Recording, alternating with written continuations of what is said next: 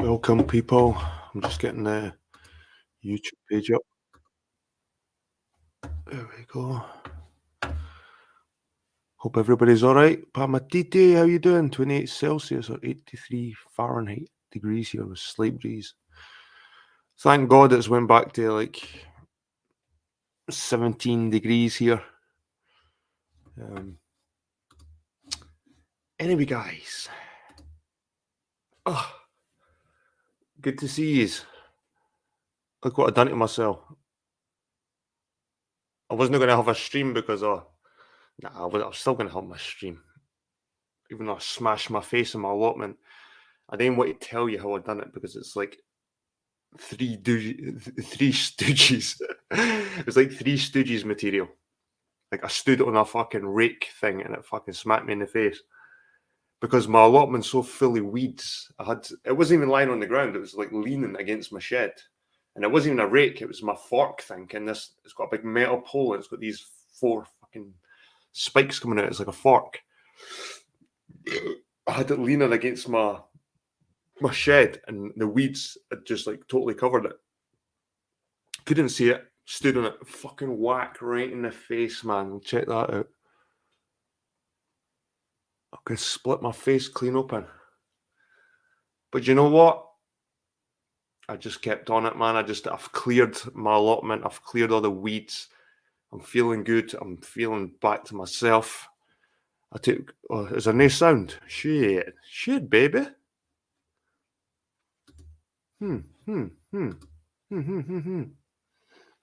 No sound. It's saying sound here.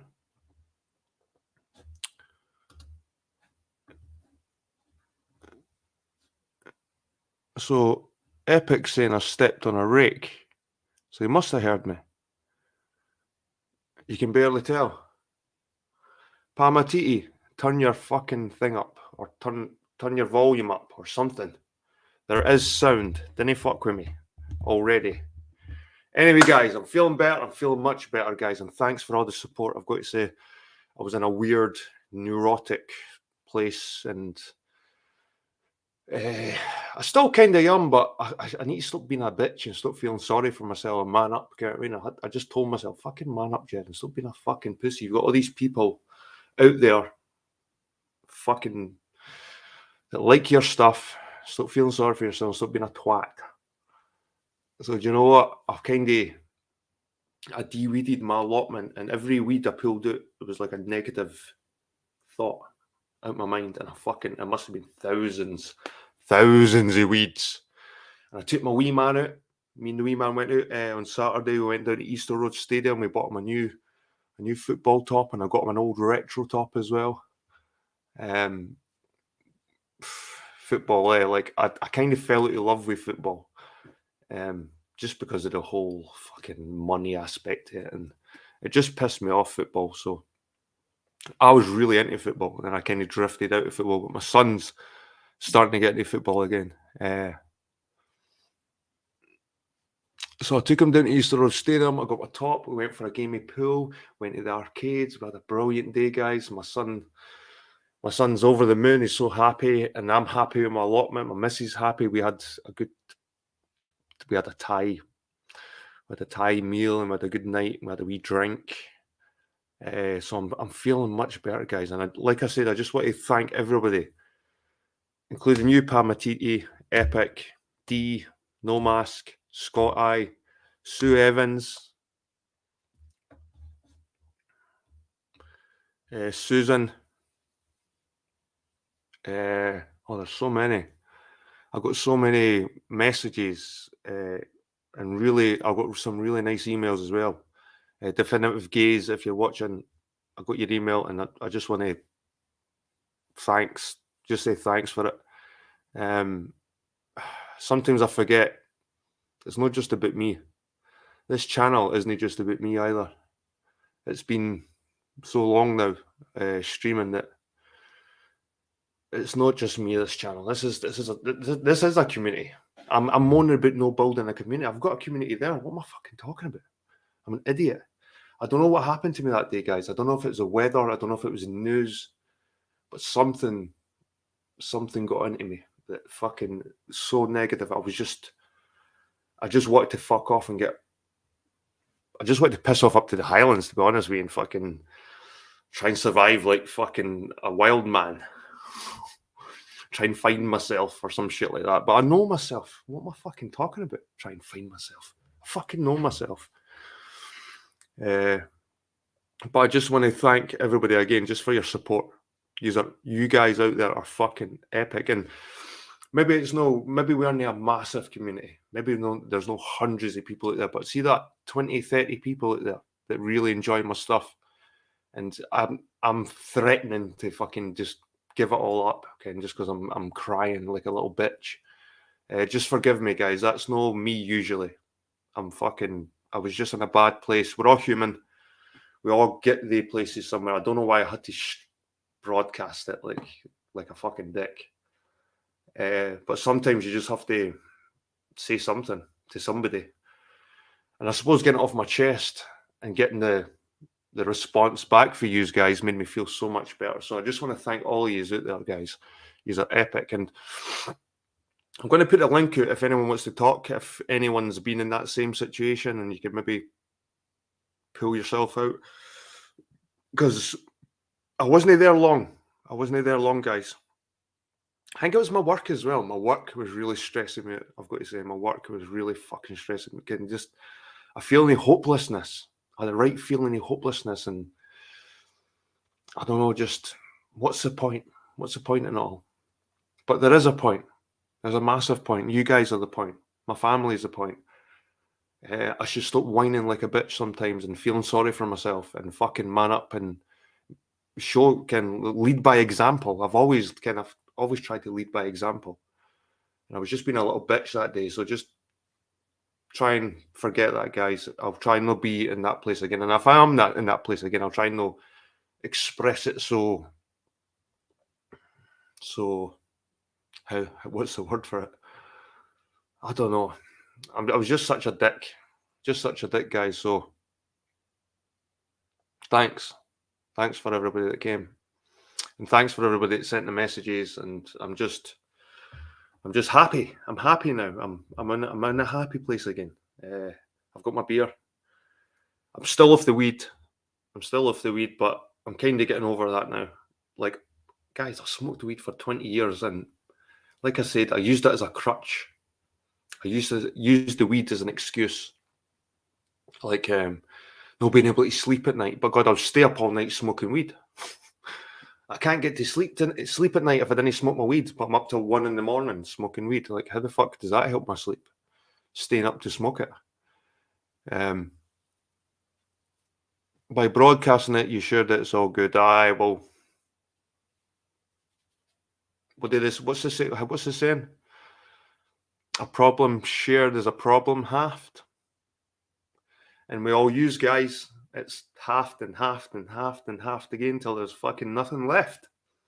So it wasn't just halved, it was 50th. So I've still got little things niggling me, guys. This shit on the news, this fucking French stuff, this France riots, man. Fucking hell. It's just one thing after another fucking in this world. And you know what? It's all just a big distraction. This is all bullshit, man. This is all bullshit. And same again, I know we seem insensitive. Some 17-year-old got shot, fair enough. Like, if he even got shot, if it's even a real person, I wouldn't be surprised if some fucking AI-generated fucking person, God knows. Nowadays, who knows? Was it distraction? Was it a distraction for the Biden stuff that's going on? Was it a distraction for Israel bombing Syria right now? Did you know that? Did you know right now Israel's bombing Syria? You probably didn't know that because everybody's watching the news about France. It could be that. Maybe the lockdowns in France were quite effective and they need another way to lock people down. I mean, no COVID, but they'll use these fucking riots because now the streets are fully armed fucking cops and they're fucking not taking any prisoners. They're just fucking, if you're standing in the way, they'll just roll over these French motherfuckers, man. So if France was so good, why is everyone trying to come to Britain through France? They would stay fucking in France. That's why I've never fancied going to Paris or any shit like that, man. What's so good about fucking France? Like, everybody wants to fucking get out of France into Britain. But it looks at if the immigrants thought France was so great, they'd fucking stay there. So tonight, people, I'm drinking my trusty Frosh. The old Heather Ale. That's good. It goes down very easily, guys. It goes down very easily. But aye, this French stuff, man. What is it? What is it distracting us from? And this fucking submarine. And someone made a good point about that. The Titan. The Titan. Get what I mean? They use these names, Ken. These fucking, and I'm sure they changed the name of that submarine. It wasn't always called the Titan. And it isn't even a submarine, guys. It's a submersible. Let's get this right. It's not a fucking submarine. It's a submersible. And who in the right mind would go down in a submersible? Fair enough, if you're some kind of tourist that's paid a cheap holiday, and we've all done it. We've all been in these bargain holidays, and you go on these little trips, and you see. There was one time I went to Lanzarote, and there was one of these submarines. It was a yellow submarine thing, and it went down into. I was like, "Fuck that!" My missus and my son jumped on it, like fucking. But me, I was like, "Nah, I'm not going down in that thing." And that was me being a cheap ass tourist, and then I didn't feel safe going down in these fucking things. So how could a billionaire? If you were a billionaire, would you not just make one of these fucking things yourself? Like if I was a billionaire and I turned up to this submersible and it was held on with like rivets, fucking, and it just looked like a piece of shit, like controlled with a fucking Alcatel control pad. You know what I mean? I'd be like, if I was a billionaire, I'd be like, here, mate, go and keep your fucking piece of shit tin can. I'll make my own submersible and fucking create my own team of people to get down here. I don't need you and your fucking tin can and your fake control pad, because that's no fucking cutting it with me. Like that's no fucking this submarine shit's no cutting it with me. The thing traveled at like 3 knots. This submarine traveled at 3 knots. Like I can walk faster than that. So something that travels 3 knots, even if you lost it for a whole day, like how far can it fucking go? How far can it get on the seabed? Come on, fucking hell. How you doing, Alien Addict? I watched your Little American Adventures. Anyone out there, guys, check it, Alien Addict out. He's not about well, he is about aliens, but he's not an alien fan. He doesn't run around going, I believe in all that shit. He's kind of questions it, and he's got alien people up, and they'll talk about aliens and ghosts and stuff like that. It's not exactly my cup of tea. I try and stick with some of the reality, if it is even reality. I mean, I suppose these fucking stories on the news are just as fake as fucking ghosts. They're trying to throw Roswell now, like the new Roswell fucking. Why are the government pushing the alien stuff, eh? What the fuck is it? Like, government's pushing aliens. Have they always done this? What a lot of shit. What is the distraction? What are they leading us to? What they fucking leading us to, guys? So Epic says, the Rothschilds funded it. Now they're restricted any Western vessels from going down there. It probably wasn't. It's probably not even the fucking Titanic down there, guys. There's a good chance that's not even a Titanic. That's not even the Titanic. In fact, there was apparently a sister ship that got sank, and it was called the Britannic. You need to research that, guys. It was called the Britannic. Fucking, maybe just some of the letters have worn off under the sea, and you can just say the Anic at the end, and people, oh, the Titanic. You know what I mean? But there was a ship called the Britannic that got sunk. Maybe that's the cover-up. Maybe the fact that people are snooping around this fake Titanic, and we're like, oh, fuck that. They're going to find out something. Let's pull the fucking cord on that one. I don't know. But something stinks about this whole Titan submersible fucking stuff.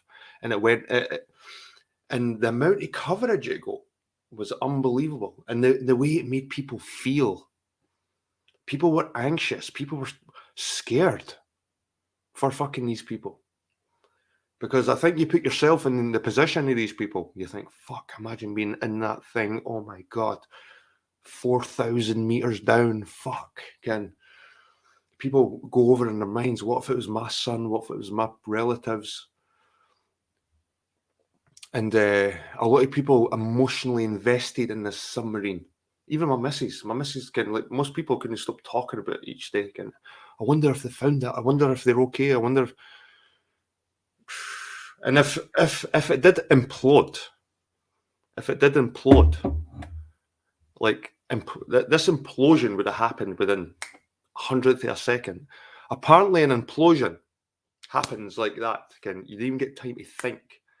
And the heat that's generated with an implosion, like the fucking sheer heat with the friction and implosion. If something implodes under the sea, it actually incinerates. It's like when you pump up a tire. If you pump up a tire quickly with a pump, the heat that's generated on it in the valve, that same kind of heat That's kind of what's going on when an implosion happens. There's this friction. So if they imploded early on, what was all the banging? Oh, we can hear banging under the sea. We can hear banging. Bullshit. There's so much bullshit around that story. It's unbelievable, guys. I just can't seem to accept that that's real. Like I said, I'm Jed skeptic media. I'm skeptical about fucking most things. The only thing I'm not skeptical about is me, myself, and my family around me. Anything that comes out that fucking screen or out of this computer, I'm very skeptical about. I always take it with a pinch of salt, and that goes for the submarine. So fuck even thinking about the submarine, because it just makes you, I don't know, makes you feel weird. We wouldn't have birth certificates, income tax, social security, etc. if we'd made it back to America. GP Morgan, Feds up, epic. John Jacob Astor owned 40% of mortgages in America, went down on the Titanic on his way back to us to vote against the central bank. People think Talk TV and GB News are alternative. Fucking GB News, oh my god. I think, what was it I was watching GB News for? There was something on it. I don't know what it was. Oh, it was the Philip Schofield stuff. It was the Phillips. I've never seen GB News, but God, that shit is cringe. That stuff, that GB News is cringe. And this right wing stuff that's coming out recently, like, guys, there's no right or left wing. They're two cheeks of the same arse. They both spit shit. There's no left or right wing, guys. There's no really this race stuff. See all this race stuff. It's nothing to do with race. It's about the rich fuckers up there keeping the poor squabbling between us. And the poor includes immigrants, us. Again, we're all poor. We're all peasantry. We're the peasantry to these people. It's nothing to do with race. It's nothing to do with fucking. It's class. It's always been about class, and it's always been about the elites keeping the peasantry fighting amongst each other. And they're experts at doing it. They've done it for millennia. They just send in agitators that work for the government. Again, these agitators,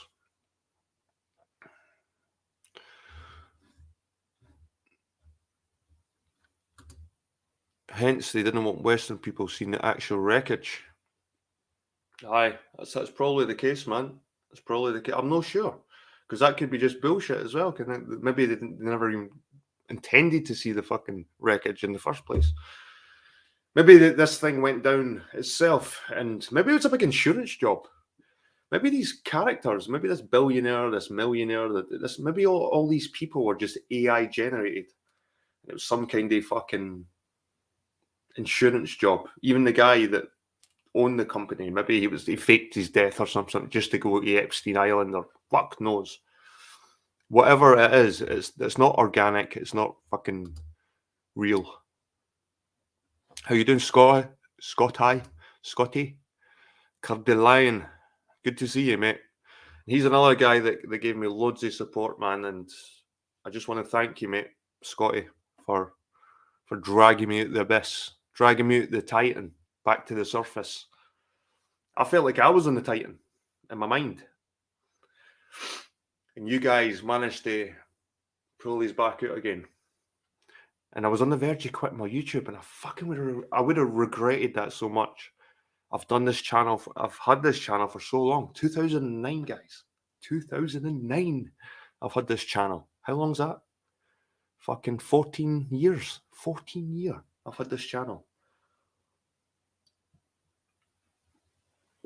And I was just about to throw it all away like an idiot. It's a new day, mate. I'm feeling better. I've got lots of shit sorted out in my mind. Spent time with the family. Spent time at Allotment. Cleared a lot of weeds. Cleared thousands of weeds, actually. I spent all day up there today. Just clearing all the weeds away. And it looks so much better, guys. It feels like I'm back to back to sanity, because I was really losing it. Aye, so this LGBT stuff. Have you seen this LGBT stuff? We're here, we're queer, we're coming for your children. Have you heard this chant? We're here, we're queer, we're coming for your children. Are you fucking kidding me? That they've got the brass neck to fucking do that shit. You know what I mean? And they've got fucking old guys and fucking Y-fronts twerking in front of kids in the street. What the fuck? What the fuck? Real gay people, like normal gay people, are like, what the fuck are they doing here? Like, is this like, the thing is, gay people have took so long for society to accept them, just like gay people. And now we're starting to accept them. Now the prejudice, the bigotry, all this is sort of fade away now with gay people.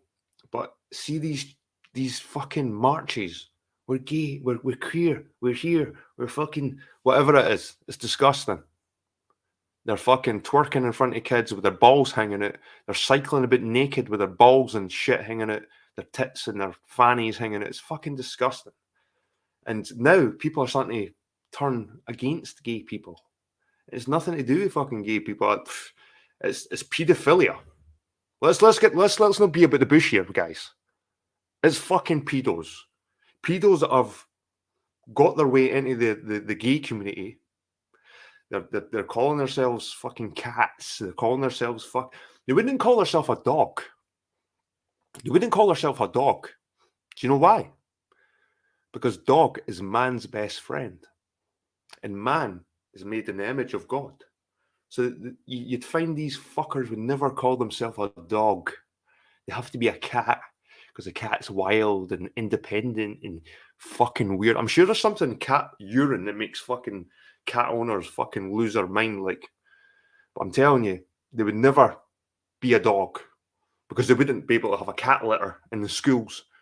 They would just say, just piss on a lamppost. You know what I mean? Fucking, but this, we're queer, we're here, we're coming for your children. That was fucking disturbing, guys. That was fucking disturbing. And everywhere you go, there's these fucking flags everywhere, man. Fucking, oh my God. Every company, Ken. Bud Light, they have fucked themselves. Bud Light have done like economic suicide, whatever it is, we call it. They fucked themselves. Instead of the cat talk. Maybe that's why you're here, because you got the cats all over your face and you went mental. But you'll find a lot of these weirdos are into their cats. Again, and you got these bronies. I thought furries were a bit fucking weird, but bronies. Any of you guys heard of bronies? It's full-grown men who watch My Little Pony, who love unicorns and My Little Pony. And you'll see them walking around with fucking unicorns. What a bunch of fucking creeps. Bunch of fucking creeps, bronies. And this My Little Pony shit, isn't the kids don't even watch it. It's fucking men that watch that shit, man. It's disgusting. This is what we're living in nowadays. This is it. So all we can do, guys, is try and live our own lives as wholesome as we can. I don't know what to be preaching Christianity here, but do you know what? If you can follow those 10 commandments, you'll be cool. You'll be all right. Then you go stealing. Then you go thieving. Then you go with your fucking mates' wives or anything like that. If you can follow that shit, you'll live a pretty wholesome life, and you'll probably be trouble free. And I'm no fucking about here. You know what I mean? I'm no Mr. fucking preaching God or anything. But if you can follow those rules, man, you'll be all right. But they're trying to go the opposite way. These fuckers out there.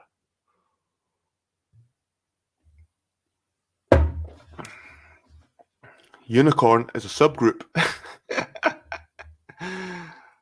Bud Light is only 4.9%. It's actually, I thought Bud Light meant it was like low in alcohol. Like I thought it was like 3% or something, or like fucking 2% alcohol. But Bud Light is low in calories. I never knew that. I never knew the whole Bud Light thing meant it was low in calories. I thought it was just because it was a fucking low alcohol beer. Bud Light was an offer in the States, and as a Yorkshireman, I was tempted, but then I realised I'm Yorkshire, not metal. I suppose if it's an offer, you know what I mean? But I would stay away from that shit. God knows what they're putting in the Bud Light, man. No, normal. See, I don't know why. No offense to my American viewers, but American beer's pretty shite. Like it's got a certain taste to it. I don't know, like Coors, ugh, shite. Bud, didn't like that. What's the other American one? There's another one that I didn't really like. There's sort of three main American ones that they sell around here. I didn't really like them. I like these sort of fucking these locally brewed beers. See that one there? The William Brothers. That's just made a few miles away. This shit's like made a few miles away. It's not far away. But it looks like the price of power, electricity, food, everything's coming down. So does this mean an end to the Ukraine stuff? Is this finally coming to a head, this Ukraine stuff? Do they know something we don't? How you doing, Motor? Motor is asking, what happened to Okai? Did he OD on ice cream? Nah, I think Okai's just having a wee break, to be honest with you. I suppose they've got some nice IPAs. I like the Brewdog that's sold here. If you can try Punk IPA Brewdog, oh, it's a really nice IPA. But okay, if you're watching, mate, I hope you're all right. I hope you're enjoying your ice cream and your wee break for YouTube. Hope you're saving money. Aye. I wouldn't be surprised if they're generating all these fucking stories on the news with AI.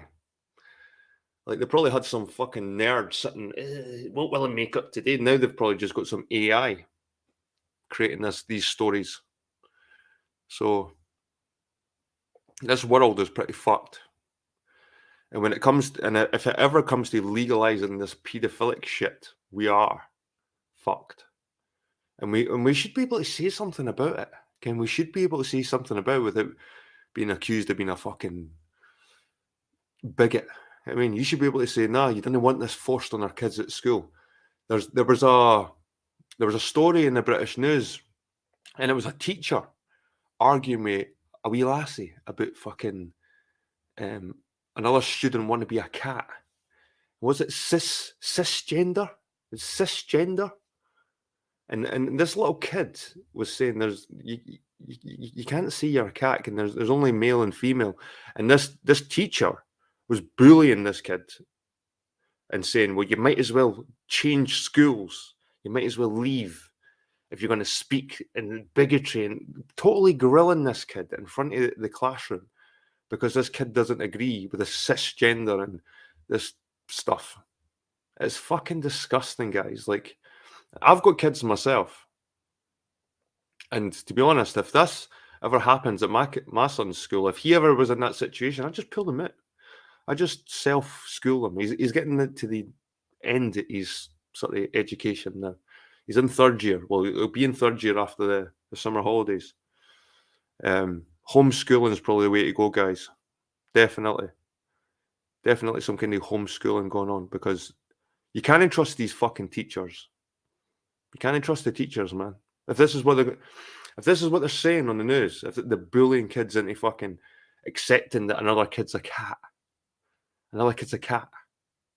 And what about this lassie, that these sports people, there's 6'4" men walking into changing rooms with other women because they're trans. And they've still got their cock and all that, kind of swinging about, kind of, you know what I mean? Like, what the fuck is going on? What is going on? Crazy people. Was it a real story? Was that a telltale? Fuck knows. Like I said, I think it could be an attack on gay people. This whole gay fucking stuff could be an attack on gay people. Because like I said, it's took years and years for people, the society, to accept gay people. And now we do. We do kind of accept gay people. No one really cares if you're gay or not. But now they've turned it into this. People are turning their attention towards gay people and sort of resenting it now again. People are becoming bigoted towards gay people again. And there's gay people going, whoa, whoa, whoa, that's nothing to do with us. This fucking trans stuff, this fucking is nothing. Doesn't matter. Doesn't matter. You've been put into that bracket. So you're going to take what these cunts are taking. It's just the way the people will react. And if the people want to believe the media, hi Jed, you're waking up. Consciousness is leveling up, seeing through the illusion. I've seen through the illusion for a long time. Guys. That's why I'm called Skeptic Media, because I'm skeptic about the fucking media.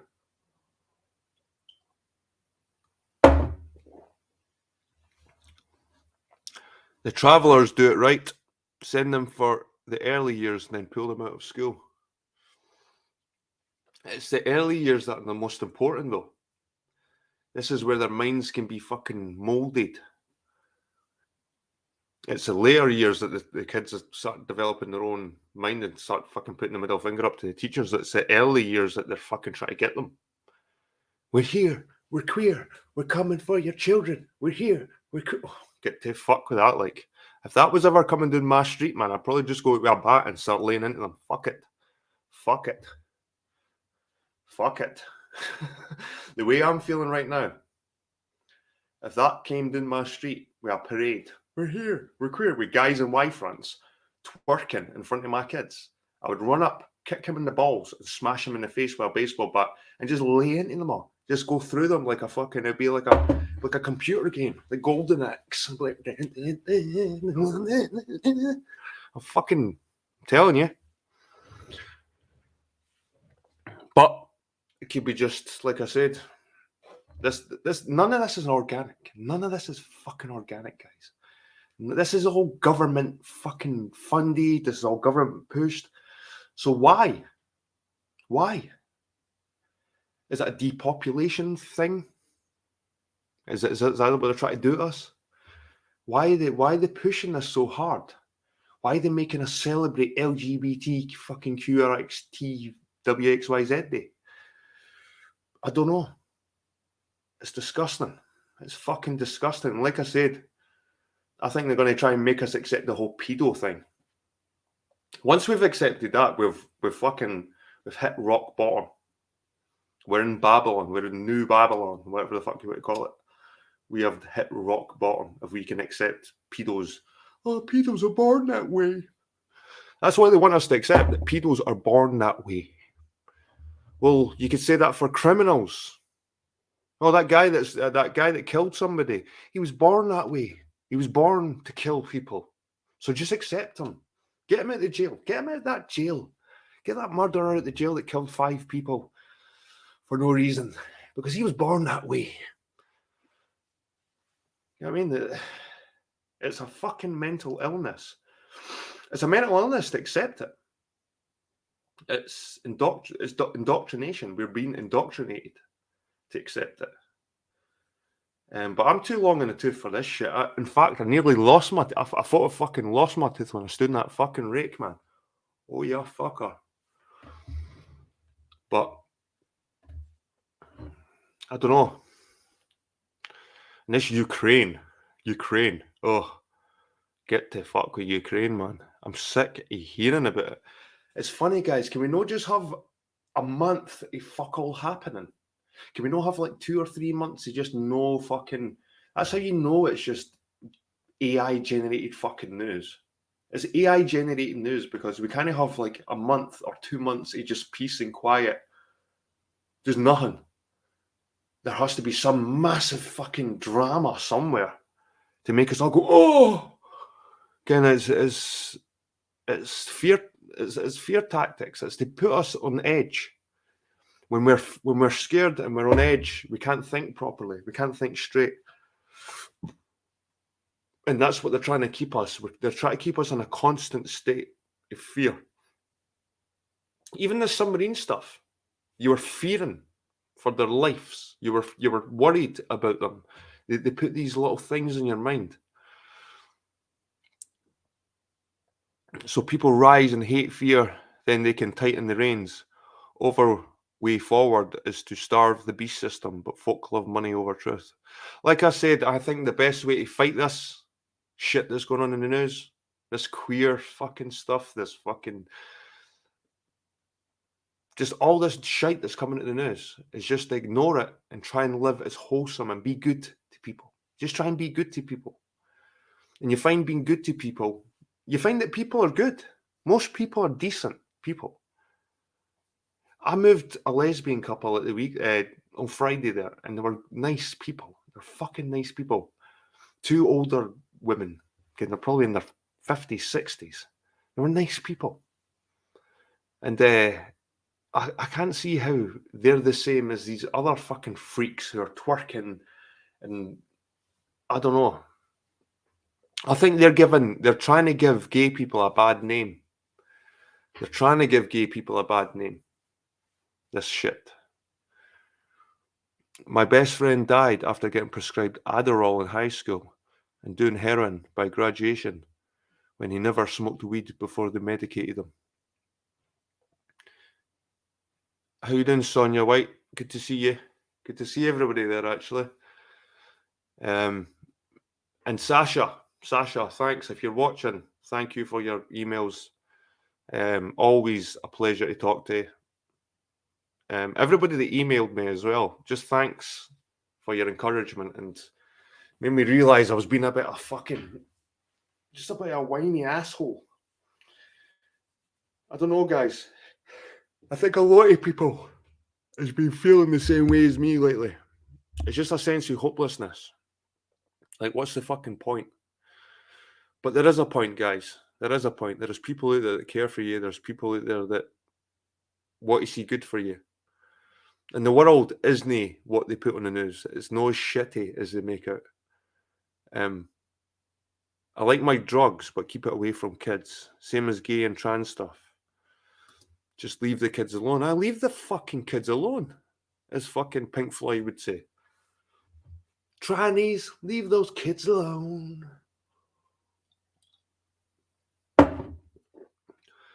And it's the fucking governments, man. It's your George Soros and all these fucking arseholes. And this stuff in France, man. This stuff in France, I don't know what they're creating over there. I don't know if it's going to even start kicking off over here because of that. I wouldn't be surprised in London they're trying to do some fucking riots. They're trying to do a chain reaction of fucking riots. I wouldn't be surprised if you looked in London and they're protesting over the stuff in France. Let the immigrants over. Let the immigrants over. You know what I mean? Like, what the fuck? But the best way I feel is to fight against this is just being wholesome. I'm not exactly the most wholesome character, but I'm as honest as you get. I wear my heart on my sleeve. I would never steal for you. I would never hurt you. Well, if you fucking piss me off, I might hurt you, but I try and be as wholesome as I can. I don't know why you sound preachy like I'm the next Jesus Christ, but I try and give when I can.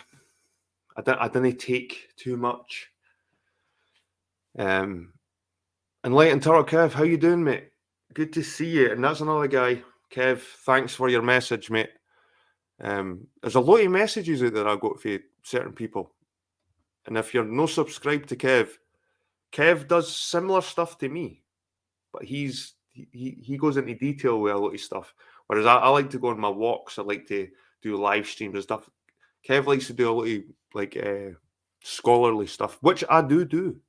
I do like to read my books. You know me, guys. I'll read whole fucking books for like 20 fucking videos, hour-long videos. But I like to mix it up a wee bit as well. But Enlightened Turtle Kev, he's really interesting character. So subscribe to him. Check him out. And he's a Scouser. I think he's a Scouser. Are you a Scouser, Kev? I think so. A polarized world, one-track minds, overactive imaginations. Aye, it is that, I suppose. Or underactive imaginations. People can't actually think outside the box. If people had an imagination, maybe they could fucking think outside the box. Maybe it's underactive imaginations. That people kind of think that, you know what, these governments, they've fucked with us for a long time and they're still doing it. They're still doing it. There's not one person. Look at this government. Look at this British government. In fact, if you look at the Scottish and the English governments, and I don't want to be racist here, guys, but there's the elephant in the room, and they're brown people. They're Asians. They're Pakistani or Indian descent. Like you've got Richie Sunak is the fucking British Prime Minister. And up in Scotland, you've got this. I didn't ken his fucking name. But he looks like Richie Sunak's fucking twin brother. So you got two of them running the fucking governments, and other little fucking right-hand men are fucking different colours. What the fuck? We're getting run by foreigners, guys. We're run by foreigners in our own fucking country. And I didn't mean foreigners they didn't speak our language or that, but I'm sure they don't give two shits about us, these people. They probably give less of a shit about us than our own people. You know what I mean? I need another beer. I'm going to have to hit the fridge in a minute, guys.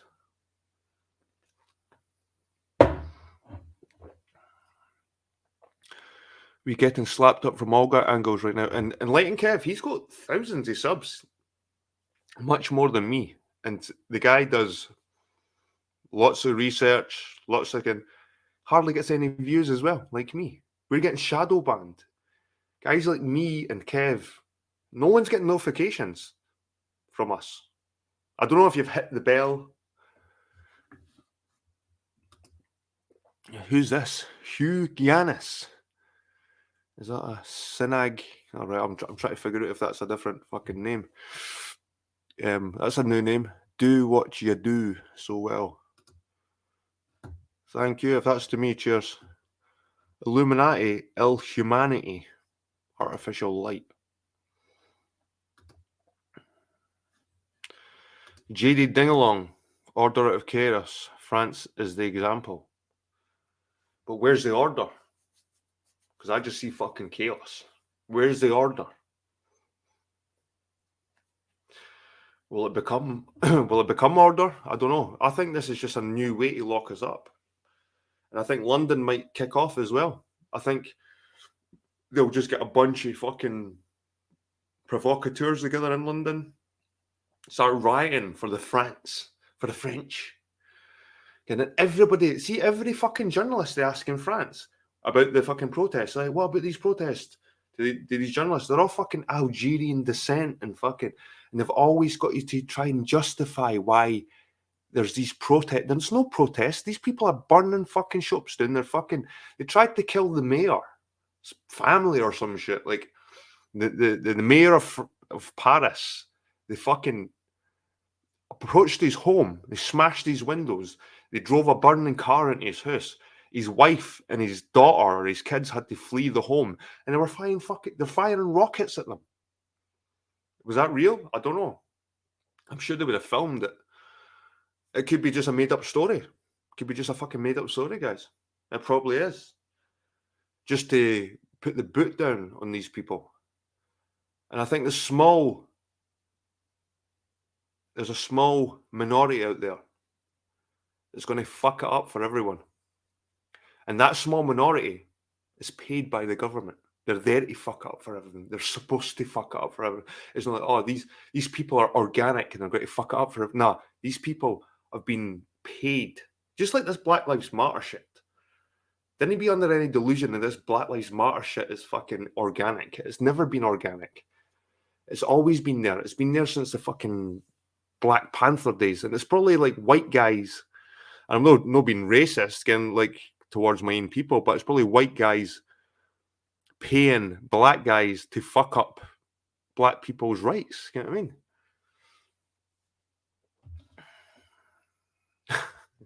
They invented the guillotine the last time the French kicked off like this. Well, they'll probably they'll probably bring back the guillotine for these protesters, to be honest with you.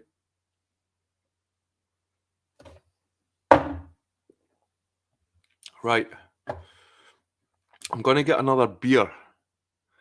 We'll see if anyone wants to come up. I'm going to stop my camera there now.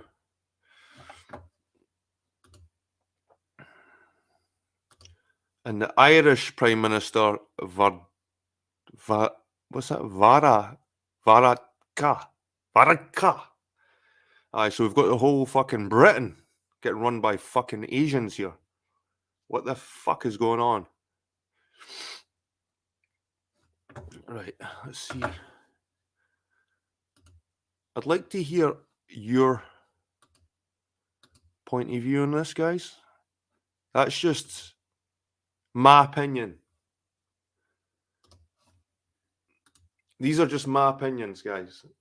And I'd like to hear for yous.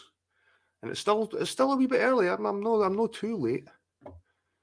If anyone wants to come up and speak about their take on what's going on, whilst I'll go and get a beer. I'll go and put the link in the chat. I'm sure there's someone out there.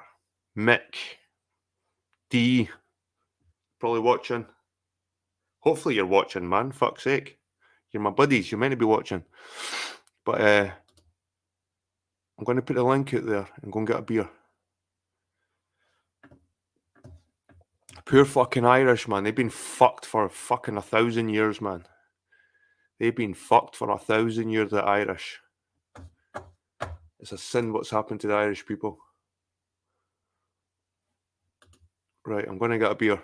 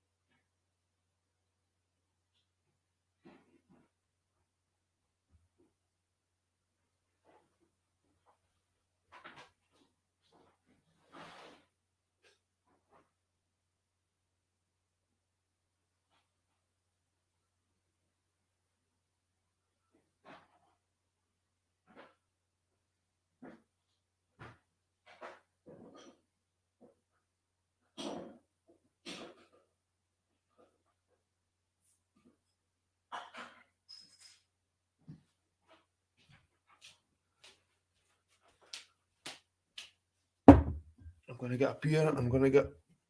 I'll probably use my own link. Let's see.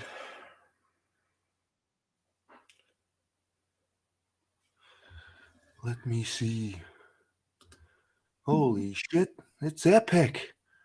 Hey, how you doing, mate? Good to see you, man. Doing, buddy? Oh, Good to see I'm you. doing better, man. I'm doing better, definitely. Where are you going? Where are you going? Oh, I'm up visiting my family here in Michigan. Had to walk down to the gas station and get some beers after I saw you having some. Well, I've got a new one. I've got the Joker IPA with her. Let's see. Joker IPA? Joker Man, you got all the good ones over there. This one's a wee bit stronger. This is it's only 5%, man. It's not that strong. It's a wee bit stronger than that one. But what's your take on all this shit, man, that I've been talking about? Every other normal person's take, man. Right? They yeah. It's goofy. It's top down. I don't think if you left individual communities up to themselves, a lot of people wouldn't have such strong opinions that they have. But getting these strong opinions or having them, even if they don't make sense, like any other cult, it gets you clout within your community. Mm-hmm. So that's how those rich people are able to exploit everybody, right? Yep. The World Economic Forum, actually. What's the name for woke companies? They're giving the woke companies a rating, and based on your rating depends on what access you have to more money and expansion, right? Yep. So Like like Starbucks and who's it? Starbucks and Bud exactly, Light and all exactly. these IKEA, all these companies. We should just Yeah. boycott them. We should just fucking boycott them all. Well, that's exactly it. Sorry, I'm about to be around neighbors now. And then, the fact that you have to worry about it though, right? It's kind of crazy and indicative of the times. Well, I've got kids. Well, I've got a son at school. He's at that age where can he hear all of this shit at school as well? But lucky for me that my son's got his head screwed on Epic and Oh yeah, he's you kind got of a great aware of what's kid. going on. He's a smart kid too. He's very keen. Yep, yep. And actually, he's got a Afternoon. mute. He's got a mute in his class. Oh, with Terry and Brenda. Oh, are you visiting now? I am. Oh, Yeah. no, Terry and Brenda. Yeah. Sorry about that. That's all right, man. You're speaking to the That's what I love locals. about here is everyone's so nice and normal. That's what it's like in my area as well. You walk down the street, you can't go past people without them saying hello to you. You know what I mean? Right. Yeah. Well, I stay in a big city, down in Ohio, and it's now's the time to get out. Now's the time to get out if you can. Have you had any of these parades, these LGBT fucking parades coming down your streets? My city is San Francisco East. So yeah. What's odd about it is it's very polarized. In the town that I live in, the city I live in is super polarized. So it's everyone hates each other pretty much. There's not a sense of community. You can't What if you happened? say hi to somebody, they act like you owe them money. But I'm originally from where I'm at right now, and I come back up here to visit my folks, and it's just such a breath of fresh air. That's what I like about Michigan. There's no only big town really is Detroit. The next best thing we have is Grand Rapids, and even though it's been a liberal state for the past few decades, it's I wouldn't even say liberal's the right word, maybe, but there's just a culture to here that everyone kind of minds their business and doesn't necessarily care what other people are doing as long as you're not hurting people. You know what I mean? That's that's the way it should be. Right.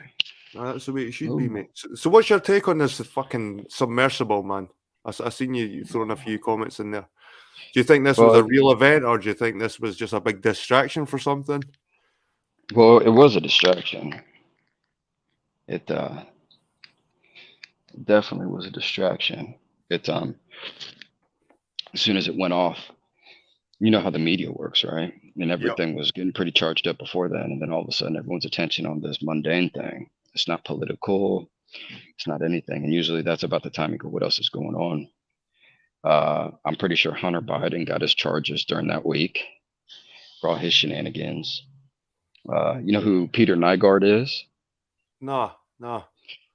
Uh, he's a mogul of the modeling world, overlap with Jeffrey Epstein. So he finally had to go to court for.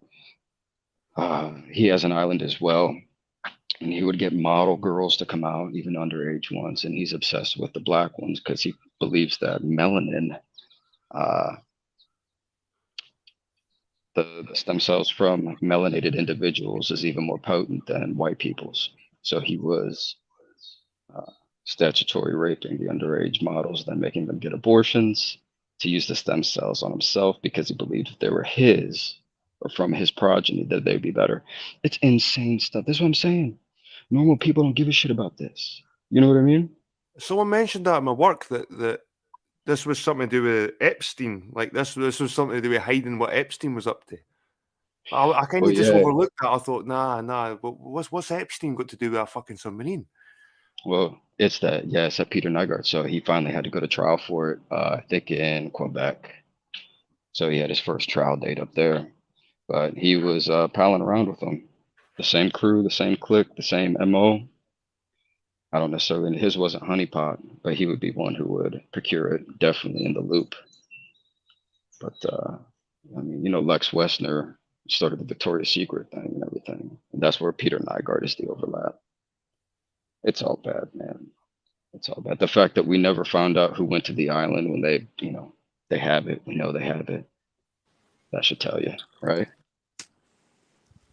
Where is Epstein Island? Down by St. Thomas in the Bahamas. Where's St. Thomas?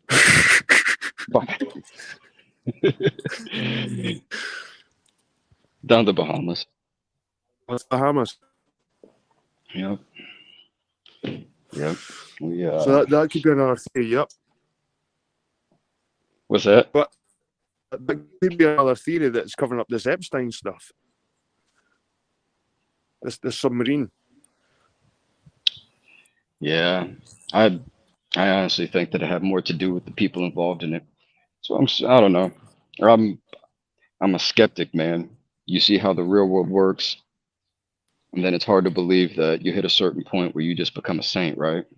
Same reason that, I think it's goofy. Every person venerates, used to at least, any kind of priest or anything. All the way up to the Pope. Like, man, that's a lot of faith to put into men. You know what I mean? Mm-hmm. Like they're incorruptible, and clearly not. Oh, the church. It's the same with government people, philanthropists. I don't think they have our best interests at heart. It's all about money and power. The churches are fucked here, man. They're waving LGBT flags outside their windows. The church is all about it now. The what church is it? The Catholic Church? The Church of Scotland. Mm-hmm. And you go past the Church of Scotland, they're waving LGBT flags, and they've got the flags hanging outside the churches now. So, dude, it's crazy. It's crazy. That's that. Yeah. But over in Britain, they've now got they accepted a while ago the first gay bishop. What's it? The Archbishop of Canterbury or something. He's a gay guy. Yeah. So they've infiltrated the church. I honestly don't care about the sexuality stuff. To your point, my issue was how they try to tiptoe the pedders into it. Right? They just updated their laws to be more LGBTQ friendly in Minnesota, and you can get on. They have to, whenever they do an amendment to any kind of bill or anything, they have to post it online for the public, so you can go and look. They amended the bill that was made in like 1970, 1980, something like that. And one of the last provisions stipulated that none of this was to be enforced on children or anything. So the amendment to the bill was just striking that from it. That was the amendment, was to take out the protections for the children. You know what I mean? That's crazy, man. It's fucking it's crazy. Absolutely. Most people won't take the time to sit and just read something for yourself. Everyone wants to hear it from somebody else instead of just going and figuring it out for yourself. You know what I mean? But I think you're totally right. It isn't about the whole gay thing. It's about the pedo thing. And Yeah. they are trying to introduce the pedo thing into the. They try to make us accept it, like you're born that way. It's one of those. Did you see that? Did you ever see that TED Talks? The TED Talks thing. There was a TED Talk where a woman talks about Johnny. Johnny can't help himself. He wakes up every morning and he wants to be with a boy, but he can't help it. Have you never seen that? It's like, holy shit! It's like this woman's almost trying to convince the audience that Johnny, the pedo, is born that way. It's all right, you have to accept him because he's born that way. But that is the trick, right? Because any normal person, I don't want anyone else to suffer. If someone had feelings that they couldn't control, I don't, if it's not hurting anybody else, right? They're not homicidal feelings or something. I don't care. And that's how they get you. You know what I mean? It becomes an emotional debate. The real interesting thing, you look at a guy like RFK. Joe Rogan has a great quip about it, talking about how Alex Jones is, even though he's crazy, he's been right about a lot of things. Talking about like the atrazine that's in pesticides we've been using for years. And he's like, Joe Rogan's like, oh yeah, he's telling me about it. He's like, yeah, the pesticides turnip frog's gay. I remember they're turning the frogs gay. I remember that. Everyone laughed at him for it. Everyone laughed at him for that. Right, but RFK just came out and he was talking about the actual study, right? He presents it in a more acceptable way for your average smart person who's looking at it thoughtfully. And he's like, yeah, out of studies, it had a significant effect on the reproduction of frogs. And it turned 10% of the frogs that were exposed to it into biological female frogs now. And what it was doing is it affects hormone levels, right? So a lot of the, it gets to big business. A lot of the stuff that they put out for us, I don't know. I don't know if you guys are allowed over there to get the. I know America's one of the few where big pharma is allowed to advertise on our television. Right. So like they'll be like, "Do you cough? Have you ever had a headache? You probably are dying. Take this. It's gonna cure you, but it might give you a heart attack, stroke, or death." Right, right. And you're like, "Oh, I might just take the headache." But you know what I mean? But a lot of the shit they put out for us, man, is just it's not good for us. And it's it's just a way of getting around Are it. you a Christian, or do you believe, are you that way? Yeah, it's yeah, I definitely grew up with with a Christian foundation for sure. My issue's always been more with an institution, and fundamentally, it's hard for me to start splitting the hairs once you get into it. You know what I mean? But uh, conceptually, I've always been drawn to Christianity more so. Just if you look at all the other religions, especially the Abrahamic ones, most of it is fire and brimstone. Most of it is, adversarial. The words in red, man, are always just about acceptance, right? Yep. Yeah. Yep. Yep. That's exactly it. Give to Caesar that which is Caesar's. The meek will inherit the earth, bud. It's almost like they knew back then. Once they start getting these big empires, you start getting these big cities, people start getting a little funky, right? Mm-hmm. Yep. Right. And then you lose track. And when you got that small community, everyone's able to kind of apply that societal pressure of normalcy, you know? Yeah, that's why I moved to where I am today. Like I'm living outside Edinburgh City. Like we moved to a wee village outside Edinburgh. It's more like country. It's more country pumpkins, again. Like people, it's more farmers and stuff like that. So people are more traditional, got traditional values. They still have the old gala days here. They still have kind of old marches. And they have these orange marches still here. I don't know if you've heard the orange marches. It's like Protestant marches. It's like Protestant marches, and they wear the sashes and they go along the streets marching, and it's.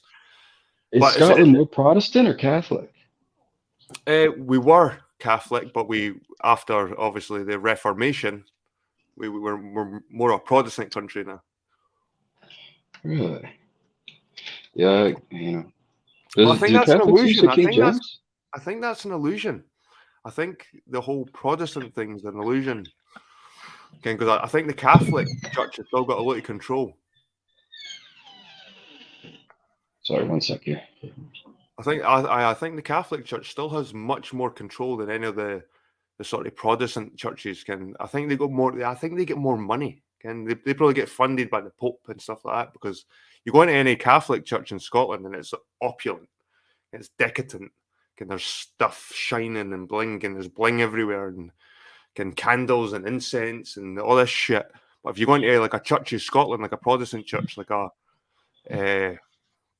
trying to think, what is a Presbyterian maybe? It's just plain. It's plain churches just across in the wall, and they don't ask you for money. You know what I mean? It's just about prayer, stuff like that. Well, yeah, you look at the start of the Catholic Church, right? And it was pretty much just a continuation of the old Roman nobility. Yeah. After the Western Empire's economic gravy train fell out from underneath of them. Well, that's how I realized a lot of these. That's what I realized when a lot of these Catholic abbeys popped up in Scotland. They were just taking money off the people, like the old monks, the old tradition. And they were about the old Christianity in Britain was about just praying and working hard and stuff like that, and working the Right. land, and when the Catholic Church came in, it was all about taking money for the people in the surrounding areas. And Absolutely right. I have a hard time buying into any religion where God's asking for 10% of what you got. exactly, He made all this shit for us, but he wants 10% back. exactly. You know what I mean? Like, what Come the on, fuck? dude. Well, that's how I ended up studying history, right? I would get into these political debates, with people I worked with and friends. I worked for the DoD for a long time. So their preconception, Department of Defense, there's a preconception of, if you were in the military or if you associate with the military, there's preconceptions about your political leanings and your idealistic leanings and stuff like that. In any regard, I thought I knew shit, but I was young and, stupid. And so I'm just trying to figure out what really made it work. 'Cause more than anything, I like being right. I don't Mhm. care. But if I'm sitting here having an argument with somebody, I want to be right. You prove you're right by seeing if what you say is going to happen, it's going to happen. And when it doesn't, you got to figure out, well, in my head, A plus B equals C. Why didn't it? Maybe my values are wrong. Maybe what I think is important is wrong, or the motivations to these people aren't what they say it is. Uh, so you got to study history and kind of Yep. understand how the whole gambit was set up to begin with, and then how it changed over time. I'm telling you, man, it's taken me back. It opened up a lot of other doors to stuff. I don't even get on the political side of it anymore. I just kind of dabble in the history because what you realize is everything's cyclical. It's going to repeat themselves. Everything. There's a reason when they teach us history. Did they teach you economic history? No. Who the Never. hell? Everything is always done up in a movie. They can give you a specific plot line, some Macbethian style plot line, that you'll buy just like a show. You know what I Mhm. mean? Yep. Uh, yeah, and it You all said comes back to economics. Macbethy in there, like Yeah, Macbeth, like Shakespeare. yeah, yeah, yeah. Yep. Right. We need the. It's all emotional, right? Betray. It's just all emotional inducing things, and you don't sit back and go, well, you know what? Maybe. So a great example would be like the Civil War here in America. You're taught that it was about the freeing of slaves in the South. Mhm. And my family's from the South. I'm from the North. Mhm. Personally, I'm like one of the only ones born in the North in my family. Um, but they'll have you believe that that's just it. Package it with a bow, make some movies about it, and you have these emotional attachments to the injustice of was perpetrated on the slave. In actuality, do you really think that these uber wealthy, generationally wealthy families who partook in the slave trade both before and after gave two shits about who was free or not? It was about two factions vying for control of a new, nationalistic government, a new nation's government, and they both went about it two ways. One went about it with industry, like mechanical industry, right, in the north, and then the other one went about it traditionally, right. So eventually, the north won. They just threw shit at the problem. That's not to say that the shit in the south stopped. They exported it, didn't they? Mhm. We still do it today, Yep. right? You're so Their right. modern day slavery ever. They just exported it. It's what's plateable, right? What food can you put on your plate and what can't you eat? There's tons of shit out in your yard you can eat, Mhm. right? But it's not, you would look like a crazy person if you wouldn't start picking your dandelions to eat them. You know what I mean? That's Yeah. all they do. They play these weird games and then they try to package history in these emotional storylines. Yep. And then they never sit back and explain the actual mechanisms of what was motivating people. And it's eye-opening, and you can just keep recycling back in history, and then you start getting an idea, just like every story has a beginning, a middle, and an end, right? Yep. And there are things that you do in the beginning, there are things you write about in the middle, and there's things that's expected at the end. Every single one of these things in history happens, and when you start to realize the specific points you can elaborate off of them. Like, wow, that seems real familiar to this other thing. I wonder if they had this thing like that did. Yeah. And you can keep taking it farther and farther back in history. And it all comes down to, even with, the organized religions, it all comes back to money and the rich people just being able to stay rich. You remember when your boy was talking about the Greeks and the Romans are the same people? We were walking through the forest at the time. Yeah, Yeah, when you were in yeah. the chat. I remember that. Yeah. Right, right. So that was an eye-opening thing for me. And what I was hoping, I don't know if he ever elaborated on it. I tried to drop him just a little bit, but the piece missing in there is the Etruscans, right? And no Right. one knows shit about the Etruscans. They're still a mystery. Go figure. Aye. Because they were like this weird nobility that lived in northern Italy. And the Uh-huh. Romans were like these backwoods people in central and southern Italy, right? Yep.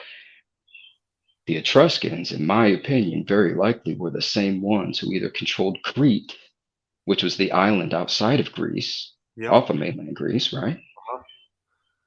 And that's just my suspicion, is that's why we call it Greece.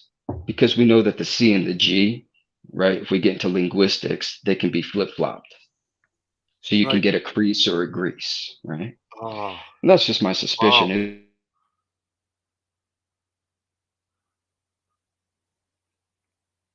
You've paused, mate. You've frozen there. Oh man, the fucking powers that be. You must have hit the nail on the head there because you've frozen, mate. Fuck. Oh, the Etruscans. That's what it fucking was. They try to shut us down. Epic. I can't. You're frozen, mate. You're frozen on the screen. I don't know if you realise. Oh wow. This is why I love Epic, man. Like I think he's only came on once before, and it wasn't for a long period of time. But fuck, man, he hits the nail on the head on so many levels. So, Enlightened Turtle Kit, we'll speak to Kev till Epic comes back. Did the Druids renounce, go underground, or become the early Christians? I think the Druids were some of the first Christians to kick around. I do. I really do. I think there's an overlap of Druids and the first monks or holy men that went around Britain. There definitely is. There's definitely a connection there between the first early Christians. And I'm telling you, the early Christians of Britain didn't believe in hell. They didn't believe in original sin. The first Christians in Britain didn't believe in original sin. That was brought over to the Romans. The Romans brought that shit over for the Middle East, and they tried to merge these shit together. This shit together. I'm going to put the link back in the chat for Epic. Oh, Epic is epic. What do you think, guys? Epic is epic. The sun and the cross are carved all over these isles long before the Caradoc going to Rome. Kev, I think Christianity began in Britain. I think Christianity began in Britain, and the Romans found it here, and they took it back, and they put their own twist on it.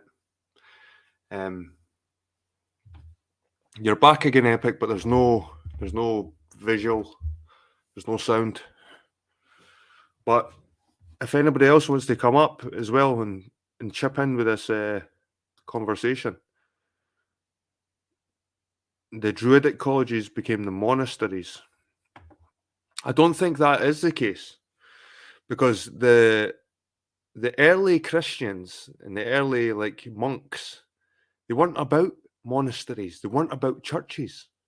They were about stay in isolation. They'd go over islands and fucking stay on their own and work the land. They weren't trying to fucking take money off the people.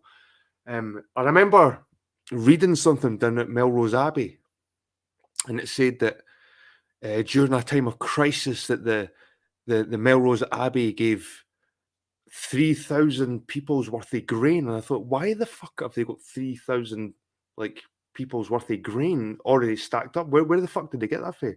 Because these monasteries fucking robbed for the people. In a way, the monasteries and the churches were like the lords of the land.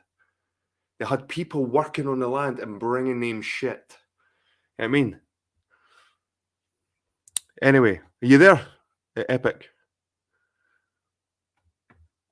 We have no sound.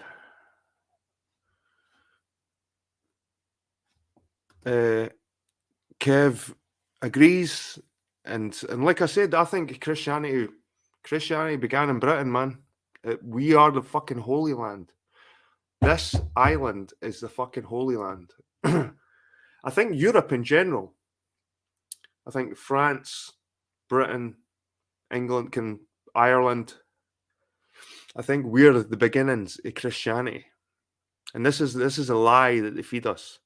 That the Italians, the Romans, they created, they never created it, but they accepted it. Constantine took on Christianity. What a lot of fucking shit. What a lot of shit.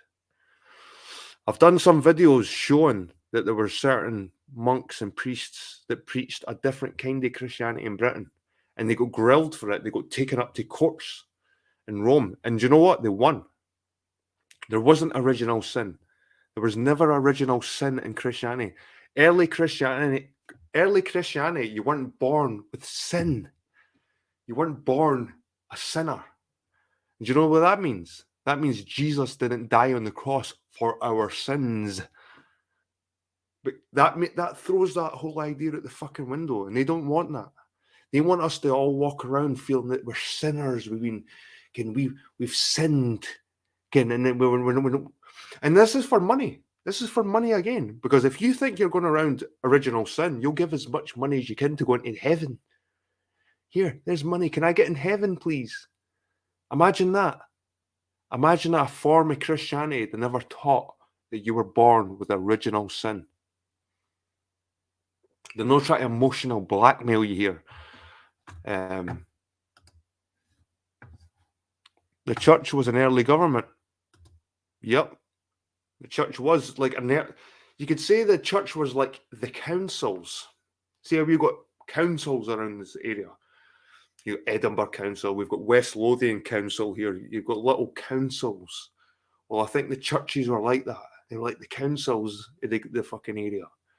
You're in the parishes, these parishes. Parish was just a fucking area of land that the church owned, and if you were on that land, you had to give them fucking money.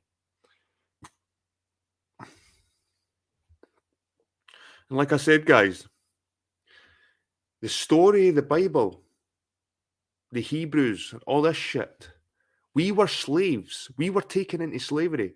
It's hard to drop your ego, and it's hard to admit that maybe your ancestors were slaves as well. Again, we shall never, never, never shall be slaves. Even that song, Yo, Britannia, Britannia.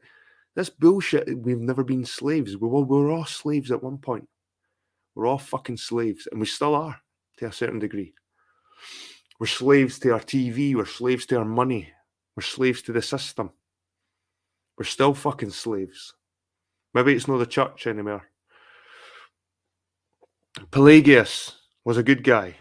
The Roman church, Pelagius.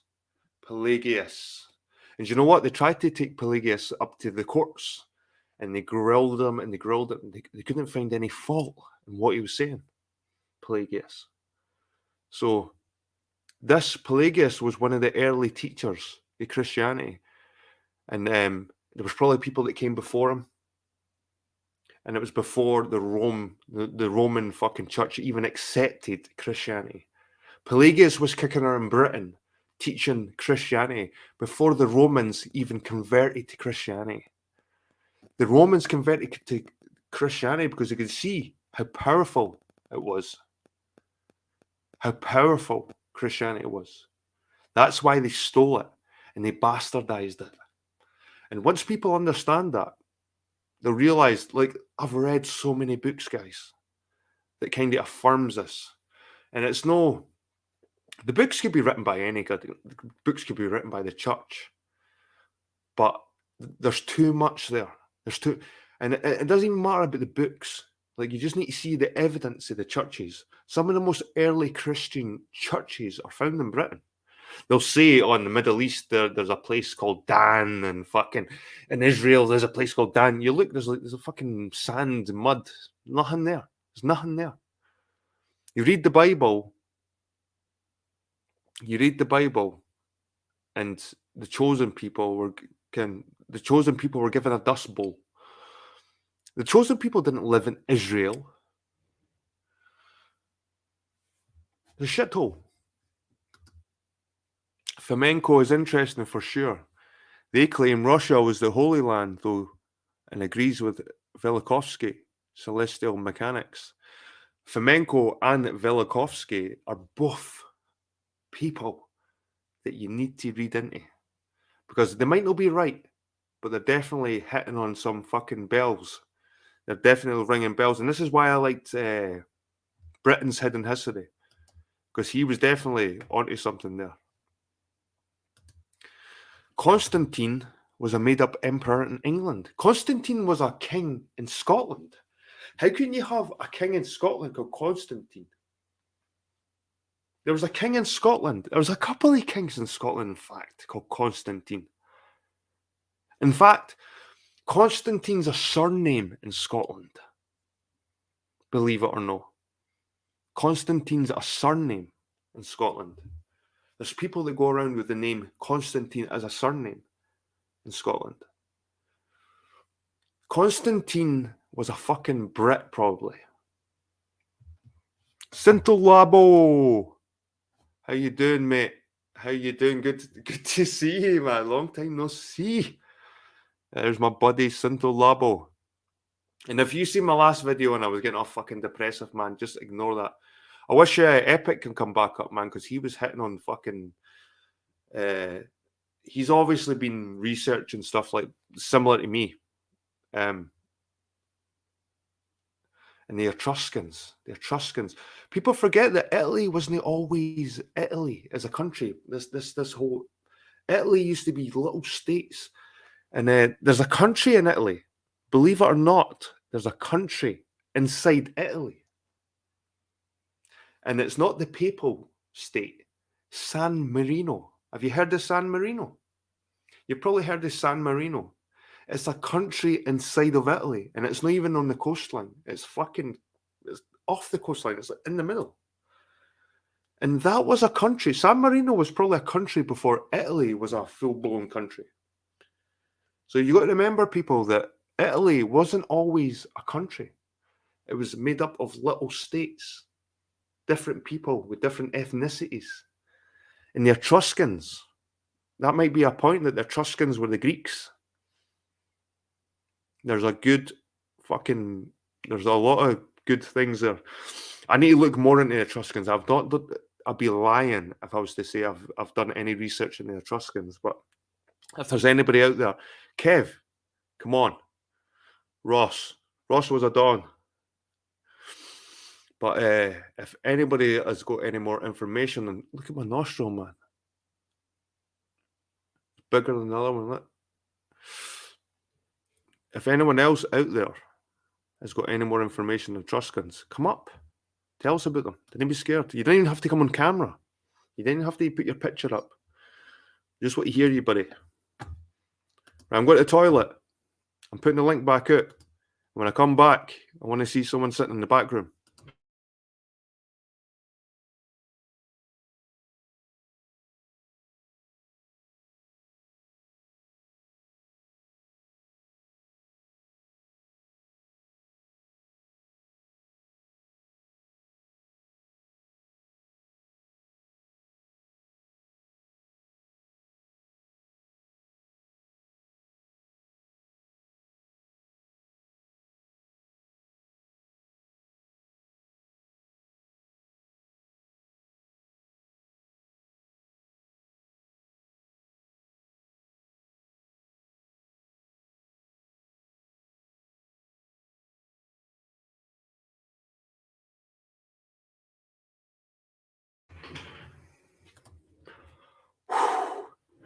I can piss like a fucking when I'm doing a live stream. I just for you guys. But like I said,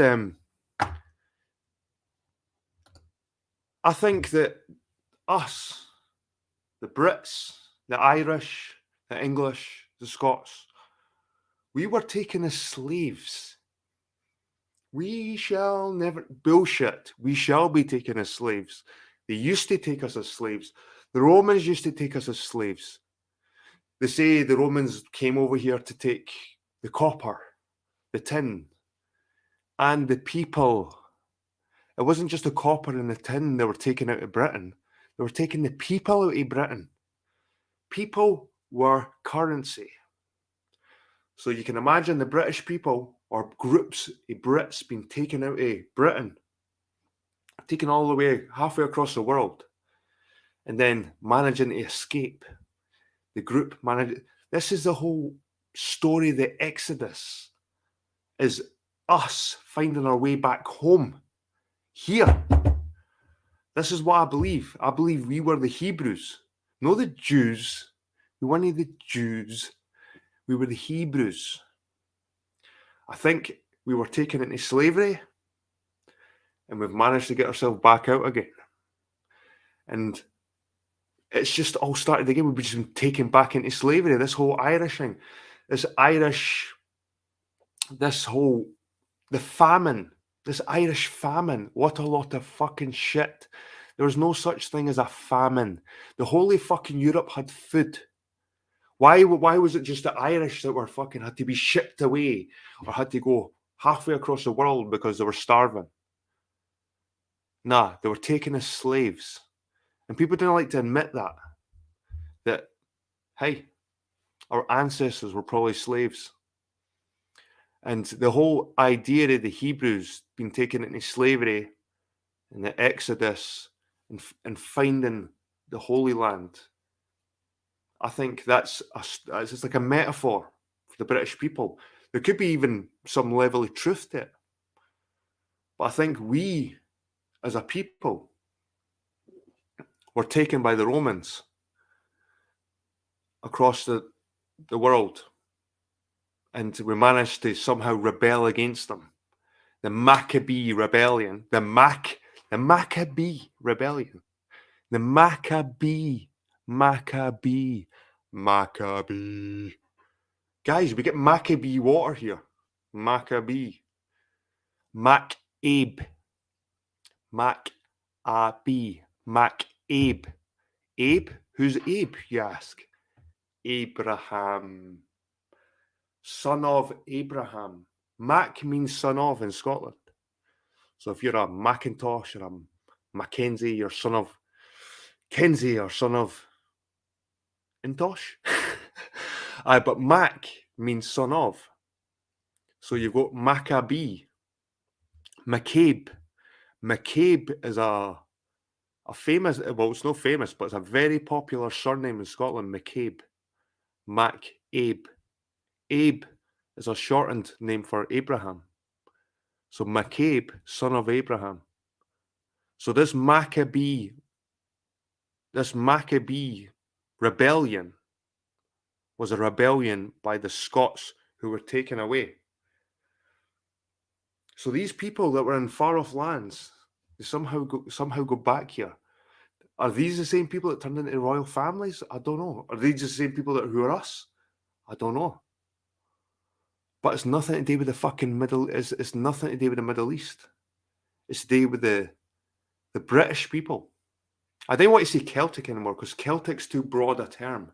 When I say Celtic, I'm just using a broad term. So,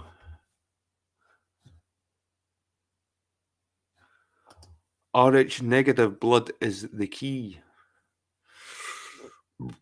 My mother-in-law, she's Rh negative. So my missus, she's like I think she's like A- or something. Like her blood type's like A-, and I'm like O- or something. I don't know. Ken.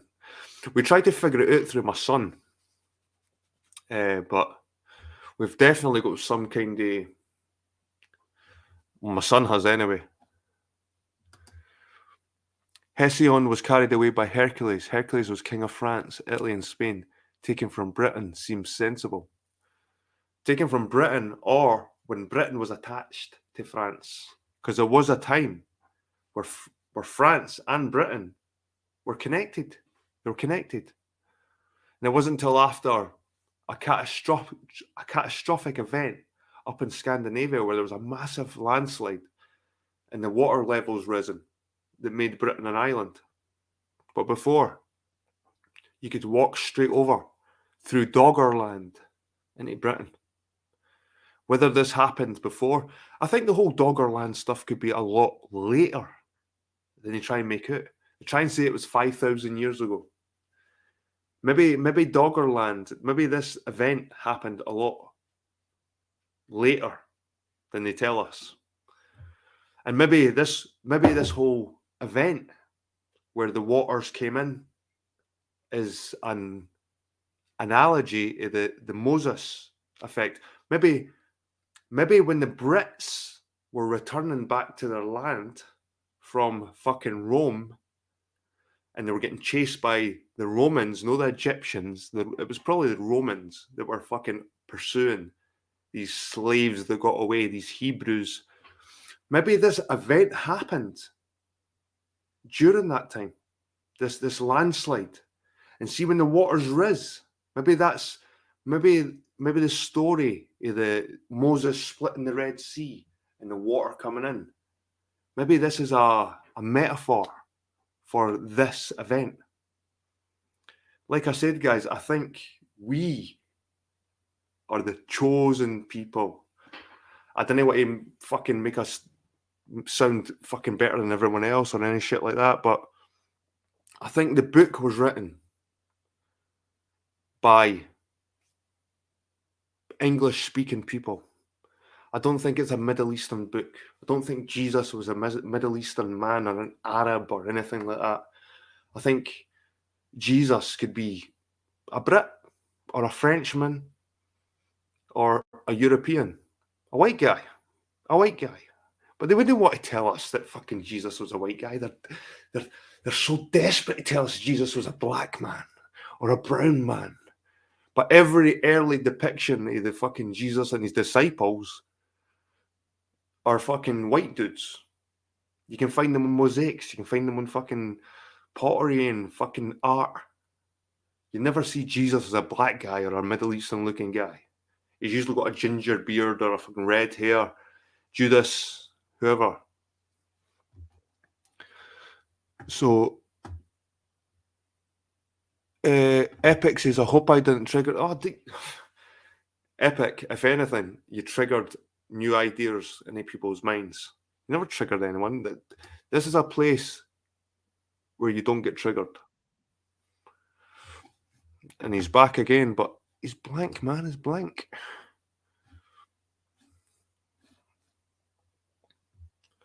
The landscapes in Kent and Normandy is so similar. And this shit, see when the Normans, this Norman, like when I go around and look at these castles, before I used to think, wow, castles, cool, Scotland and these castles. Nah, these were buildings to suppress us, to suppress the Scottish people. These were fortresses to keep us under control. And we celebrate them. Oh, these Scottish castles, oh, wow. Now, these were buildings of suppression. These were to keep us fucking in tow. I mean, how you doing, Epic? You're here now. Your big handsome beard. I want to grow my beard back. See, Epic's beard makes me want to grow my beard back. He's such a fucking handsome dude with that fucking beard, man. Right, I'm going to pop out for a cigarette while Epic gets his shit together. I'm going to join through my phone. Let's see. I'm just glad Epic came up because I'm dying to speak to him actually. Because he pops up on my streams and he's got the same knowledge, man. He's probably even more knowledgeable. I don't know. He could be more knowledgeable.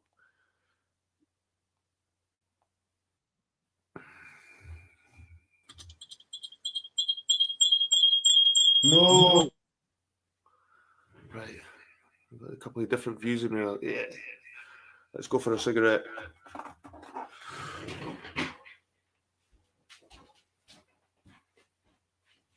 Take my beer with me. Get my beer. But Epic's beard makes me want to grow my beard back, man. I do.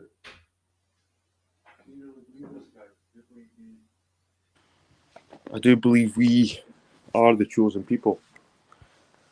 They didn't. This is the big secret. They didn't want to let us know about it. They tried to suppress us for years. They've been creating this shit. Like, I'm sure James had a campaign against the Celtic people. You know what I mean? To suppress us. Try and hide the knowledge. Macbeth, son of Beth.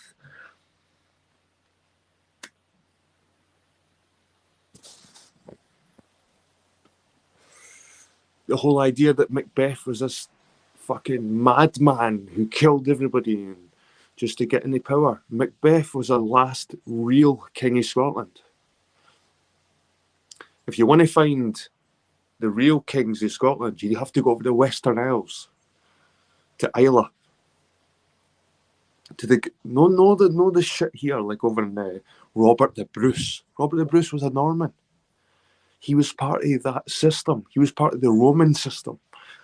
The Normans, the Norman, Roman, they're fucking same people. I'm actually starting to wonder if the Romans and the Normans were just the same people, same families.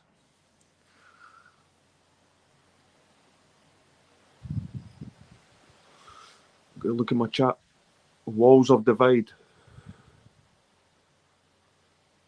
I guess the no weed policy is still in effect yet. Nice one. Won't be joining you though, pal. I'm trying, mate. I'm trying to just stay off the weed, keep a clear mind. Because all the weed does is masks the shite. Makes me feel better about the world when really I should be concerned. I shouldn't be trying to mask what's going on here. It's too easy to smoke a joint and just forget about the world. And that's what's not needed. We kind of just forget about what's going on here. There needs to be something done. Us as a people need to fight back. We need to fight back.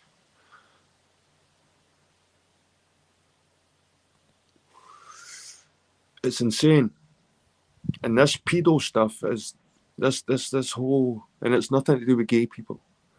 This whole march, this whole trans, this cisgender and all this shit. This is just trying to make us accept people the way they are. The way they are. I'm a cat. I'm a pedo. Does that make a difference? I was born that way. What difference does it make if I was born a pedo or a cat? Meow. You know what I mean?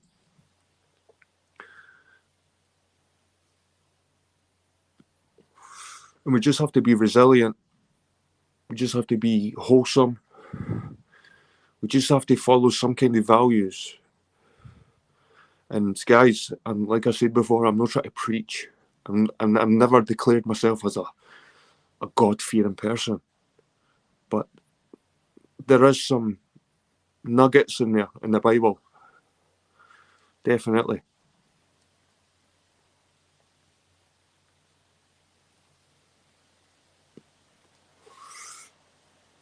I'm going to look at the chat again. So Kev says, it seems that this BLM movement drove more people into the black nobility movement. They're claiming the Jacobite were black. I remember seeing that in Louis Theroux. This whole, what were they called? The Black Israelites or something like that. But they were trying to say that James was a black guy. I mean, what a lot of shit. It's a shame. It's a shame because everybody's looking for some kind of meaning.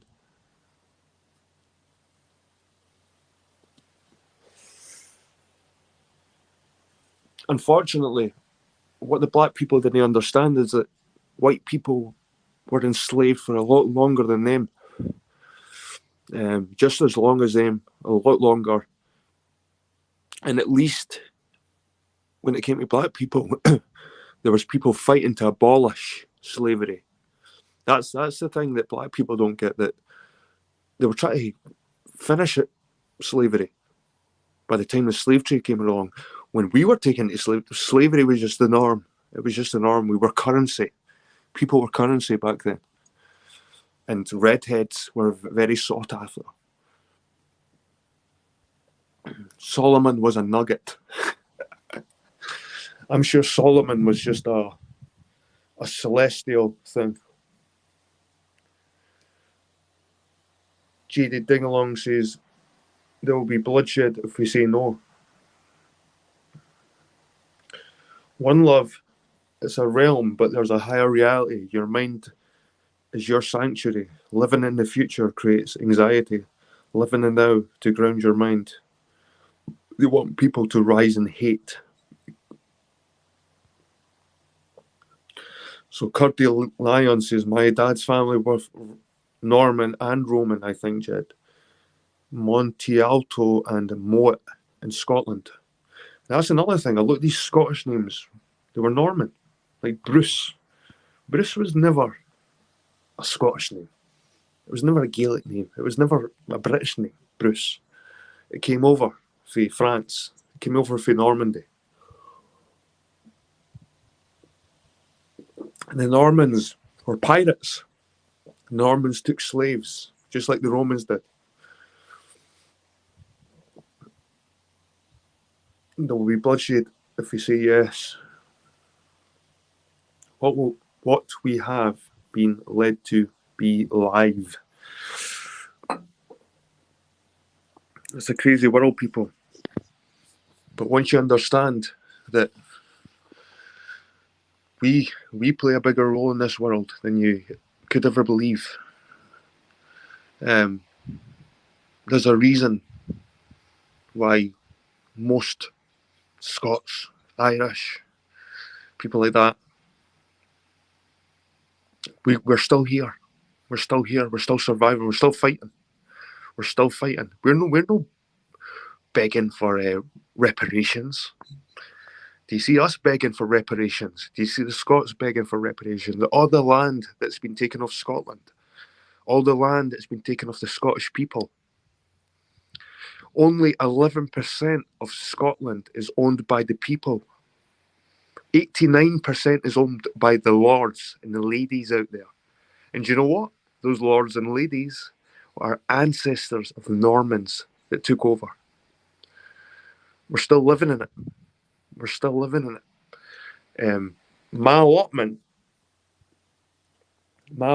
is owned by the Hopton family, the Hops.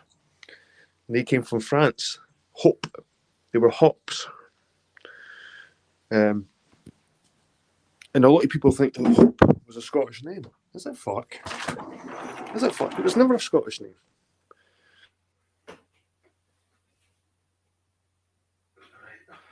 Right. Back to the computer. Back to the computer.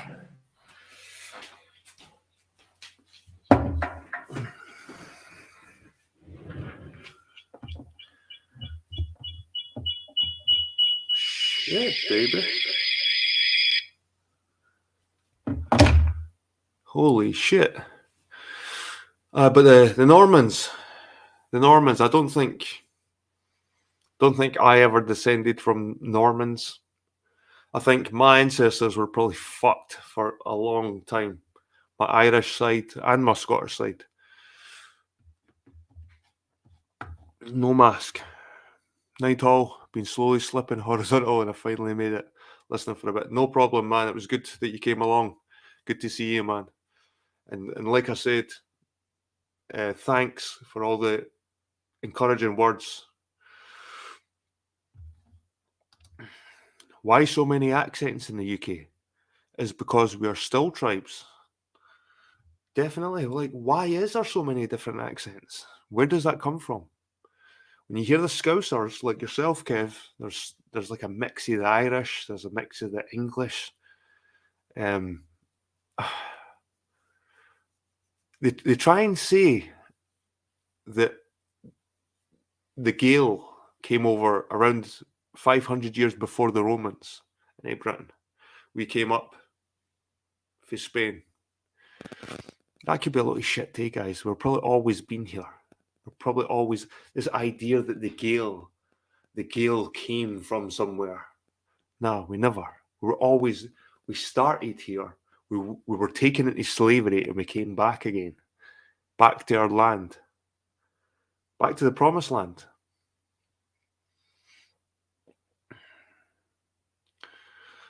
Aye. I wish Epic could come back up. I'm going for a quick slash and I'll be back in a minute, guys.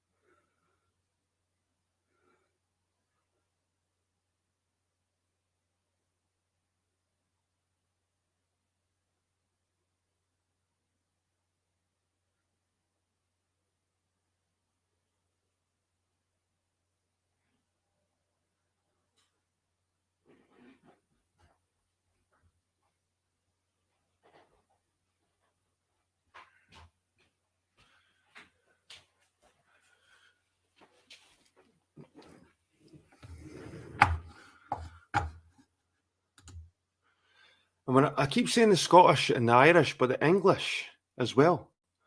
The English fall into the same group of people.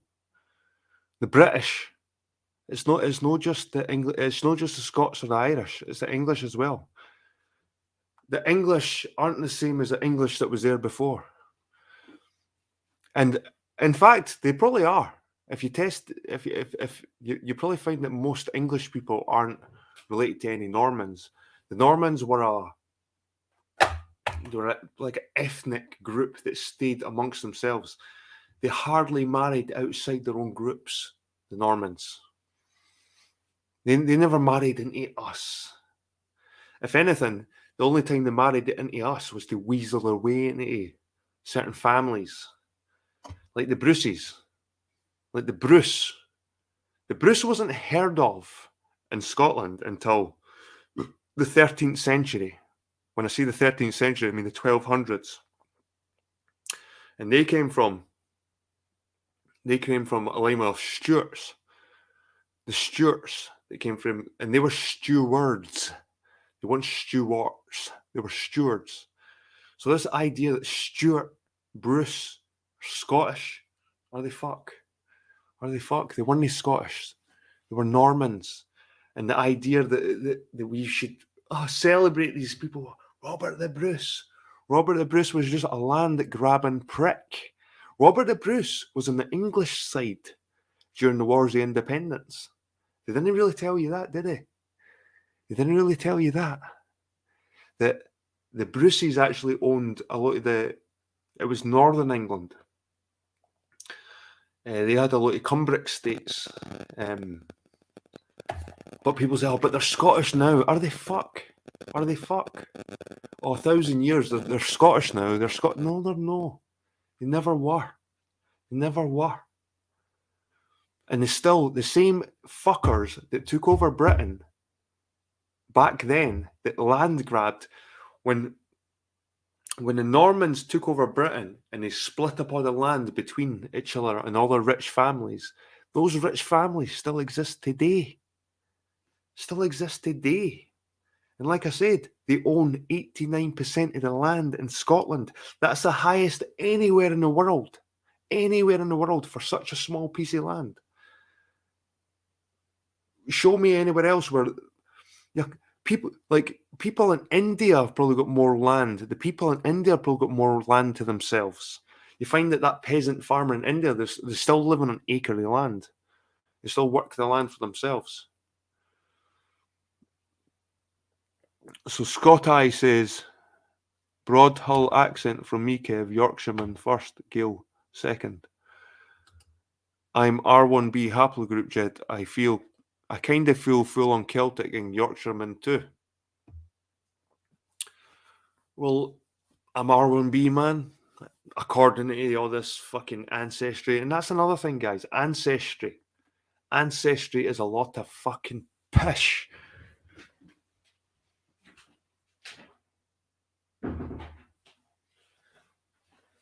Ancestry.com has all your records, all your family records. If you pay £70, £80, they'll give you access to look at your records that go back a few hundred years.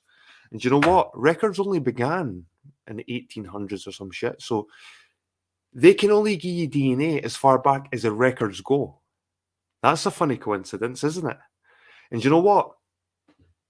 Without using DNA, if I had your full record, Scotty, we'll just use you for an example, Scotty, we're R1B. The guy that's up on the screen, we'll use him as an example, right? If I had your family tree for the past 200-300 years, so I could have you, your mum and dad, their mums and dads, their mums and mums and dads, their mums and mums and dads, their mums and mums and dads. If I look through the records and see, oh, there's a Frenchman, I could add 5% French. And then look on your mother's side. Oh, there's a Welshman. I could add 5% Wales. Without even taking a sample out your mouth, without taking a single hair out your head, I could tell you your ethnic background without even taking DNA. If I had access to your records, I could build up an ethnic profile of you. That's why it keeps changing. That's why it keeps fucking changing. Ancestry.com is the biggest fucking con there is. And it's one of the things I think is used to hide our true identity. Again, because it only goes back a few hundred years. Look at me.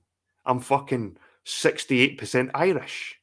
And I'm 32% Scottish. Do I look fucking 68% Irish to you? Look how dark my eyes are.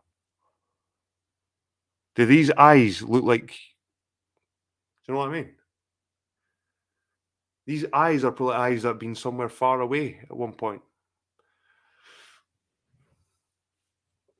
I could easily build an ethnic makeup background of you without any DNA.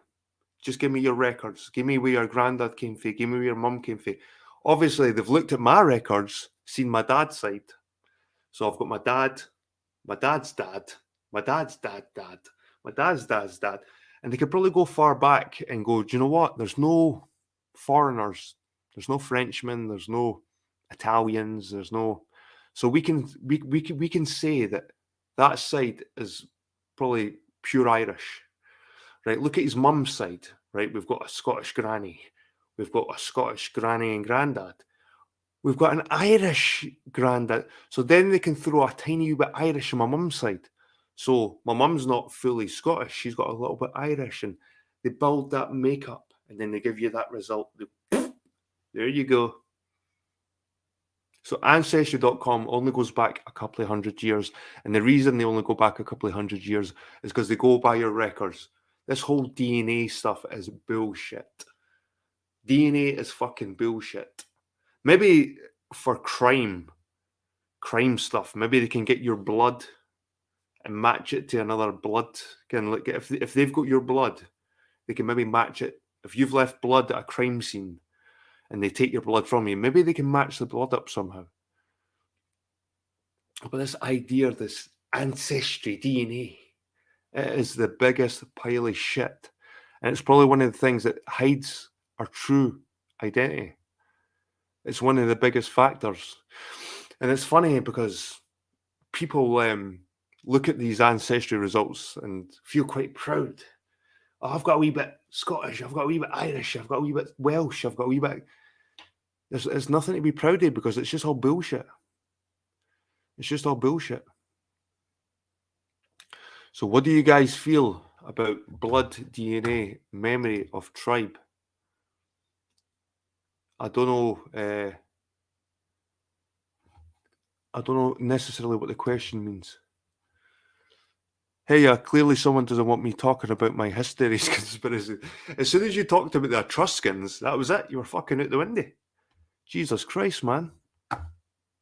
Maybe because you're sitting in the garage, man. Maybe if you go outside again, you've got a better signal. Maybe it's because you're sitting in the garage. I didn't think I was going to go on this rant about DNA and ancestry, but everybody in my chat has probably got connections to these lost tribes. Everybody in my chat was part of a tribe. We were probably part of the tribes that wanted to come back to Britain, that escaped slavery for the Romans, that came back to the promised land, Britain. I was born in England. So was I born in England. One love, I was born in England. Believe it or not, I was born in England. I was born in London. I was born in Camden State University Hospital. I could show you my driving license, England. So I was born in England. But the saying goes, just because you're born in a barn doesn't make you a horse. A dog born in a barn doesn't make it a horse.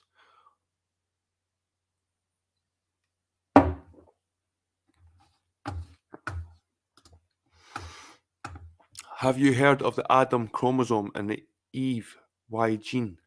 I've done type up. I look into this bit, my next drop. It is interesting. I have definitely heard about it, and me and my son, believe it or not, Kev, were speaking about it. And I said to my son, I said, son, do you believe that every human can trace their line back to a single man and a single woman? And do you know what he turned around to? He says, no, that's not possible, Dad. I said, how? He said, that would make us all inbred. That means we would have to have my son's, this is my son, remember? My son says we would have to have bred with our sisters and our brothers, and then we'd all be mutated through inbreeding. And he's right. He's right. He's right. I can't see how it all came from a single man and a woman. Or maybe our people did, and we bred with other archaic human type, like Homo sapiens. There's maybe Homo sapiens that didn't exist anymore because we've just bred them out, or bred with them, so they don't exist anymore. But I can't see how we all come from just one man and one woman. It doesn't seem to make sense to me. And my son, being a 14-year-old with a very clear mind, can't see either. And he's so smart, my boy. Let me tell you a little story about my son before I go any further. That we got a phone call last week about my son. My missus got a phone call.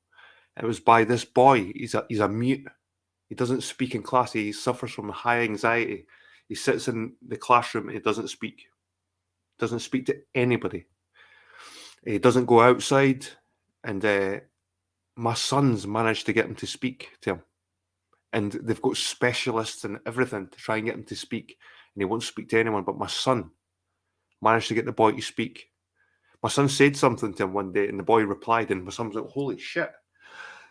And then my son says to him, right, we're going for a walk. And he took him for a walk. And that was the first time. And the parents phoned the school to tell us, Jed's parents, how thankful she is. And she was nearly in tears because she had specialists and everybody try to like get her son to speak and losing his anxiety. And my son's managed to do that. Oh, I'm so proud of my boy. He's such a good lad. And he can do things that the specialists can't fucking do. These paid specialists can't get this boy to speak, but my son can. Because my son doesn't judge. My son doesn't judge.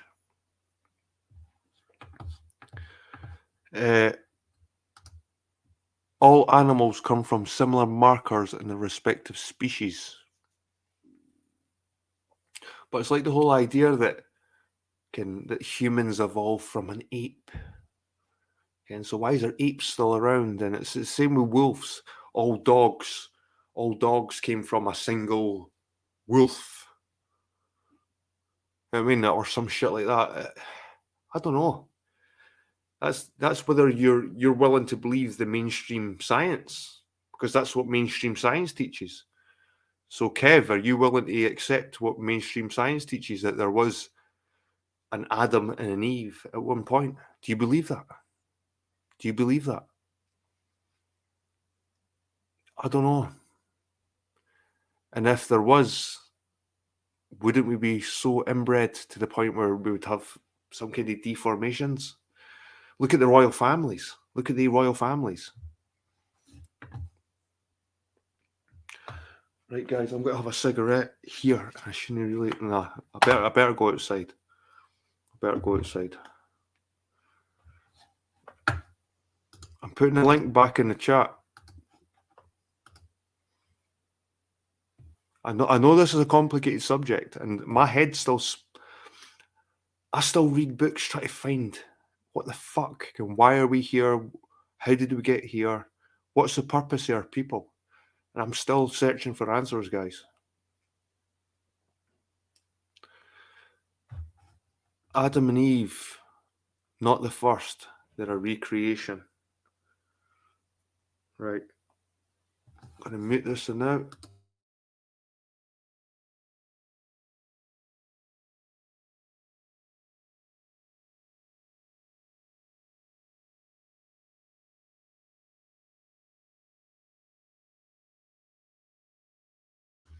Kev, you need to come up, man. You've got some good shit to say. I want to hear what you've got to say. And mate, come up and tell us. Fuck, don't be scared. You're not going to get judged. We've all got fucking weird fucking... I wouldn't even say they're weird. I'd say we've all got cool theories about where we came from. And we're not scared to express and talk about them. Don't ever feel scared to come up and talk about what you think. If you can convince me we all came from two people, man, come up and tell us why. I seen your post, your community post, and it's interesting. I'd like to know more. But to me, that's just mainstream science. Again, that's mainstream science tells us that shit.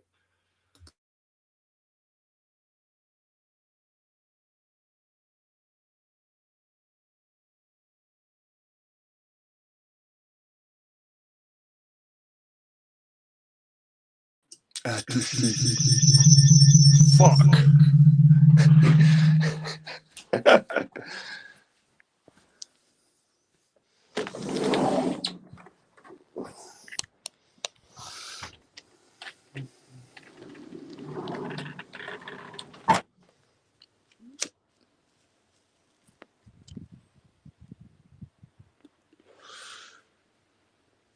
But surely we must be some of the earliest humans here.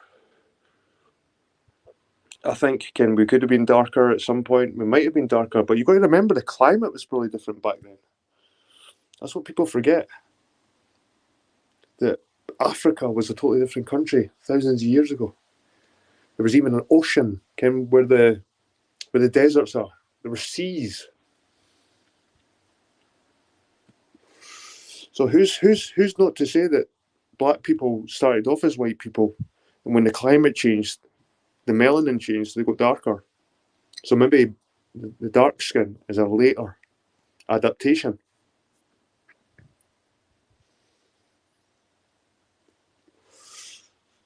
Because it seems to be an evolution, melanin, if anything. If anything, we probably started as lighter and evolved darker to cope with the warmer heat. And I don't think we're all started in roasting hot countries.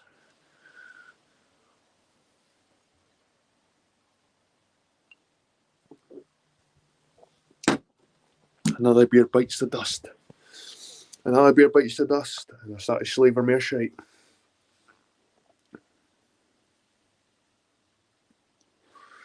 I'm going to look at the chat. How you doing, Sasha? Good to see you. I gave you a shout out earlier. And I just want to thank Sasha for her kind words and her emails. Sasha has been really supportive, and she always has been. Again, fair enough, flat earth and all this rubbish, but there's something that brings us all together eventually. Again, that we all share a common thing here, and it's not the flat earth. We're all looking to see who we are. We're all wondering where we came from, how it started. And I'm not sure about the whole Adam and Eve thing. That's what mainstream science will tell you, and I'm very sceptical in mainstream science. We could have, I don't know, I can't see us just start. How can two people just start off? Where did they come from? Where did Adam and Eve come from? Did they just manifest out of nowhere? Or do you really think that God put them in a Garden of Eden? I mean, is that your take, Kev? Do you really think that there was some kind of Garden of Eden and God put these two people in there and that was the beginning of humanity? I don't think I believe that. I think we were all different types of humans around the world. Look at us. We're all pretty different. Look at all the different languages. Look at all the different accents, as was said before. I don't think there was two people.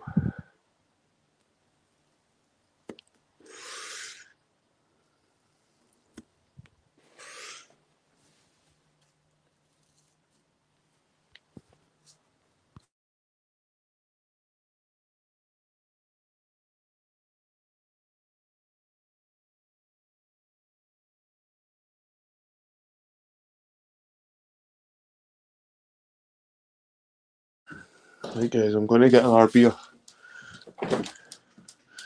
Let's see. Just keep the energy up. I've got another joker here. What you see the fridge, guys? A glimpse of the fridge. Right, go and grill me for what I've got in there.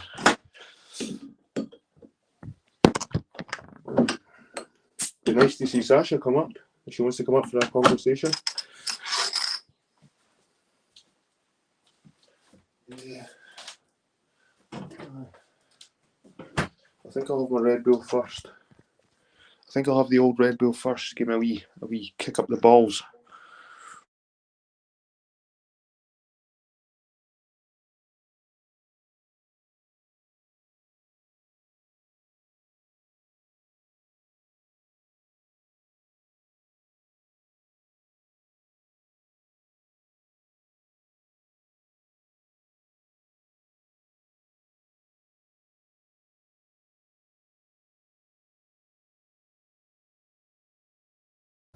It's like two different people there. Fuck. Holy shit. Don't stress on it, bro. It is a chicken and egg thing. That is a good analogy of what this whole Adam and Eve thing is. It's like a chicken and egg. What came first? And the thing is, the egg obviously came first. Because reptiles, you know that reptiles lay eggs. Reptiles are probably along before the chicken, possibly. Before we domesticated chickens. Because a chicken is a domesticated bird. Fuck knows what it was domesticated from. I wonder if it was began as some kind of lizard. But the chicken is a domesticated animal.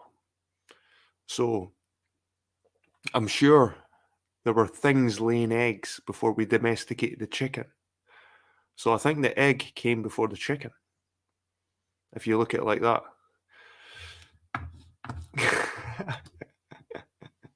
Jed reveals his secret twin. It's good to see you, Sasha, and thanks for the words of encouragement. And I managed to pull my. What was I thinking? What was I thinking? I was just in a weird state of Was I neurotic? Is that the word to explain it? Where I just seen everything as shit, and I was feeling a bit sorry for myself, and I was taking it out on my YouTube channel, and I kind of have to apologise for that, guys. I do, I really do. And I hope you're doing well with your what's it called? This whole psychic stuff, man. Sasha's into this whole psychic stuff. I've not got a clue. I've not done much research on it. I know the CIA even fucking had some kind of program to try and fucking look into it. This whole, I forgot the word for it. I've had too many beers. I've had 2 or 3 beers and I can't remember.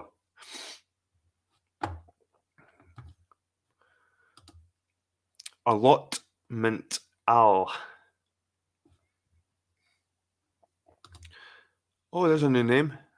Ben Cancio. What do you think of the Merovingian bloodline being related to Jesus Christ?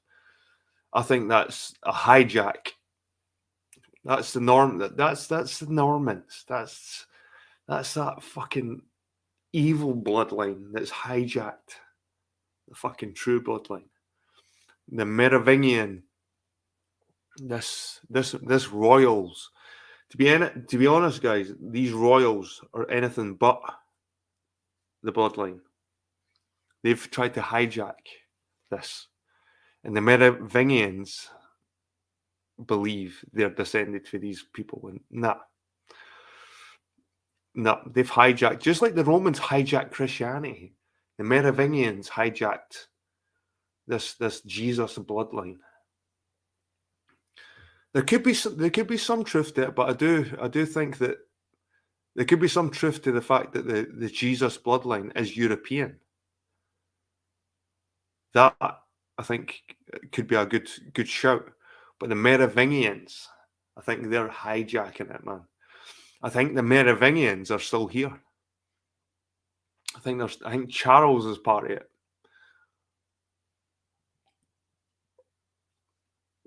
That's Prince Charles, man.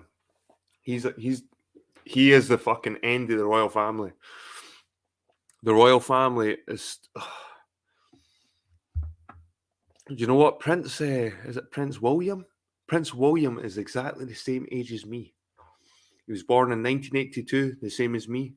His mother died in 1997, the same as me. In fact, my mum died, I think, a few months earlier than his mum. But God, look at us. At least I've got my hair still. And his brother, was it Harry? Is it Harry? Jesus Christ, man, they're a couple of fucking dorks then. And they've not got any fucking ancient bloodline. They're just a fucking bunch of retards. Rothschild, Merovingian. There's a point. One love. I believe nothing, knowing is my truth. Know thyself. After all, it's your journey. Finding your purpose. Off to bed for much needed sleep. Conscious clear. Fell no fear. Peace. Nice one, love. Good to see you were here, mate.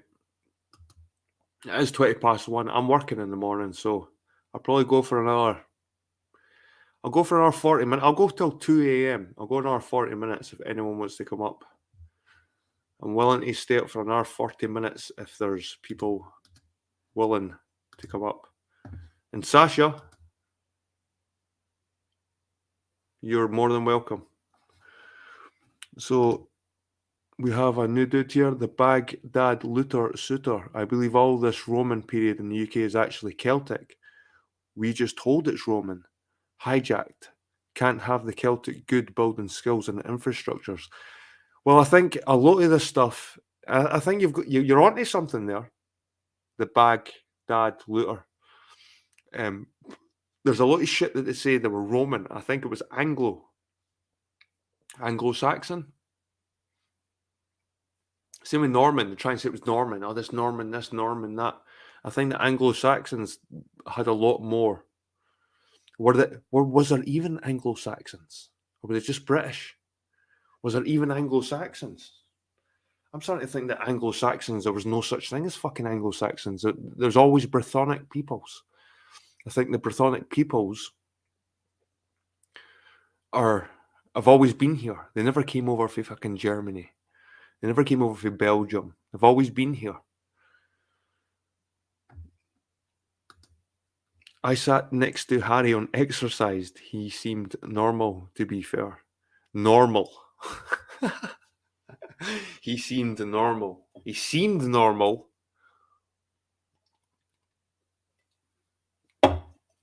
You tell me Harry's normal. You tell me living a life that Harry lives is a normal existence for anyone. Nah. He's no normal, man. If anything, he was probably the bastard child. He was probably Diana's love child with that other guy. What's his name? Who was the fucker that Diana had an affair with? But Harry looks fucking spot on. He looks like that fucker. This is probably why Harry was allowed to marry a half black lassie, or quarter black, or whatever black she is. She's not half black because she must be like quarter black or some shit, man. This family that they put up is probably a fake family.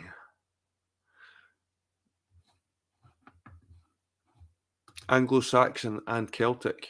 Yep.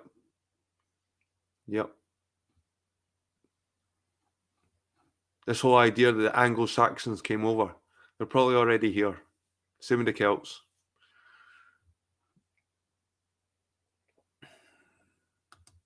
Hewitt. That's it. Hewitt's good. But English isn't Gaelic language. That's a good point. But the fact that the Normans came over and everyone was speaking French, epic. The Normans came over and everyone had to speak French. And we weren't fucking French. We were Brits. So we all had to speak some kind of French. We had to write some kind of Latin, French. We're all told to write in Latin. We're all told to write in French.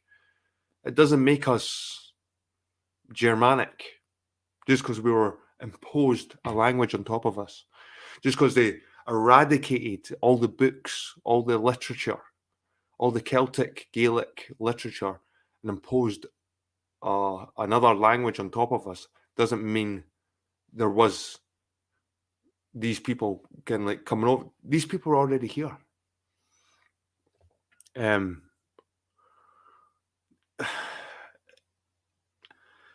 It's just an idea, guys. It's just an idea. But like I said, I think the Anglos were probably already here. They were probably just an evolution of the Brits. They're probably just an evolution of Brythonic people. So why don't the Germans speak English? Why didn't the Germanic language evolve into English? I don't know. There's so many questions. I don't have the answers. I'm still searching.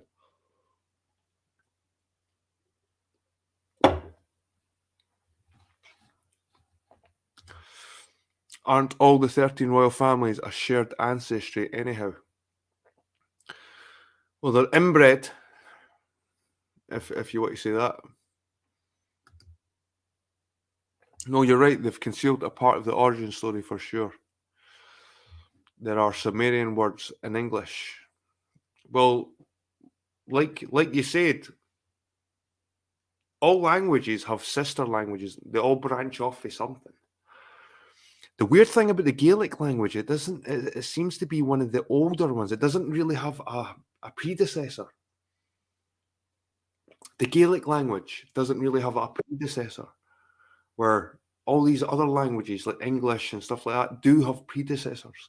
The Gaelic language doesn't seem to have a predecessor. It seems to be an ancient language. And Sasha is here. Hello, Sasha. How are you? I'm good. Yourself? Surviving as always. Good to hear for you. It's good to see you. I was trying to think of the word. What is it you do with the psychic? The Remote viewing. pardon?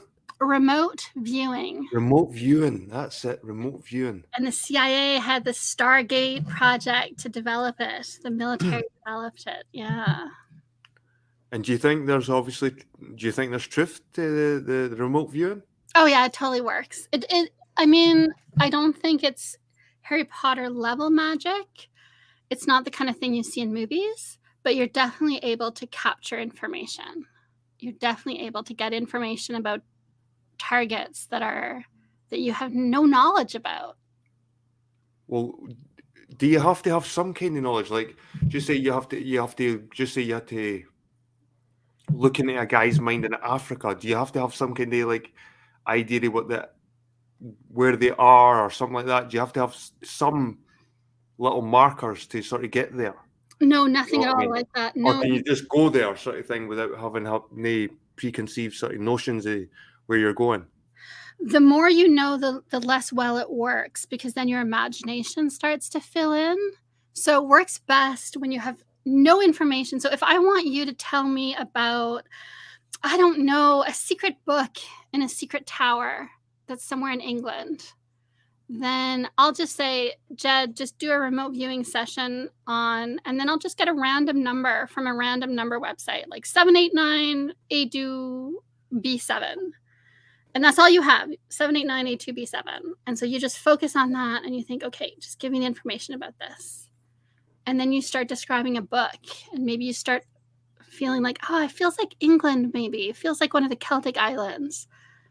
And then you think, oh, I'm seeing maybe a brick building or something. Maybe it's a tower. Right. It's really weird. And the weirdest thing, Jed, is that it works. And you can do it yourself to test it. I wish I knew how to, like, because I would remote view. I wish I could remote view a lot of places, like go back to like the Middle East and maybe see like these fake cities that they say that we came from, like Dan, and get all these Hebrew fucking settlements apparently. But when I look on the internet, they just look like mud huts and deserts. You know what I mean? It's Yes. Yeah, I know. I want to use remote viewing to help me determine what the lies are about our history, right? One of the problems, though, is that this is what we've discovered in remote viewing. If enough people believe something strongly enough, the matrix, the simulation, whatever it is that this reality is, it doesn't care if something is true to humans or not true to humans. So if you believe in Harry Potter and that Harry Potter has a favorite magic wand, then I can remote view his magic wand because it exists in your mind as real. so it doesn't have to exist in reality. No. And so it's really hard to differentiate between fiction and truth because the reality doesn't seem to distinguish between it. That is crazy. It's really crazy. So like some people can remote view like a Hindu god, and then they think that the Hindu god is real because they remote viewed him. So now they become these like weird religious people. And like, so you can remote view a fictional story and you'll get the data about the fictional story. And so, yeah, we live in a weird reality, and the reality doesn't care if. So how do you practice this? Right, just give me an example. Like, right, you want to remote view me in the allotment in the gardening. So what would you do? What would you do like to get to that place, like in your mind? Would you sit down and like meditate on it, or would you look at a picture, or different people? What is it? How do you get there? How do you get to this remote viewing state? Yes. So like different people do different things. And I think it's different for men and women, because for men, it seems like if they go into a theta state, brain waves that are in the theta, they seem to do better. Whereas for women, it doesn't seem to matter as much. So men will meditate and listen to theta brainwave entrainment tones, and different people will do different things. But like it seems to me you just sit down and you concentrate and you focus your attention. And then Is that similar to this whole idea that if you think about something long enough, you can manifest it? There's a big thing going around the internet right now about manifesting stuff. If you think long enough about it and you want it hard enough and you think, suddenly it'll just manifest into reality. Are you a believer of that? Or do you believe that you have to actually do something to achieve that? Yeah, like actually something physical, or can you just think about it?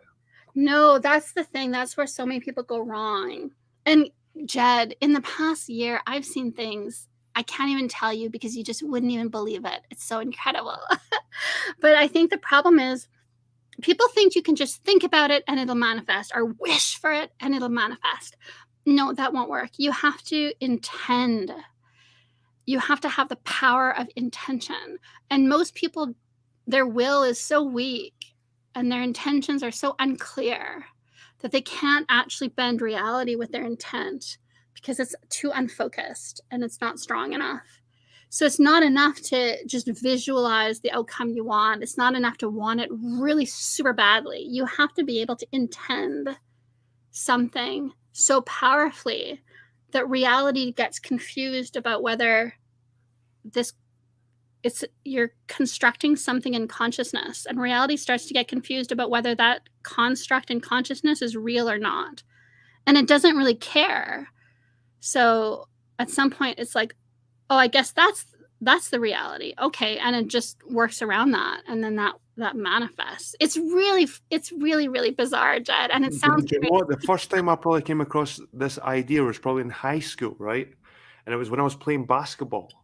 And I remember throwing the ball and hitting the ring and hitting the backboard and throwing the ball and hitting the ring, just missing all the time. And I remember my teacher taking me aside and going, Jed, before you take the shot, before you throw the ball, visualize it going into the net. Yeah. Think about it hitting the net. Think about swishing through the net. And like, if you think about it, there's more chance of it going in. And I remember doing that, and he was kind of right. It was something weird about that. Like but you still had to put some energy. You still had to give something to the universe. I couldn't just sit there and go like, and the ball would float in the air and land in the net. I still had to do something. I still had to exert some energy into the universe, like give something to the universe for it to give me something back. Yeah. I think this is where they get this wrong with this whole manifesting, that they think they can just stare at a picture or think of something long enough and it just manifests without actually doing anything. Like, I still had to pick the ball up. I still had to use energy. I still had to jump and throw and watch. And like, there still had to be some process there, a action. Yes. Before the thing happened. So to me, I think there is some truth to it, but you have to put, the way I look at it is like, the universe gives back if you give to the universe. So the action of me throwing the ball that's the action, and the universe gives me it by putting it into the net. Yes. Like I couldn't just like meditate that ball into the net kind of thing. Like, this is the whole idea that people think they can just think hard enough and then suddenly there'll be money in their hand, or there'll be a car outside or something like that. But it's like, if you put a picture of that car and work hard every day to achieve it, you will achieve the kind of. If you put a picture of the Ferrari up and you look at it every day, I want that Ferrari, and you go to your work and you earn the money and you put the energy into it, I think it will reward you by giving you that thing that you want, because your intention, you wanted that, but you need to give. It's like it's a give and take, I think, with the universe. It's not just a take. I think you need to give to receive. Yes. And you have to have the intention. It's not enough to have the desire. And it's hard to explain to people the difference between intention with will and that little extra power that you put into it versus imagination or visualizing or wanting. There's a difference, and you can't explain it because it has to do with, like, I don't know, the energy in your heart or your mind or something, but you there's this push that intention has that visualization doesn't.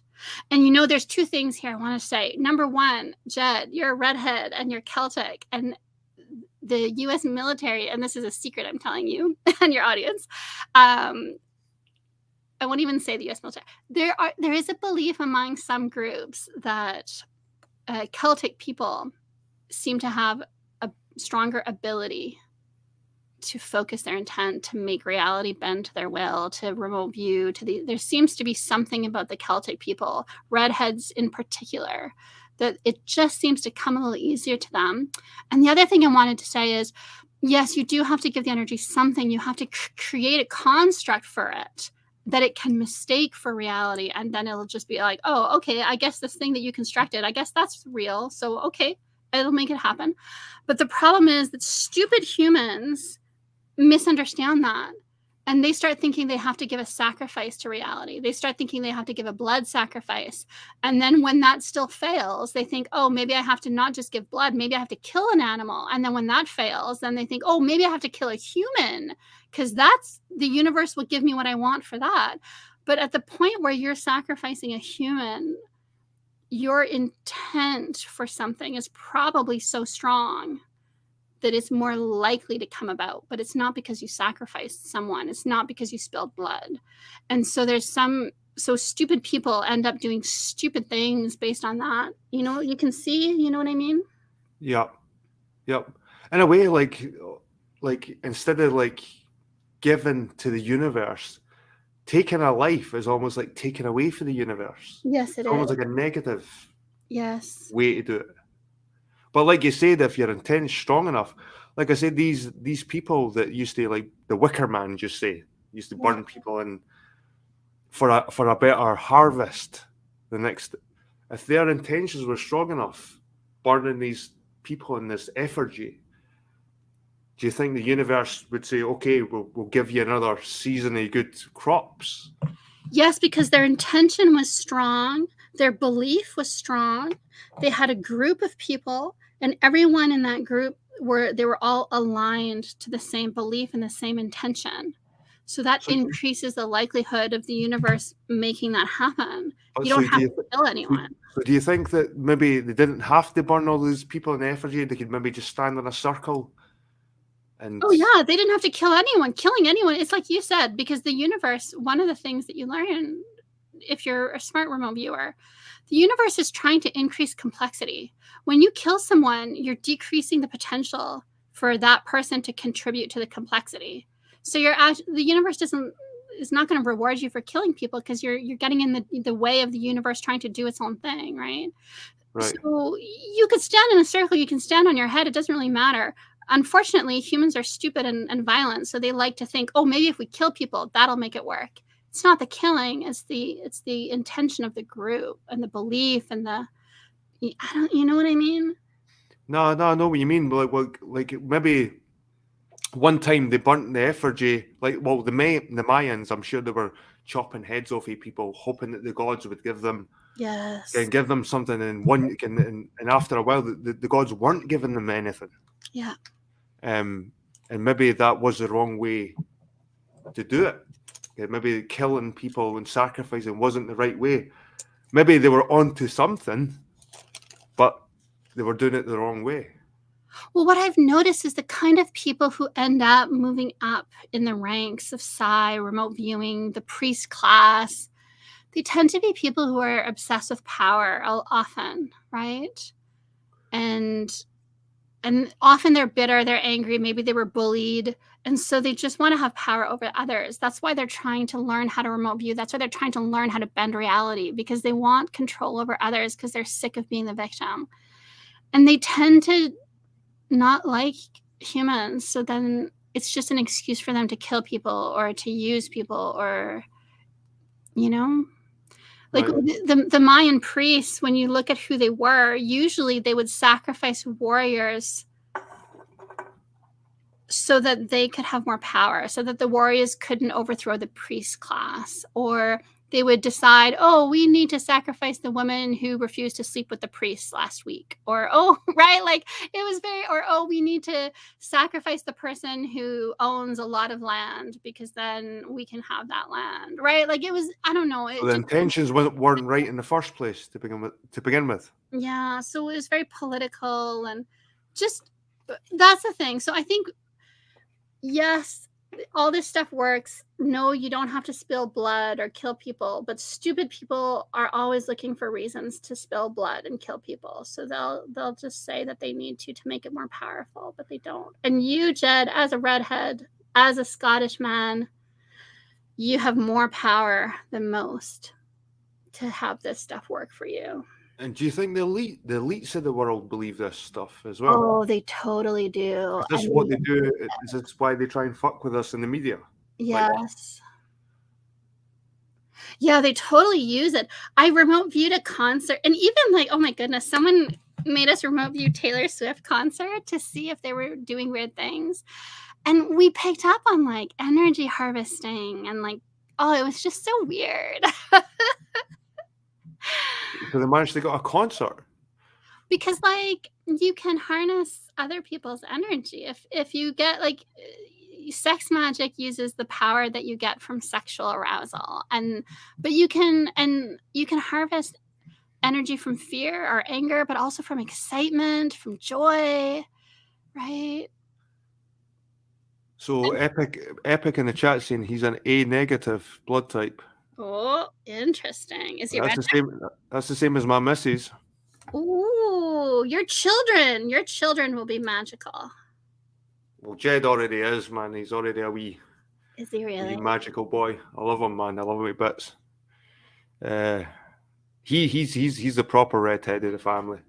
Got to say, I'm just a pseudo redhead. I'm like yourself. You're a proper redhead as well. My son's a proper redhead. I'm a pseudo. I'm a day walker, as they call them. I can blend in with the normal people. I'm like an undercover redhead. I'm a day walker as well, Jed. Nah, you've got the proper red hair. Well, proper red hair. Well, my son's got the orange hair. My hair looks red in the sun, but when I'm in the dark, in the shadow, it's dark. But my son, it doesn't matter if he's in the shadow or in the light. He's a redhead. He just glows. His head's like fire. Yeah, he's going to be magical then. I wanted to say something about that and what you were talking about just a few minutes ago. Stupid people tend to bully anyone who's different or anyone who's special. And then the people who are smarter or more special, they grow up in a world that's mean to them. And then some of those people end up, because they're smarter or because they're special or more magical, they end up in positions of power. And then because the humans were so mean to them, often then they're like, fuck or sorry, I swore, and you're... No, you're welcome to swear. No, they think fuck the world, and then they turn on the rest of everybody else. Yes. And so sometimes I think the reason our rulers are so evil is our own fault, because we let people bully the smart people. We let kids bully the special people, the people that are different and have something different to offer. We let them be bullied. And then, of course, they grow up hating humanity. I was smart and I was weird. And so I was bullied. And so I hated the humans. And now I have power, but I'm soft and I hate the humans, but I love humanity. So I would never use anything to do anything against the humans. But sometimes I understand. Sometimes when the elites are like, these people are stupid and violent, let's just cull them. Sometimes if I've had people be mean to me all week, I'm kind of like, yeah, okay. Don't you ever feel that way? Oh, all the time. Oh, so what made you want to lean towards this way, after the whole flat Earth thing? What made you want to go to the remote viewing? What made you click? Was there something you seen on YouTube, or was there an article you read, or? No, I was doing this before flat Earth, because when I studied psychology, I came across these weird studies that showed all kinds of weird findings, and they were like, oh, we have to change how we do statistics because it's impossible that people are viewing the future, and our statistics prove that they are, so there must be something wrong with our statistics. Instead of saying maybe some people are able to pick up on the future a little bit, Mm-hmm. And so, but I just didn't talk about it when I was doing flat Earth, because sometimes, I don't know, you don't want to be on the radar of people for things like that. And now I just don't care. What did you take out of the flat Earth once it's all said and done? Because you've kind of pulled yourself out of it now. So what benefits did you take out of it? I made friends with you, John LeBon, Ben from Taboo Conspiracy, people who are intelligent, people who think differently, people who are willing to question and challenge reality, the mainstream, people who are weird like me.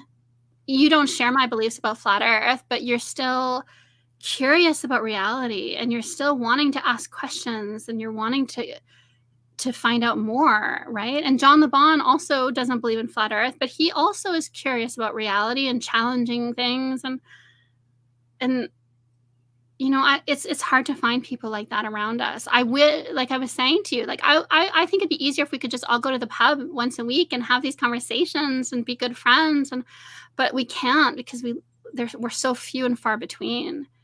And so I think we have to put more effort into maintaining our community, where we do meet up on live streams once a month and we do give each other support, because it's hard otherwise. It's hard to live in a world of really stupid people.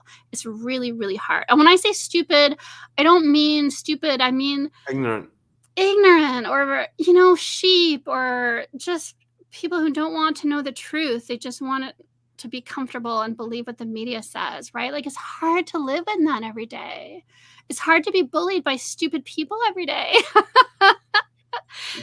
Could you remote view the whole submarine stuff? Can this idea with the submarine, like when it was missing, when it was missing, it was still in the news that it was still like somewhere. Could you have known it never happened, or it was just bullshit? Could you have remote viewed yourself to that position where the submersible was? And yes. Could you? Yes. And what you think about all that stuff? Do you think it was a real event, or do you think it was a cover up for something? What's your angle on all of that? I think it was a cover up for something. I think there were a lot of things going on there. Here's the thing, though. Remote viewers are like the people on YouTube. Some people are like us, and some people are not. They just buy the mainstream. And what I've noticed in remote viewing is, if you're the kind of person that is open and questioning, you tend to get maybe more accurate, truthful data.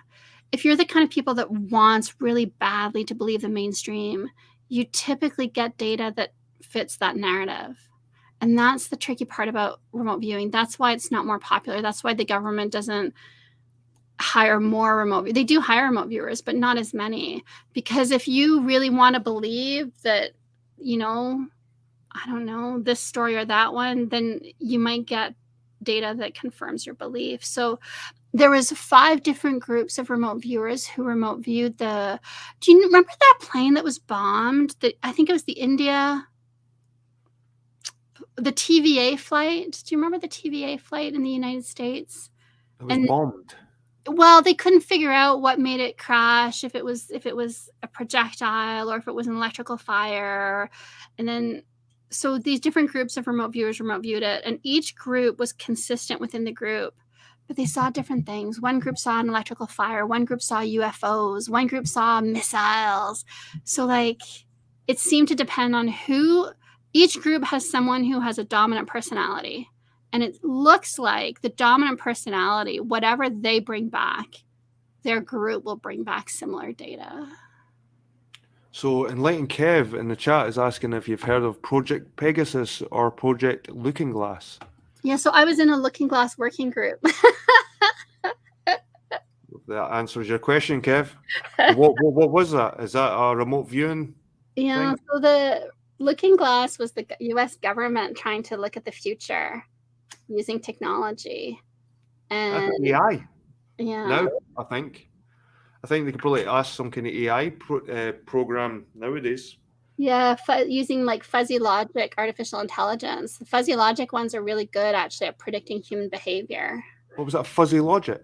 Yeah, so it tries to think more the way humans think, because humans don't really think very linearly. We make all kinds of weird associations and metaphors.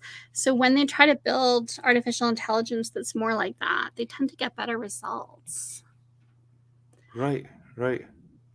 But I think that the media pushes the looking glass that it was technology, but I think it was consciousness. I think they were doing things with people like remote viewers, and you can use some technology. You can use like brainwave inducers to induce a certain state of consciousness that makes you better able to remote view. And people do that. You can buy technology to help you be a better remote viewer. But it doesn't change the fact that your data seems to depend on things, right? On what you're wanting to believe. So if you're like you and I, we don't want to believe anything. We're just like, okay, just show me the data. Yeah. So we're better remote viewers because we're more likely to get objective data. Because we're not going to bullshit ourselves, kind of thing. Exactly. And our brain doesn't look for to support our belief. It'll just be like, here's the data. Whereas some people who are really good at like buying propaganda and like, they really want maybe to believe that it's a UFO. So they're going to be like, it's a UFO. Whereas I'll remote view it and I'll be like, no, it's actually just a dog from the neighbor's yard. And his eyes were flashing in the light. And that's like, you know, and people will get angry because they'll be like, no, I saw a UFO. And right. And some remote viewers, they'll be like, he saw a UFO because I saw the UFO. And I'll be like, nah, I'm just seeing a dog. Like, Well, how many remote viewers are out there, would you say? I'd say a couple thousand, like thousands of people have been trained, but most people give up because they're just not very good. And so then it takes so much time. And then if you suck at it, there's no point in continuing. You should train yourself and Jed, your son, because you guys would probably both be good. And so then there's a lot of opportunities if you're good at it. Epic saying he's viewing me right now. I suppose we are doing remote viewing through YouTube in a way. So what do you think of all that stuff, Jed? Or have you had weird experiences with this kind of stuff? I'd say more like in my dreams. Oh, tell me more. Like, just like I'm like thinking about stuff and then it actually happening in my. But I don't. I'm because I'm skeptical. I'm thinking because it's on my mind and because of my intentions in my dreams. I want to do something. When I do wake up, I've got that motivation from my dream to kind of see it through, kind of thing. Yeah. Rather than it being a supernatural thing. Like bumping into somebody, like having dreams of bumping into someone I've not seen in ages, like not seen in a while. And then actually bumping into them, going, holy shit, I was dreaming about you the other night. Like, oh, Jed, you're psychic. You have psychic talent. If it's coming through in your dreams, then you have the raw talent. No, but maybe it was just intuition that maybe I knew I was going to come across this person. So I started dreaming about them, and then I did come across them. Maybe. I don't know. Like, but there's certain scenarios that's happened that way, and I thought that's weird. I dreamt this happened, and it's happened. And there's another thing that I find that if I can't visualize me doing something, it won't happen. But if I can visualize myself doing something or achieving something, it will. It can be done. It means it can be done. But if I can't properly, if I'm being realistic with myself, yeah. like if I think to myself, I can fly like Superman, and I'm not being truthful with myself, it's not going to happen. But if I think to myself, I can build this wall, I can like, if I can visualize me building that wall, it can happen in real life. I can draw how I'm going to build it, I can plan it, and it will happen, kind of thing. Yes. You know what I mean? But if I visualize it, try to fly like Superman, and I try and write on a bit of paper like a stick man with a cape on, going like that, like it just won't happen. Like it's like I need to be realistic with myself at the same time. Like you have to be realistic at the same time. Like if you want to visualize doing something to get it done in real life, you have to be realistic as well. It has to be set in reality somehow. Well, you have to. It can't be like anti-gravity, or it can't go against physics and stuff like that. It can, but you have to believe it and intend it with enough power. And so if subconsciously you don't really believe it's possible, then your intent won't be as powerful. So it won't come about. Do you think that's the whole, see the idea with the Matrix, Kim, when he's in the Matrix and Morpheus is asking him to step off the building, kind of thing. Like he has to believe, like he's not going to fall, kind of thing. Exactly like that, Jed. It's so, people are going to say that we're crazy, whatever. People are going to say that I'm crazy, and that's fine. They can say that, but I get called crazy all the time, so it doesn't matter. but yeah, I don't know how to explain it in a way that isn't crazy, because it is crazy. But you can. But how can you take that first step off the building without thinking that there's a good chance that you might die here? So you start with little things. You start with bending a spoon, and then you bend a fork, and then you bend a metal rod. That was in the Matrix as well. Remember when he's bending the spoons? Yes, it was, because the Matrix, I think, was, I don't know, I think part of it was to, like, they're looking for people. They're looking for people who can do this. And so they're putting stuff in the mainstream media. And then people, maybe like me, I get interested in that kind of stuff, and it makes me look into it more. And people like you, maybe I talk to someone like you, maybe then you get interested in it. Because because they're looking for us, right? So that they can use us to their advantage, to bend reality to their will. So Coeur de Lion says, it's how I'm a successful criminal, visualization and perfect planning, preventing piss performance. Yeah, exactly. A lot of people use this stuff for bad. Because the universe doesn't seem to care. Because what is good and bad, it's a little bit harder for the universe to figure that out, I think, according to what, like someone who steals bread because their kid is hungry. Well, stealing is bad, and the bread maker, that's evil because you're taking money out of his pocket, so then his kid goes hungry. But the guy who steals the bread to feed his son, well, his kid is happy because he had food today. So is that bad or is that good? I don't think the universe cares. Yeah, I don't think people should be punished for stealing food if they're hungry. Yeah, but then the baker goes out of business, and then nobody gets to eat because then there's no baker in town because the baker was losing too much money and he couldn't feed his own family because everybody was stealing from him. But maybe the baker shouldn't have been a business in the first place. Maybe bread should be something that everyone should get anyway. Maybe food should be just a human right. You know what I mean? Yeah, but then, like, who the hell is going to work in the fields to get the wheat to make the bread if nobody's paying them for? Like, I wouldn't go work in the field in the hot sun to get wheat. So I'm just gonna throw this at you. Epix made a good point. He said all of Christianity is about this, Jed, walking on water, feeding thousands with one basket of fish, physical resurrection. So his idea is that, I suppose, it's manifestation in a way, and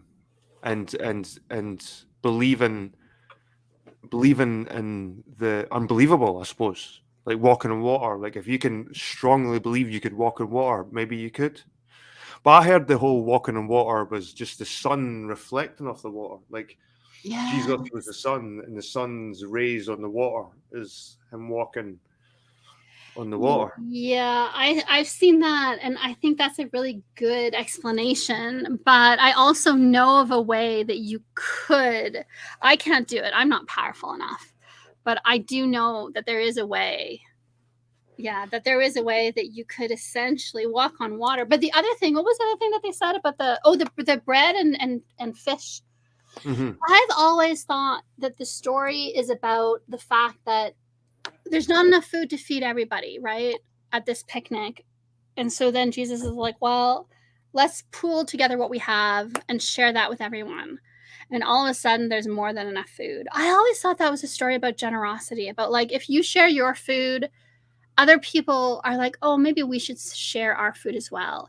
And when everybody shares, you find out, oh, yeah, actually, there was enough for everyone. But what's the whole idea of turning water into wine? Turning water into wine. Oh, I read about this somewhere.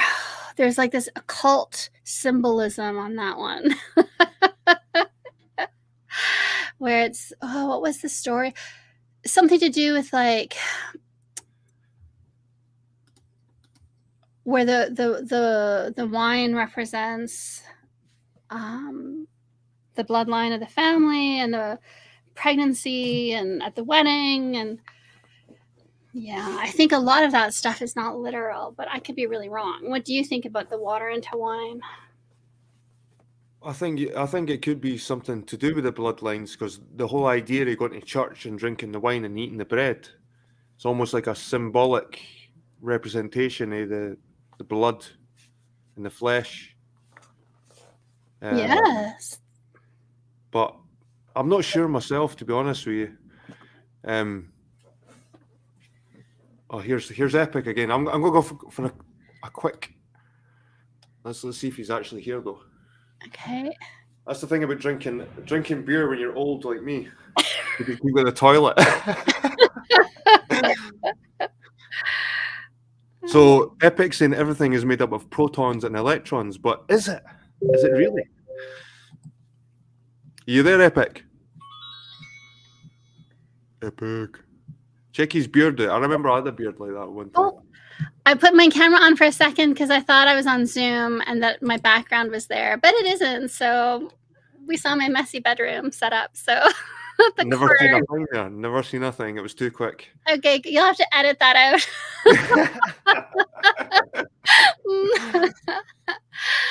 No, I think I'll keep that in. I think I'll rewind it and pause it. No. But I can talk to Epic.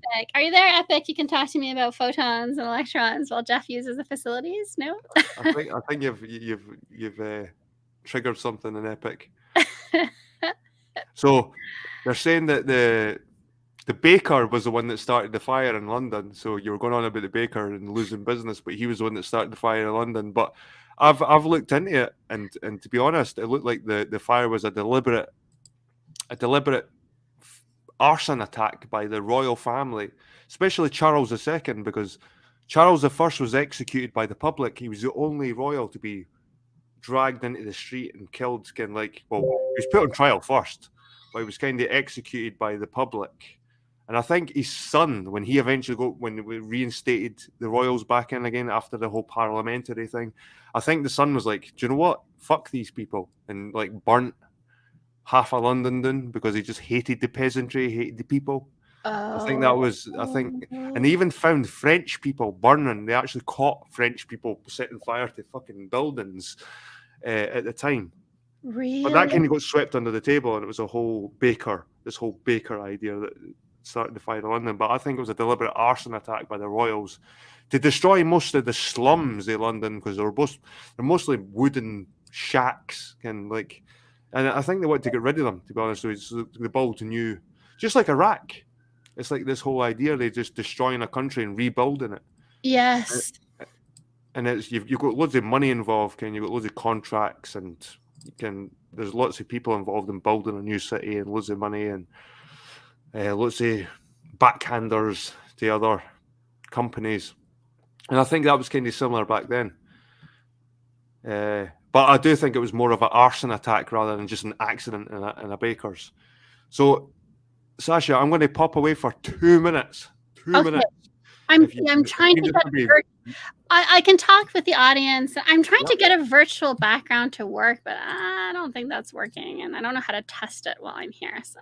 Like the green screen sort of thing. Yeah, Okay, I'm going to put something over my camera. Nobody cares about your messy. Look at my messy house. Well, it was messy, but I didn't care about stuff in the background, man. Nobody cares about your messy. People want to see messy stuff. At least you're human. You're not just an alien sitting in a spaceship. Right. Let's see. Oh, maybe that works with a virtual background. Let's see. Slowly. Oh, That's cool. Does my face appear? Yes, it does. Yeah, let's try that. I'm not at my best, so sorry, guys. This is quite impromptu. I should probably have done better makeup, but such is life.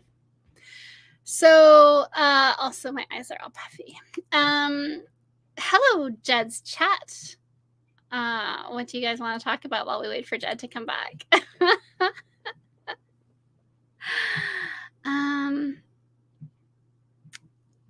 So we're talking about the Fire of London. I don't know as much about that one, to be honest.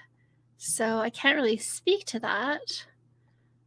But I do think that a lot of these fires that burn the world fairs, I think that's an interesting little thing that happens whenever there's these ancient or maybe older buildings that seem to be hard to explain how they came about, how their construction happened. They seem to all burn down in these mysterious fires. So I don't know what's going on with that.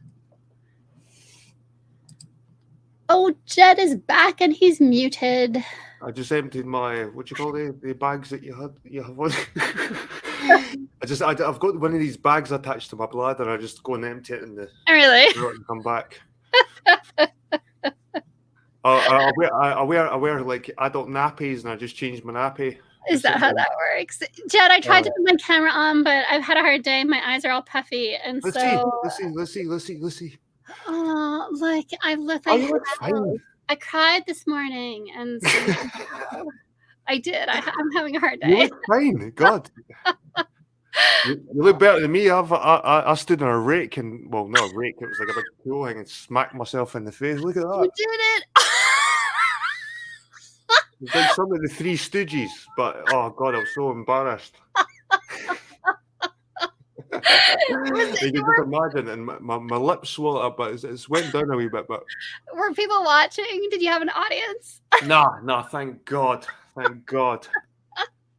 Every time I do embarrassing things like that, it's always in front of people.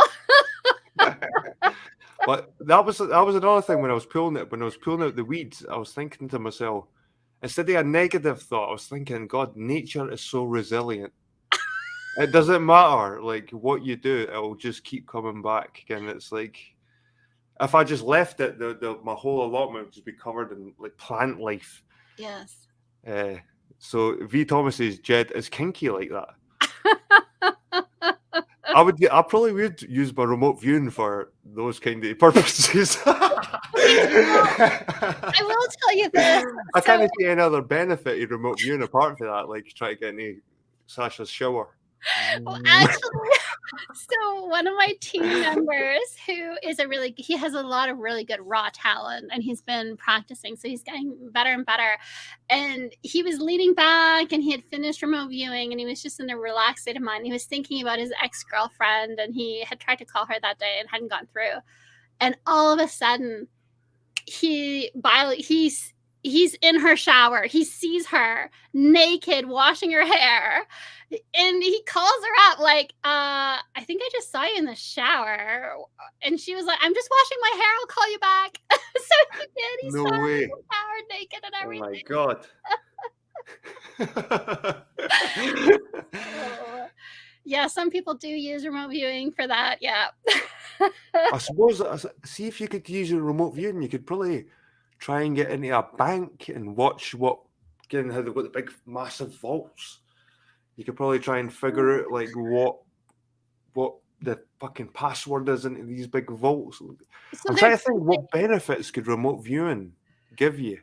Well, so I was working with one guy on numbers. So we were trying to see if we could crack numbers, and we were playing the pick 2, and I won 3 days out of 6, and then we stopped. So here's the thing. It's really hard to view numbers and letters because your conscious and your subconscious, the subconscious mind has to pass the information to your conscious mind, right? So sometimes it won't pass the letters of the word. It'll just pass the meaning of the word, right? But like flower, daisy, marigold, these are all flowers. So sometimes it's specific, sometimes it's not. So letters and numbers are a little bit harder, not impossible, but harder. But the thing is, if you are able to do it,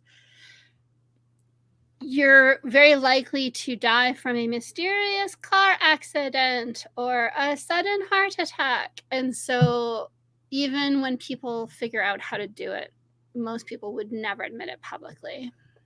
It's too dangerous because the U.S. government will take you out. And I know I sound, but it's true, right? Like we even have an expression for it called Pat Priced, because Pat Price was a remote viewing psychic guy and he was really good. And he did this session where he was able to get the code names of these top secret files that the US government was keeping in this vault. And he did it to show that he could. And then a couple of weeks later, he was found dead in a Vegas hotel room. And so what were the CIA's intentions for using it? Was it to get any like other governments' buildings or like some terrorist groups hideout, or what was the intentions for the CIA to begin with? It was two things. One, it was really they wanted to be able to remote view, like, let's say a Russian base before invading it, so that they would know where the people are, where the guns are, so that they would have more success. And they wanted to also remote view some of the secrets that the Russians were keeping and things like that. But they didn't want to train their remote viewers well enough that their own remote viewers could remote view their secrets. So there was always this fight. We want to train them to tell us the secrets from the Russians, but we don't want them to be good enough that they can see our secrets. So we want them to be able to tell us where the guns are in a secret base from the Russians, but we don't want them to be able to read the code name on the secret file, because then they'll be able to read our own, right? So that's why the funding was always precarious, and that's why there's so much disinformation about it. Right. And when did they stop the program? Like, what and why did they stop it? So officially they stopped it, I think it was in the 80s, where the government stopped funding it, but that's not actually true. They just changed the name and changed the department. And rather than training the normal military guys that they had been training, they started only training like the secret ops guys. And so from the public perspective, the government stopped funding it in the 80s. But the true story is that the government still uses remote viewers. And if you're a good remote viewer, you can still get government contracts. Do you think that the movie X-Men was like a sort of analogy? So these freaky people being kept in some kind of institution and like to practice their skills, kind of thing. Kind of X-Men, that they're all kept in this sort of like building with it, like a leader. And do you think that was something to do with that? Like it was like a analogy that there's people out there with these freakish powers. They need to be contained within and kept away from the public because they're dangerous. Kind of thing, because they're like mutants. I think in the US, they just kill people that they think will be able to get their secrets. If they don't think they can use you, they'll just get rid of you. But I think in China, I know in China, what they do is they take kids and they train kids to do these things, because in China, they're better able to control their population, lower testosterone, higher impulse inhibition stuff. So China uses kids. No one really knows as much about how the Russians are doing it. But the US can't. The US, they don't have as much control, right, over even their own personnel, right? You get whistleblowers in the US military all the time. So they can't get away with doing stuff like that. So I don't think they try to. And here's the crazy part. There are, other than redheads and Celtic peoples, there are two other groups that do a lot better, have more natural ability. People who have had a near-death experience, or it seems like there's a correlation with being struck by lightning or electrocuted. There seems to be something with that. And then the other group is people who have had extreme trauma in childhood, so that their survival instinct or something maybe woke up whatever genes you have to flip on to have more psi ability. So if you put a child through extreme trauma, they're more likely to turn on the genes for psi ability. So they make better remote viewers. They make better psychics. So that's why, like in Europe, you hear about like all the, the evil things that they do to kids in the really rich families and the elites. And some of that, from what I understand, I could be wrong. From what I understand, every generation, they take one child from the noble families and they break that child so that child can help see the future, help predict things, help manipulate reality for the benefit of the family. And so they will, so they'll break one child per generation to use that child as Has there ever been has there ever been any massive event that was foreseen by a remote viewer and it's on record for it, like for example, like 9/11 or something massive? Was there anything like a remote viewer seen and it's been recorded? Like, so what evidences? Like, no evidences, but what can support this remote viewing? Like, what things have they done to support your belief that does work? Well, my belief comes from me doing it myself, and I don't think anyone should ever take someone else's word for it. Don't look at proof on the internet. Don't look at video, right? Like, I think just try it. And when you see it work, you know it works. And it's easy to try. So, like, to me, that's the way to figure out if it's true or not. You just do it. And when you see that it works, it changes your whole understanding of reality. But in terms of evidence, so like, there's a YouTube channel called Crypto Viewing, and they do monthly predictions of what might happen this coming month, and then they show their hits for what they predicted and what actually happened. And they're an amazing group. And What was that name? Crypto Viewing.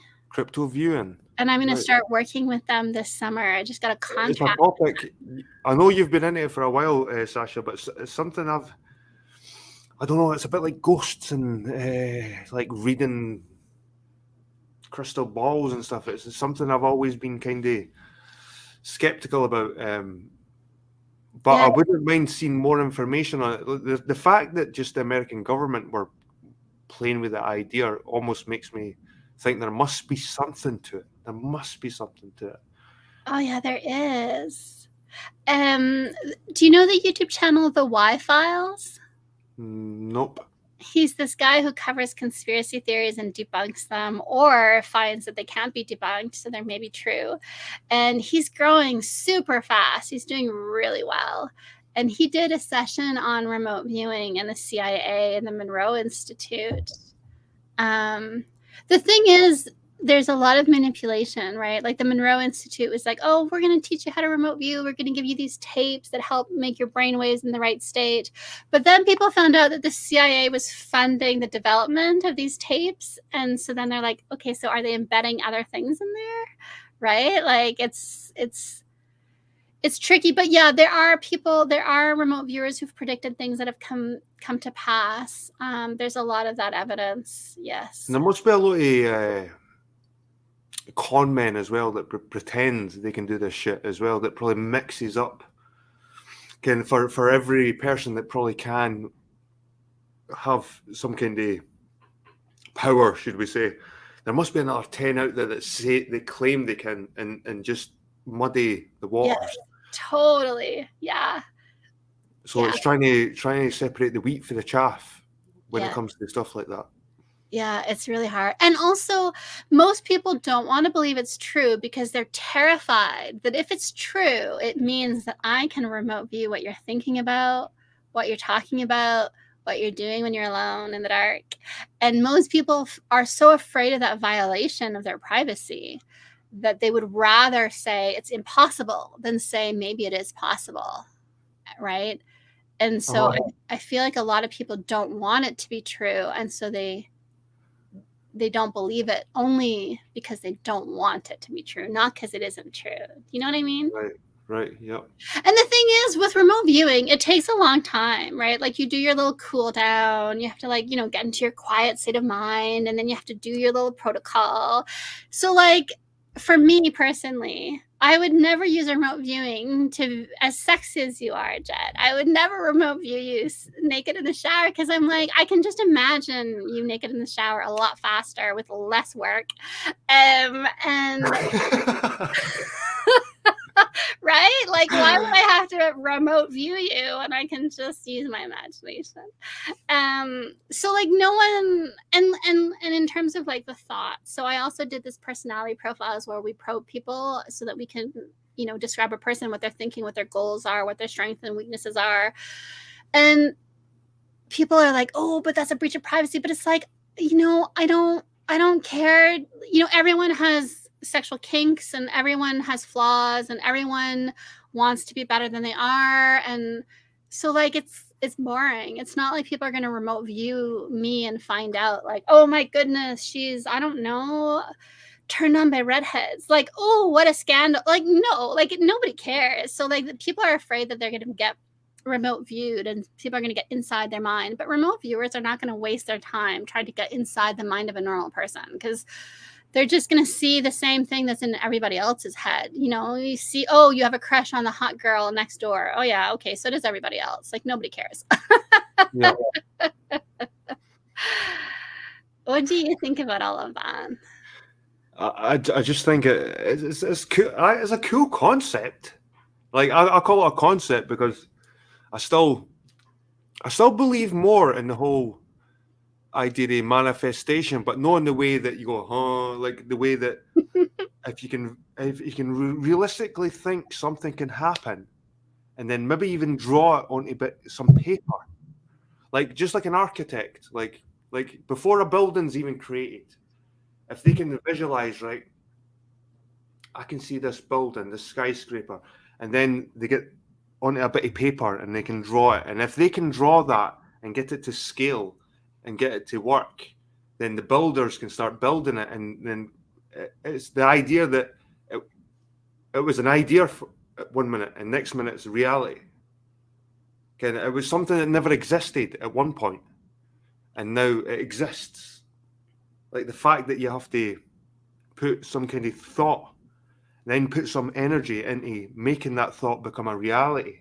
And there's something also about writing it down, because there's something with remote viewing, and the occultists have that same knowledge. And I like that you are able to intuit it because of your own psi ability. That there is something strange about writing it down that seems to reality sees it as more real, or reality responds to it maybe more strongly, maybe because you're focused. I don't know. The intention part. Yeah. Like you were talking about intention, I think that comes with the planning, like the writing or the drawing. I think that's now you're starting the intention. If you never done that, it would never happened. Yes.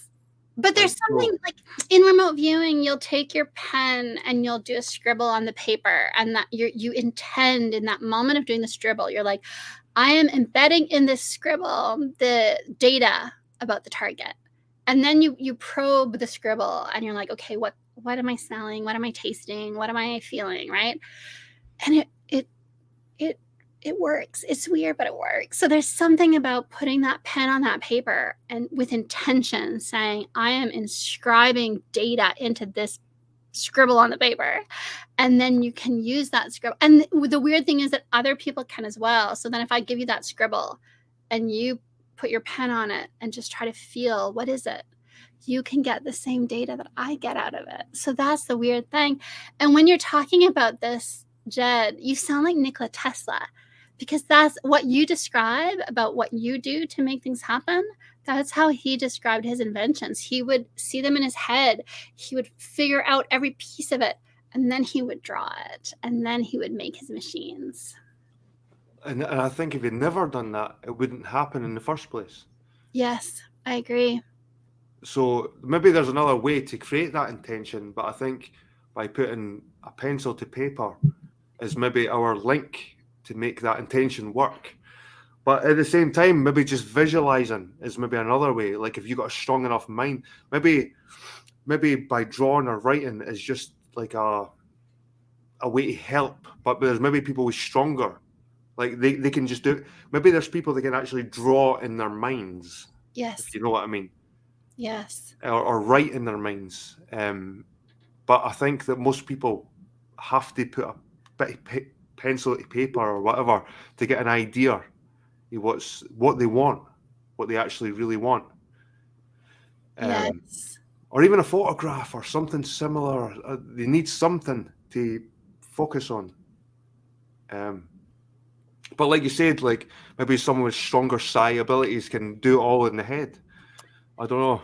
Yes, some people can. And there are two things. There's your natural raw ability, in the same way that like some people just run faster than others. They have faster neurons, or their muscles respond faster to the brain signal. I don't know, but right, like some people are more musical. They play the piano better with the same amount of training. They just have a talent for it. And it's the same with psi ability. Some people just have more talent for it. And then if you take those people and then they practice it and they meditate to develop their intention and their focus, they can become really powerful and do amazing things, and things like remote healing, or things like just all kinds of amazing things. Remote healing. Could you? Well, so I remember had some remote healing. So, you know, with fibromyalgia, I have excruciating pain on a regular basis, but I never take painkillers anymore. I haven't for years. But I had this pain that was so intense that I actually started taking painkillers. It has to be really off the chart of pain for me to do that. And someone just healed it using intention. Hello, visitor. Oh, really? This is epic. Hello, Epic, who's been electrocuted. Do you have psi abilities as a consequence, as a result? No, I don't think so.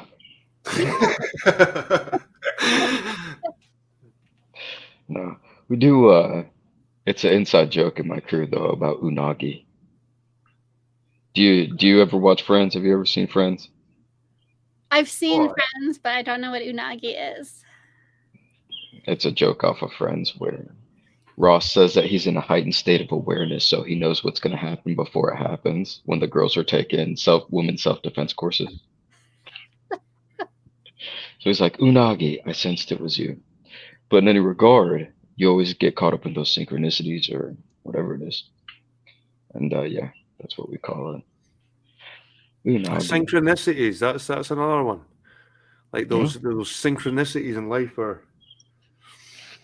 So we're doing some potentially some big changes.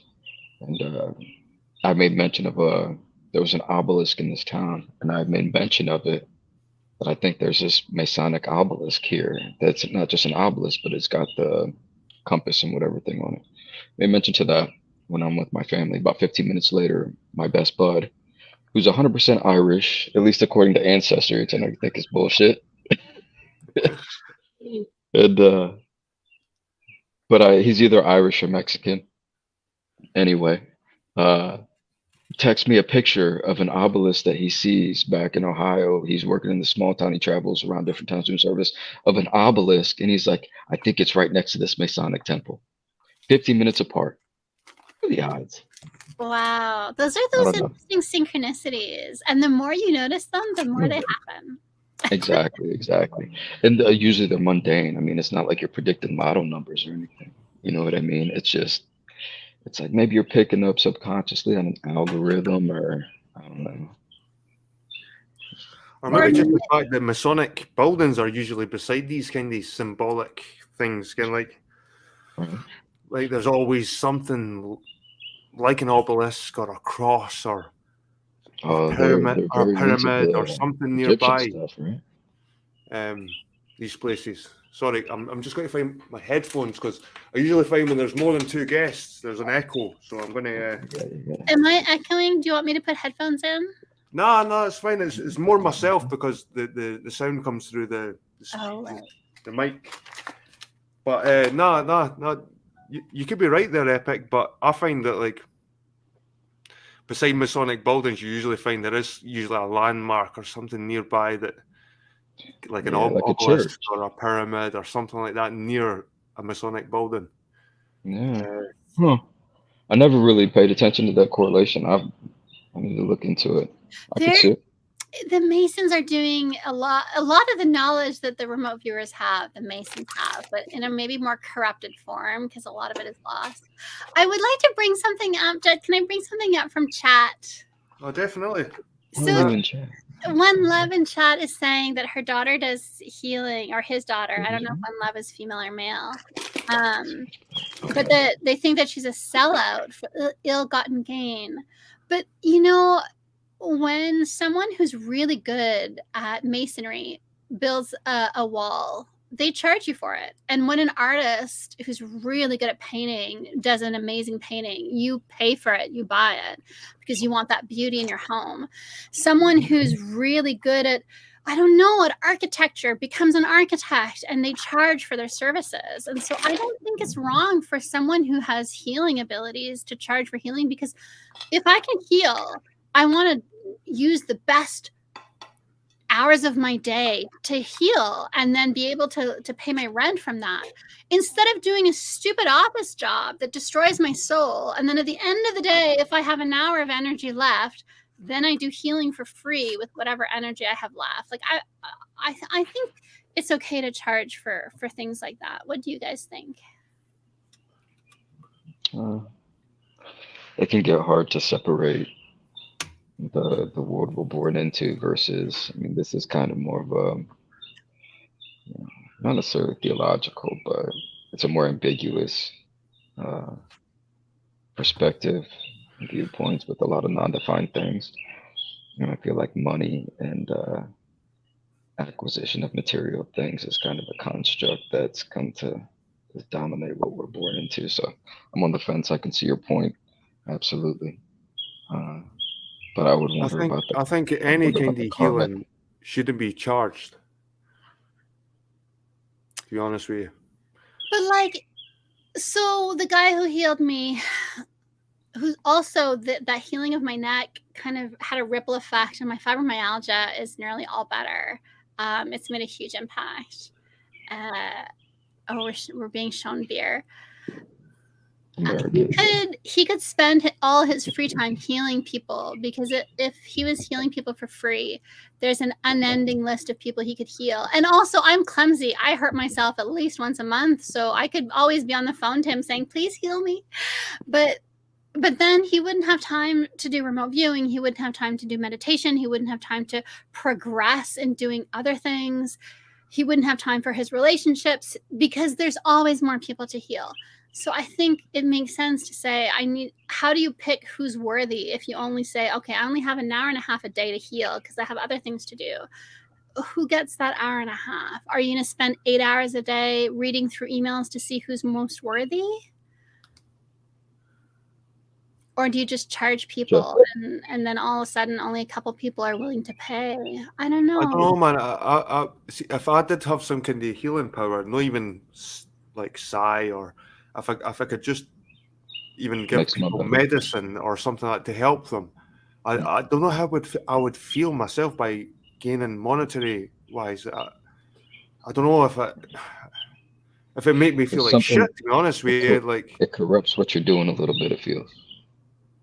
Exactly. And maybe because you are charging a monetary thing, you would. To me, it would be like stopping to, like, if you saw an accident and you're the first one there, right? Car's on fire. Do you send the people a bill afterwards for pulling them out? Exactly. Well, no, you wouldn't in that case. But I think. But the courage and bravery, right? Some people do sign up to do that all the time. I don't know. It's just one of those things. Like I said, I could see both ways. But. Like, there's so many things to spend your time on. How do you choose what to do? And then it would be a calling, wouldn't it? Yeah, but you have to pay your rent. So like, you can't be homeless because you're healing someone all day, every day, right? Like, how do you? Well, John the Baptist was supposed to be one of the most hardcore in any culture. If you look at the most hardcore of the religious practitioners, they're usually some loner on a mountain somewhere, but they're definitely not kings. You know, they're not no, they seem to be consumed with what they're doing. A lot of poor people tell me how rich people are evil and corrupt and poor people are so noble and kind. But I've lived among rich people and poor people. And what I found was there are some poor people who are jerks, liars, connivers. They'll screw you over. And there's some rich people who are actually really sweet. I know a lot of them. Like, the world is nice to them, so they're nice to the world. So like, I think poor people tell each other we're better because we're poor, but I don't think it's true. I think that in every strata, there are some people that are nice and there are some people who are jerks. And I don't know that it has to do with how much money they have. I don't know. So where does money come from? Money, I like the idea that when I'm young and strong and healthy, I can work and put money aside. And so then later, Where does it come from? It comes from the idea that we will agree that something has value that's exchangeable for goods, so that if none of my neighbors like me and Jed, let's say, because they think we're too weird, we ask too many questions, they don't want to barter with us, or we both get sick and we're not able to work anymore, we're not able to contribute to the community, we're not able to grow our own food, rather than starving to death, we have money, and so we can just use the money to buy stuff. The money that we made when we were not sick, the money that we made when we were strong and young, you can use that later when you're sick, and that's why it's useful. I think money is useful, but when it comes to like healing, helping people, like just to help your fellow human, I think to charge or to gain any monetary factor out of it is, I don't know, it doesn't sit right with me, doesn't it? But can you charge for art? Can you charge for beauty? Can you charge for songs that you make? Can you charge for music that you make? Can you are you only allowed to charge for the things that you do that are ugly and horrible, or like, I don't know. Well, like Epic was saying, where does money come from? Money's part of this system. Again, we aren't supposed to use money. As a human race, we aren't supposed to use money. No, I would disagree, because if your wife is pregnant and you die, if the neighbors don't like her because she believes something that they don't, let's say you live in a Christian community and let's say you're not Christian, or the opposite, you're a Christian and your neighbors are Muslims, and you die and your wife, 8 months pregnant, how does she get food? If all she has is what she can barter, or all she has is the pity of her neighbors, how will she survive? Whereas if you have money, then you could have been making money while you're strong and healthy and alive and put that in a savings account. And if you die, she can go into that savings account and take some of that money and buy the food that she needs, right? That's why humans need money, because it means that then we're not slaves of our neighbors. I don't have to exchange sex with my neighbor who has food if I'm too sick to work. I can just go and get money that I made when I was not sick and buy bread. I don't have to exchange my body for it. And I think that's the thing. Men get sick and old and weak and frail, and then they can't work when they're old and frail. And women get pregnant, or right, and then they can't work. So money frees us from having to be likable, I think, to our neighbors. So just imagine a world without money then. Just imagine a world without money. Just say money wasn't ever a thing. Just say we never actually. That would be so horrible, because I would have to pretend that I believe. But surely we existed without it at one point. Well, that's exactly it. But then I would have to pretend that I believe that the baker is sexy and flirt with him because he'll only give me bread if he thinks that I think he's hot. Or why wouldn't you make your own bread? Because I am allergic to wheat, and I'm allergic, right? So I'm allergic to grasses, and I'm allergic to pollen, so I can't make my own bread. And so then you probably shouldn't eat bread. And what if I'm sick, or what if I'm pregnant, or what if I'm weak, or what if, what if I might. And culturally, it's always been handled even before money. Yeah, but it was handled by the fact that you had to have a lot of community take care of you, and you had to a community, which means that where if my everyone neighbors contributed something. But that means that if my neighbors think we should replace white people by non-white people, I have to go along with that because I need their goodwill, because I need them to trade with me when I'm sick. What would make them think that to begin with? Do you know where that came from? That came from money. Crazy. That came from money. No, in history that didn't exist. It didn't exist until the 1600s. The white and black people. And it was because that they were breeding. An Irish slave cost 10 cents and a black slave cost $1. Okay, so I'm So just the gonna. plantation owners would be able to get their 10-cent slave. You'd only have to buy one black slave, and then they'd make a bunch of mulattoes. At the time, the Irish are malnutritioned rather, and the Africans came from a subtropical area, and they actually tried to kill Irish by sending them to the most tropical areas from Virginia on down to work in tobacco fields, hoping that they would die. That's So factual. if you put baby chicks, if you go to a farm and take the baby chicks and you put the yellow baby chicks in with like the russet brown baby chicks, Hmm. and then you put food, and someone did this. There's a YouTube video about it. You can Hmm. find on YouTube. And you put food in there. All the little Hmm. yellow baby chicks will go with the yellow baby chicks and eat, and all the brown and russet little baby chicks, they'll all group together and go eat. They don't Are you saying that nature's racist? Yeah, I'm saying that if you look at the animal kingdom, what you'll find is that animals tend to stick to the animals that That's look funny. like That's them. what Muhammad Ali said to support segregation in America. Yeah. He Yeah, was like, bluebirds flock with bluebirds, that's right? actually And true. I don't believe that because I'm smarter than a bird. And Yeah. historically, that was never an issue. And if you look at historically, wherever people are intermingled until a certain group of people, there was only one warring group of people, the ones who dominated the horse. And that's when we start seeing the first evidence of large scale warfare. No, You can that's look it up. sorry, but no, that's incorrect. And also, the idea that it has to do with color is kind of wrong. What it has to do with is that different people, different groups, develop different cultural values that help them survive in their conditions they're in. But I'm talking historically. I'm not talking ambiguous. No. Historically, factual. No, so am I. So, for example, China had emperors, and emperors ruled over huge tracts of land in China. So, in order to rule over that many people, what they would do is they would kill anyone who showed any sign of rebellion or revolt. And what they ended up doing is they killed all the high testosterone men who were more likely to start fighting against the government armies. So And money what stopped all these happened bad things from happening?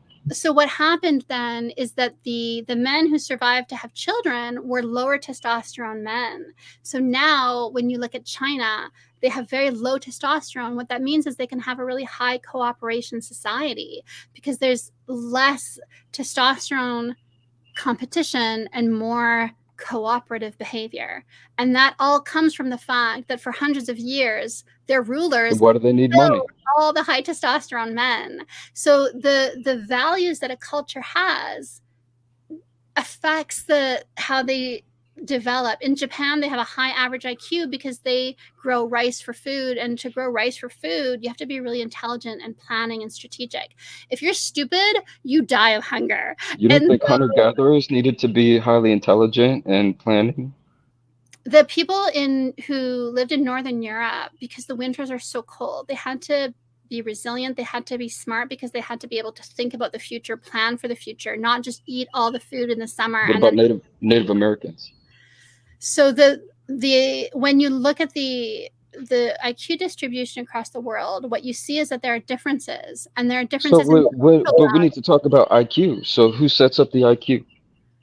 It doesn't matter who sets it up. What matters So each culture sets their own IQ standards? No, what matters is that different groups of people are different. They have different testosterone levels. They have different intelligence levels. They have different cooperative ability. They have different. Turn back to money. And so there also are visual differences in skin color. And so when you put together people who are very different, it's harder for them to all agree on the same goals and the same way of reaching those goals. If you have high people like Japanese people who are very good at impulse control, and then you put them with really low impulse control people, can I interject? Can I interject? Yeah. What did science just come out and say about humans and Neanderthals? That they interbred. Almost immediately, right? Yeah. That's pretty different. Why is that different? They're different species, let alone colors. Yeah. But I don't understand what that point is. The fact that they interbred doesn't mean that they built communities together. It just meant that there was sex between the groups. There's no evidence that the humans and the Neanderthals lived together in communities. There's just evidence that some Neanderthal men had sex with some human women and vice versa, right? And Jed, what do you think? We're getting into controversial stuff. I shouldn't be saying any of this. I'm clearly not in the right mode of thinking to be talking in I public. don't know. It's just when you said the Chinese are like low testosterone, and they knew that these men were low test. How do you know, like back then, like if you No, were no, no. high or low Today, testosterone? today, when you test men, you can see that China has a lower average level of testosterone in its men. Could that not just be a dietary thing? Like, it could be a dietary thing, it could be a behavioral thing, but then, right, and Arab men tend to have a very high average testosterone level, right? So those are the kind of two extremes. it's not driven by females in a way. Like, no, because high testosterone men can, well, not nowadays, but let's say in the past, if you're a really high testosterone man, you can rape a woman and get her pregnant. So women have some power to choose nicer men, and that makes the children nicer with nicer genes. But some men rape women and get them pregnant, right? no, but would it, like back in the day before money or anything like that, like wouldn't the female choose the high testosterone male to reproduce with because he's the man that will fight to protect the family? To Not if he has low impulse control and he beats her when he's angry. But some women will take a beating just to be protected. Maybe he shakes the baby because he's doesn't have good impulse control, and then the babies die anyway. So then you don't have that genetic. But I'm saying maybe male, like the males that are low in testosterone don't get bred with because the females are picking the higher testosterone men. So my point is that maybe the whole testosterone thing is maybe being driven by the fact that what the females are wanting. Yeah, but females want good genetics for the baby. Nowadays, females want to be comfortable. They want money. They want security. They want this. But if you go back far enough, they just want a guy who could probably beast it up, like mess up the next guy, protect the family. But they also want a guy who won't accidentally kill the babies when the babies are too annoying. No, but that didn't happen though.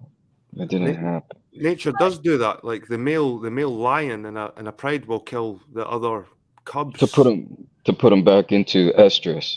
And cats will do the same. Male cats. But that's it. We've been this smart for a long time that we could develop cultural norms that are a little bit more nuanced than animals. Well, the funny thing predicating it, I mean, you'd have to go back about 1 million years to get this type of behavior just based on your hormonal levels. We still have rape, and we still have child. Do you know that a child? You predicated as the norm, or like some a child it's some replacement, not replacement, since it would some precursor to money. Yeah, but like a child is most likely to be abused by their stepfather.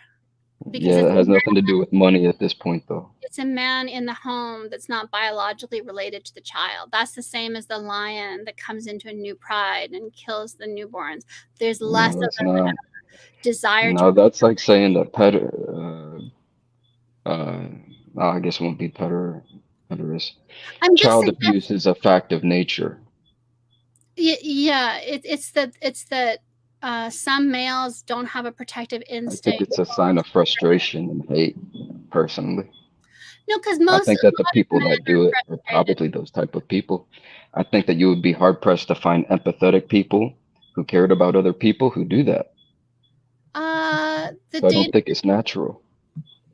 Well, so you think it's circumstantial on a personality, unless you're saying that if you have a high testosterone that you're gonna abuse children. So you think that we're angels, and just because of money, people behave in all these horrible ways? I don't think that's true. I didn't say that. I'm trying to understand what you're saying. We were talking about money, and now you're talking about high testosterone. Yeah, because people abusing children. What I'm saying is that money is a good thing because it frees us from reliance on people in ways. But you have to acknowledge it's a contract. So just like a lot of people would probably think guns are a good thing, it would probably depend on who's shooting it, right? So what I'm saying is that the people with the most guns, as it were, or the most money, are generally not very nice. That's what I'm saying. I don't think that's true. I've met a lot of really not nice people who were poor. I They don't. had no money and I they were didn't. they were But not saying nice. one doesn't mean the other. Saying that I think that majority of the money is held by a group of people who are not very nice isn't the same as saying that there are no bad people who are poor. It's No, not but the I'm same thing. saying the majority of people who don't hold the money are also not nice. Yeah, but we've agreed on the societal contract of money to So what get I'm things saying is done, is my that point. I'm saying So that the that poor contract that you live in wanted so you don't have to sleep with the baker has been manipulated to a point at this point where they use it for very concise, peculiar power gains. To your own point, they're into very no, I think that peculiar things, right? Were you talking about no, but was I'm it saying you or Sonia? poor people also play games of power. They just don't do it with money. They do I'm it not with I'm not saying violence. anything They about do poor it with people. other things, At the right? end of the day, it would be a reflection of leadership, yeah? No, Right? it's a reflection of the individual and the choices that that individual makes. I What just person? I just think it's easy for poor people to say that money is the root of all evil. But So I've you lived think that poor among people poor can people. influence the world as much as a rich person can? Yeah, because there are more of them. So they have So more. it would have to be in bulk, but a singular, you were just talking about a single individual person just a second ago though, and choices. So I'm do you think that one single individual poor person can influence the world like one single individual yes, trillionaire? yeah, because there are more of us. So every individual poor So the person. guy with the sandwich board standing on the corner in New York City telling you to watch out for Jesus, he's doing Yeah. the same amount that uh maybe Bill Gates is doing? You think that they Because both contribute the same? well, the poor man has as much Do you influence. hate poor people? The poor man has as much influence as anybody else, right? So Jed I has don't think that's factual. more influence on what So all of us say you say decide say some poor person decides everyone gets a right to own and bear arms, and there's a rich person who doesn't want it. Which one is going to win, or vice versa? Sorry, say that again. Let's talk about the right to bear arms. You think Try to answer this one one. poor person can affect as much as someone who paid for the attorney? Jed, you take One this one. second. I'd like to hear what you think. So what was the question? So the rich guy says you can't bear arms, and the poor guy says you can bear arms. Is that the question? I don't know. Yeah, I'm asking if a poor person has as much effect on politics as a rich person. It depends what position he holds within the politics, I suppose. If it's some homeless guy on the street, Discuss amongst yourselves. Give me 1 second. I'll be right back. if it's just like just say a homeless guy that has got no job, no house, you probably wouldn't have an effect on anyone, because Well, that's just the way the system is nowadays. but we walk by him and we see him and we feel empathy, and so then we demand change and we Is this say we don't want to live in a society where this poor homeless man it's this weird human condition where if you hand out free leaflets, people will take that leaflet, not even look at it, and throw it in the bin. But if you charge for that leaflet, people will want to read it for yeah, some reason. because it's seen to have value Value, like because it's got value on it, yeah. which is I it think doesn't mean it's I don't right. think It that doesn't mean it's right. corporations would waste. I don't think corporations would waste all the money on lobbyists if they could just go get some poor person to go push through whatever laws that they want. I think that there are more people than rich people, and I think poor people can influence each Sorry. other. I'm sorry. And so I think that at the end of the day, if the poor people were smarter, they would do things So differently. poor people are poor because they're dumb. We're easily What if manipulated. they were abused by one of those high testosterone guys? We're easily manipulated. And we don't have, right? Like, when I look at the people who are rich, they know what they want and they'll do anything for it. And when I look at, Is that always good? What if No. they want to have sex with you?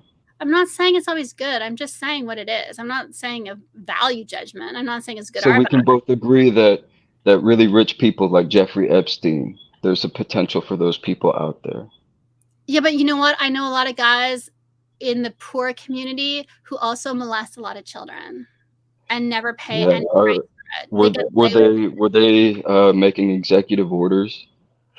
Were They they were signing off on laws for entire nations? they were You see, abusing do you see the whole importance? You can't put the kid. value on money and then take away the value of money, depending on your I know poor people. social reflection of it. I know priests in my community who abused a whole bunch of boys in my community and got away with it. So like, That, and the priest has no I don't money know at all. So like the idea what's that that mean. A that priest has no money? so the idea that the people with money are worse, I just don't see it. I've known a lot of really bad poor people. Yeah, I've known but that's bad but you're not listening to the actual statement. We're not saying all rich people are bad. We're saying that the richest people have nefarious intents. And unfortunately, when you hold the purse strings, you get to decide what people's values are if we've all agreed that those purse strings are exactly what you're going to need to survive because you won't get your bread that you're allergic to. No, but you decide what your values are. If you decide you're going to watch the Kardashians and that's going to determine your values, that's your decision. No, you just told me that you would have to sleep with the baker. If you're so stupid that you watch all the propaganda and you let that determine your values, then that's your choice. That's what you decided. And so yeah, I think that's stupid. I think it's stupid What's for that? people to let the But Kardashians you don't. their values. You think all the The rich people the that rich are there. So you think the world is better off right now than it's ever been? No, I just think that it's naive for poor people to say that the reason everything is bad is because rich people who have money are bad because they have money and we need to get No, rid of money. I think getting rid of money brings us but back those are to humanity. those are straw man arguments. You keep repeating that, but you're the only one who has said that. Yeah, I know. We should probably let Jed talk more. Sorry, Jed. Go ahead. No, I'm enjoying the conversation between you two, to be honest. Like, I'm just arguing. I don't know if I'm right or wrong. it's not an argument. It's a debate, and I'm actually enjoying it because at the end of the day, like I said, I always try and think back to when we never had money and how did we cooperate as a community without money. And it goes Right. back to the old. I like looking at the old Brown laws in Ireland, where there was like compensation, and it was to do with land and animals and food and So stuff what like that. There was no money involved, but there was something there, even if if the each guy sort of had more could more barter something booze. that they were really good at? You would probably get a lot of things where the best people are in the best position to do it, right? Like a lot of those old structures you find, Jed, Yeah. right? A lot of those old churches. Uh-huh. Can you imagine if it was like now and they just went and hired some stable boy to come in and be a laborer and do that while someone sat on their horse just telling them what to do? But no, whatever they had set up, you had the best person in the best position to accomplish those everywhere. Mm-hmm. You find them in the most remote areas, the most off-kilter areas. Are you telling me that they were just flying around in private helicopters, putting up ancient, perfect cathedrals? No. So you It's, can barter your actual trade I mean, that's probably why people's last names are associated with their trade because it actually meant something versus money. And I think that we're worse off the more predominant, and especially when money went fiat, when it was completely make believe, not backed by anything. And now you can con your way anywhere you want to go. Sky's the limit. I think I that's think the real issue. I think people were the currency back in the day. And we still are. Yep. That's how the central banks give loans to countries. That's why you get a birth certificate and a social security number because they know how much taxes that the average person is going to pay in their lifetime. Yep. And so those are the loans they make based on that. That's exactly it. No, you're right, man. You're totally right. That's Yeah. Yep. Yep. I don't think that's poor people's fault, by the way. No, it's just a system that we've been led to accept, and Exactly. we can't really see past it. Exactly. You get the guy with the biggest sword and the meanest guy to come take over the people, and then you bring in the people with the most resources and the most whatever we agreed is going to be money to lend it to them and build it the way they want. So I studied the Mayans in one of my classes on religions and ancient societies, and it was really interesting because you'd have this king this ruler, and you had the priest class, and the priest class kept saying, oh, we need to sacrifice all the people who are disagreeing with the priest class in order to please the god. No. They famously say 25,000 people volunteered to be sacrificed. People wanted to be sacrificed for their god. So I'm just going to finish my little statement. Oh, sorry about that. And then you'd have a ruler who is in his early 20s, and he would have his kids and his family around him. And then you would have some other 20-something-year-old from this nearby village that would come in, slaughter the king, slaughter his sons, his wives, his sisters, his brothers, all the lineage. And then they would set up. They would be the new ruler. And the priest class... Who are the rulers? And what are the names of these rulers? The societies would be like, oh yeah, okay. So they would establish these new, like a stele. They would basically put up structures saying, I am the new ruler, and these are my sons, and these are, so that they would establish a lineage. And then like within 7 years, some other young kid would come in and slaughter the new ruler and slaughter his sons and brothers. And it was just this continuous stupid cycle of stupidity. And I think that's why their society ended up collapsing. But it was really interesting because up until that point, I always thought the Mayans were like, oh, the Mayans, they built pyramids and they had all these mystical beliefs. But when I learned that, I realized like, no, they were just humans and they had the same stupidity. You talk to any Mayans about this? Societies, right? There's still people who speak Mayan. Do you talk to them? Yeah. Have you? Yeah. And what did they tell you about the past? Mayans were actually, there was a remarkable economic trade network, and the Mayans were actually just one of several. We only mentioned a couple, but there was actually several bands, and they experienced their 200 years of peace, actually, right up until famously, right before the Spaniards showed up in 1522. Yeah. And it was the Aztecs who caused the issues. Yeah. And it was religiously. But again, according to them, everyone volunteered to be sacrificed. You played the rubber ball game, and if you won, you got killed. I mean, talk about throwing a game, right? I'll be shooting white as shit, Jeff. Now I've seen that they've still got the pitches with the hoops with the yeah. So that's what I'm saying. A lot of people just just take things at face value, but again, we talked about that earlier. You gotta. I like from the horse's mouth. I will tell you that American anthropologists, they will tell you rule number one is never talk to the people that you're studying. Personally, I think that that's not a good way to go about things, especially since given time, usually their own people's stories end up being accurate. Yep. Look at the Haida out in Washington. I mean, they were proven archaeologically accurate just recently. One sec. Was that the Haida? The Haida Gwaii in Canada, on the west coast of Canada. Correct. They told them that they came down the Bering Ice corridor, right? And they said, no, we didn't. We were a seafaring people, and we did coastal shore hopping.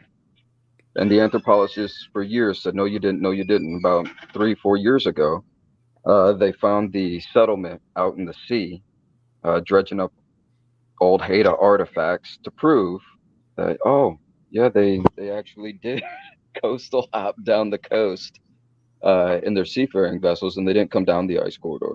The Haida people believed that and knew that about themselves. But you have to understand history, and you have to understand how you got your information. You have to understand a lot of things, and it's overwhelming.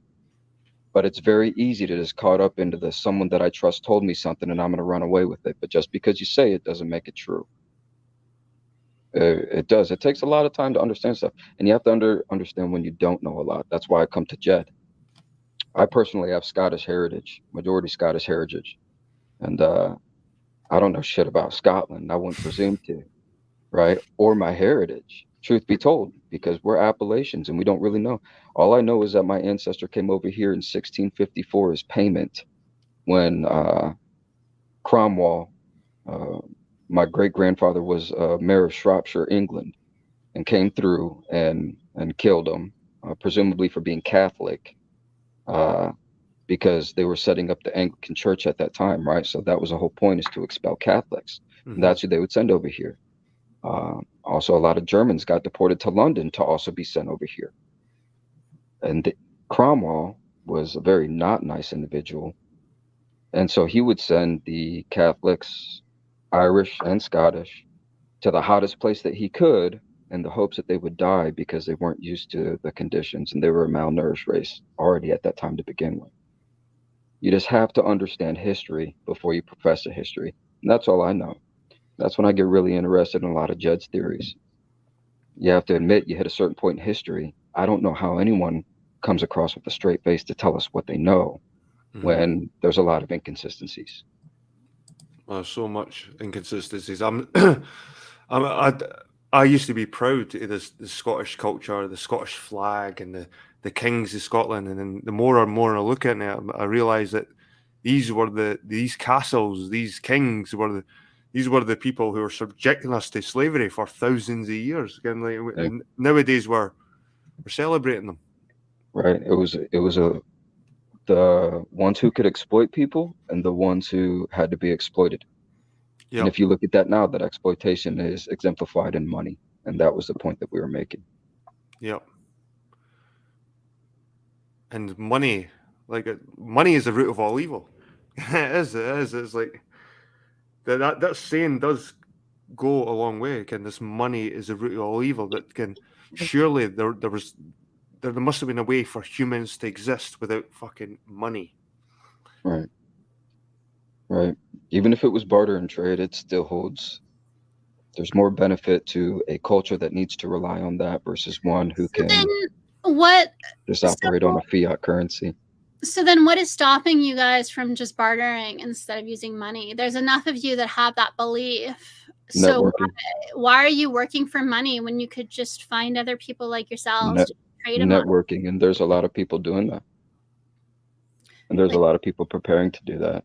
Right. Like, I just don't understand why people who are always talking about this. Well, I'm starting to grow my own food, and if I could somehow grow lots of potatoes, I can maybe share some of my potatoes and get some onions and carrots, and then maybe get some milk, and like if everybody done the same thing, and it forces you to care about what happens to that other person beyond just the money. But then you'll never have mathematicians, you'll never have physicists in your society. You'll never have what's so important about them? Well, they would have to demonstrate. Well, that's my point, Jed. You're saying that we don't need them anyway. We didn't need mathematicians. Exactly. So in your society where there's barter, there's no higher math, there's no physicists, there's no higher Why do we need math? What's no math? technology, you said that, there's no why wouldn't mathematicians exist in a bartering society? Jeff just answered the question.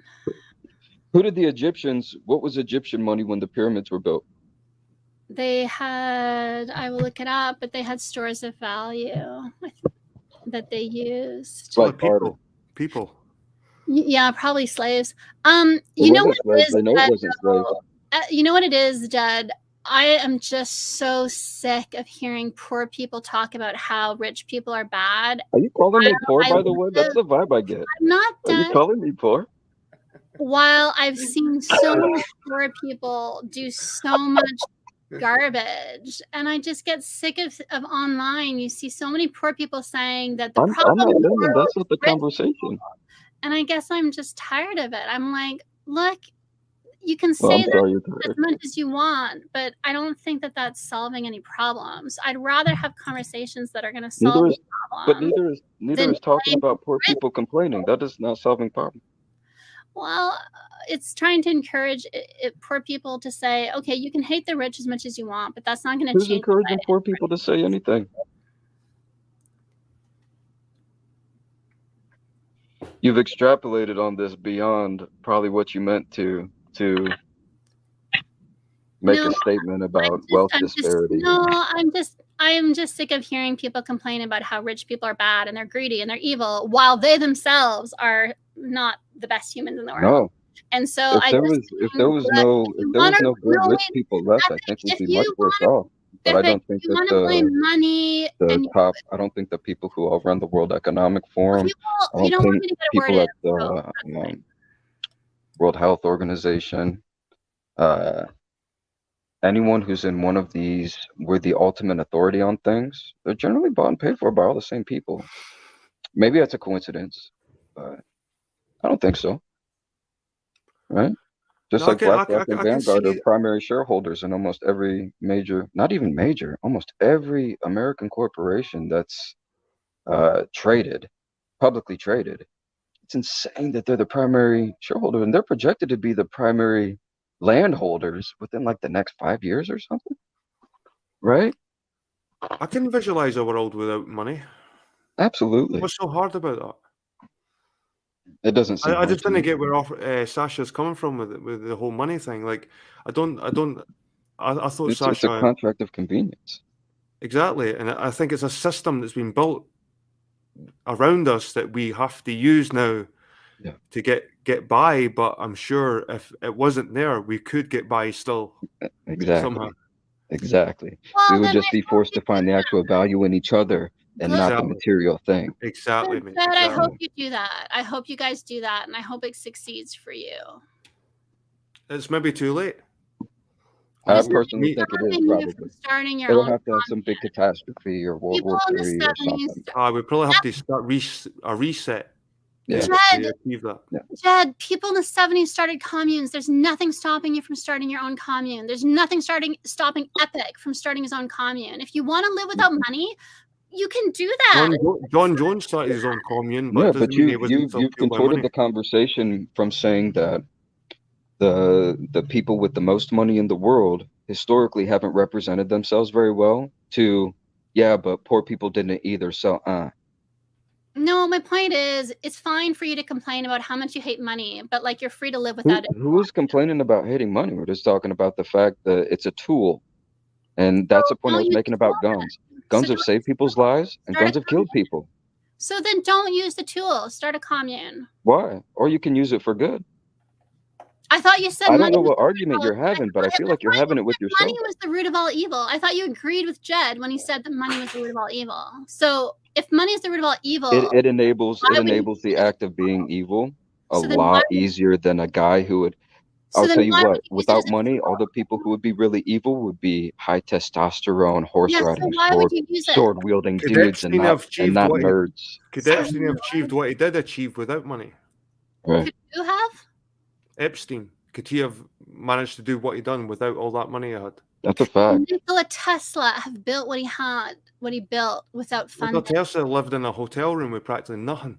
Yeah, and it was rich men who built the funding of the Wardenclyffe Tower, without which you would No, not it was Thomas Edison who stole his patents. No, JP And Morgan, JP Morgan. one of the people that bought the metal that Nikola Tesla needed to build his tower, because Nikola Tesla Where are you from? had nothing to contribute to some guy who's able to give him steel to build a tower. All he could say was, "I'll give you my He idea." didn't continue. And the steel worker was like, "I don't want your weird ideas. I want to feed my family." And Nikola Tesla says, "I have pigeons, but that's all." And the steel worker says, "I don't want to feed my children pigeons, so you have nothing of value to exchange for my steel." So then Nikola Tesla has no way of getting the steel, so he can't build his Wardenclyffe Tower. So like, I don't so what method of electricity do we use today? Scenario, right? Like, What method of electricity do we use today? It's Do because we use AC or DC? it's because Nikola Tesla was Do able. we use AC or DC? It's because Nikola Tesla was able to get money from people who were interested in his ideas and give that money to people who wanted money more than his ideas, and he could use. And what did they do? What did they do? To get the. What did they do? This is perfect, actually. I love this. What did they do? I'm not enjoying this. I don't like arguing, Jed. Every Well, time I don't like arguing either, but you're arguing with something no one It's ever not an said. argument. I don't know why you're because we're not coming up with new ideas. We're not innovating. We're not exploring new ideas. No, all we're saying is we can exist. Money is good. We can exist in a world without money. That's a simple thing. We can exist in a world without money. Okay. Okay, so we can exist in a world without money, and you guys would be happy. We have before. Yeah. Okay. We're probably successful. And it was just the people in power that created this fucking money. Okay. And they're still in power. Okay. And they've created the system. They say the Templars created the banking system back in the day. They did. That's just a fact. That's a fact. Well, there you That was go. a condition of them getting declared an order because there's a procedure for all that. Okay. And we know they You, were near you have to the know best history guys. before you talk about something. I do know history. What I'm saying is, to me, that I don't understand the value of this. Is okay. So banking is bad and money is bad, and it's the bad rich people who What create would you like to talk money about? to control us. What would you like Okay, to switch gears to? like, I'm okay with switching gears. to me, I'm like, okay, so then what does that give us? Money is bad. Rich people are bad. We Rich don't, people use we money don't to have to, control us. we don't Okay, have to continue talking about money. Well, like to your I point, know let's it's a talk debate, about something constructive. and I know maybe you think it's a discussion, but I just don't see any value in it. That's why I get frustrated because I'm like, We can agree to disagree. That's okay. It's okay, right? it's not about agreeing to disagree. It's just, to me, these kinds of debates are useless. No, that's okay. What did you want to talk about They besides aren't that? useless. These are the kind of discussions we should be speaking about. We should be wondering how to get around the system. We should be planning how we can come together as communities and help each other out without the system. This is what we should be speaking about. This is exactly what we should be speaking about. How to be independent without money. Yeah, I just don't think that that's. I just don't think that. I do think it's viable. Just like you said, people that can't do the size stuff, can't visualize and can't do this. Well, maybe you're one of these people that can't visualize a world without money. No, I am very Is grateful this that I live Sonia? in a world with money, because money allows me the freedom to not have to trade my body for goods and services when I don't have But anything haven't you else. got anything else to offer apart from your body? Not if I'm pregnant or sick or weak or old. No, if I'm sick or old or weak, I have nothing else to offer. So Maybe you maybe should it would train. force everyone to respect each other so that when you were incapacitated, that you're still cared for. You Do you can't. know that I do you know that can't train Neanderthals cared stupid for their people old and injured? to not be stupid. Neanderthals. Look, if I live Neanderthals. in a community of people who think mutilating their kids is awesome and trendy, I have to go along with that if I want them to barter with me.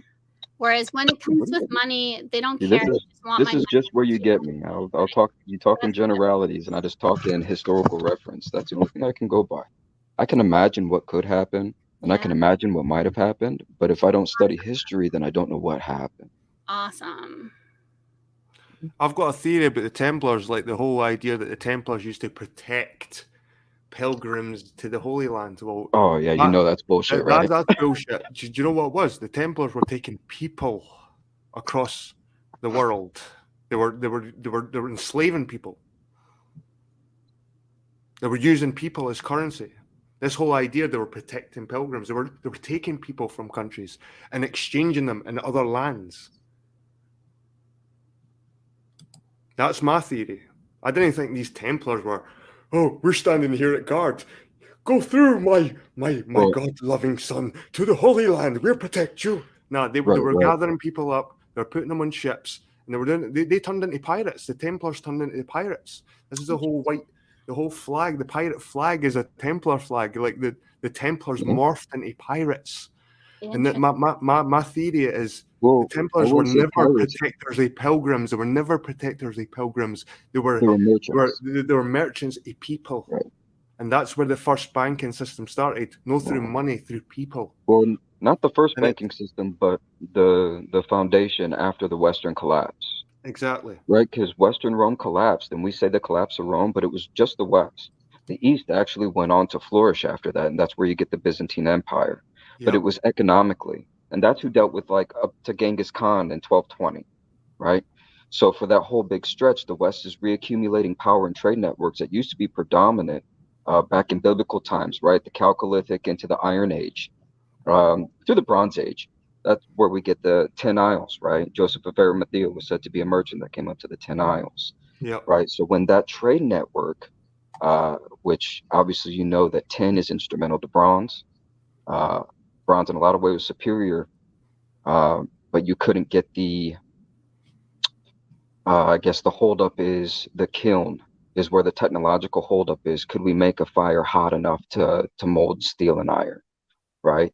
And evidently once we did that, but coincidentally that collapsed eventually, right? Because they're slow processes, but that collapsed the Western trade, right? Once they conquered all the Gaelic peoples, you need people to sell. That's America to China Exactly. today. Exactly. And this whole idea the Templars were Scottish. The Templars were in Scotland because they were setting up buildings and taking people. They were taking the Scots, they were taking the Irish, and they were taking them abroad. Well, And they were that's what I'm exchanging them fascinated as with. slaves. Irish seems like it would have been some like the New York of the ancient times, Mhm. right? Oh, Ireland was a slave trade Eh, port. yeah, exactly. That's why they said it wasn't settled, because it was probably ran by sea merchants.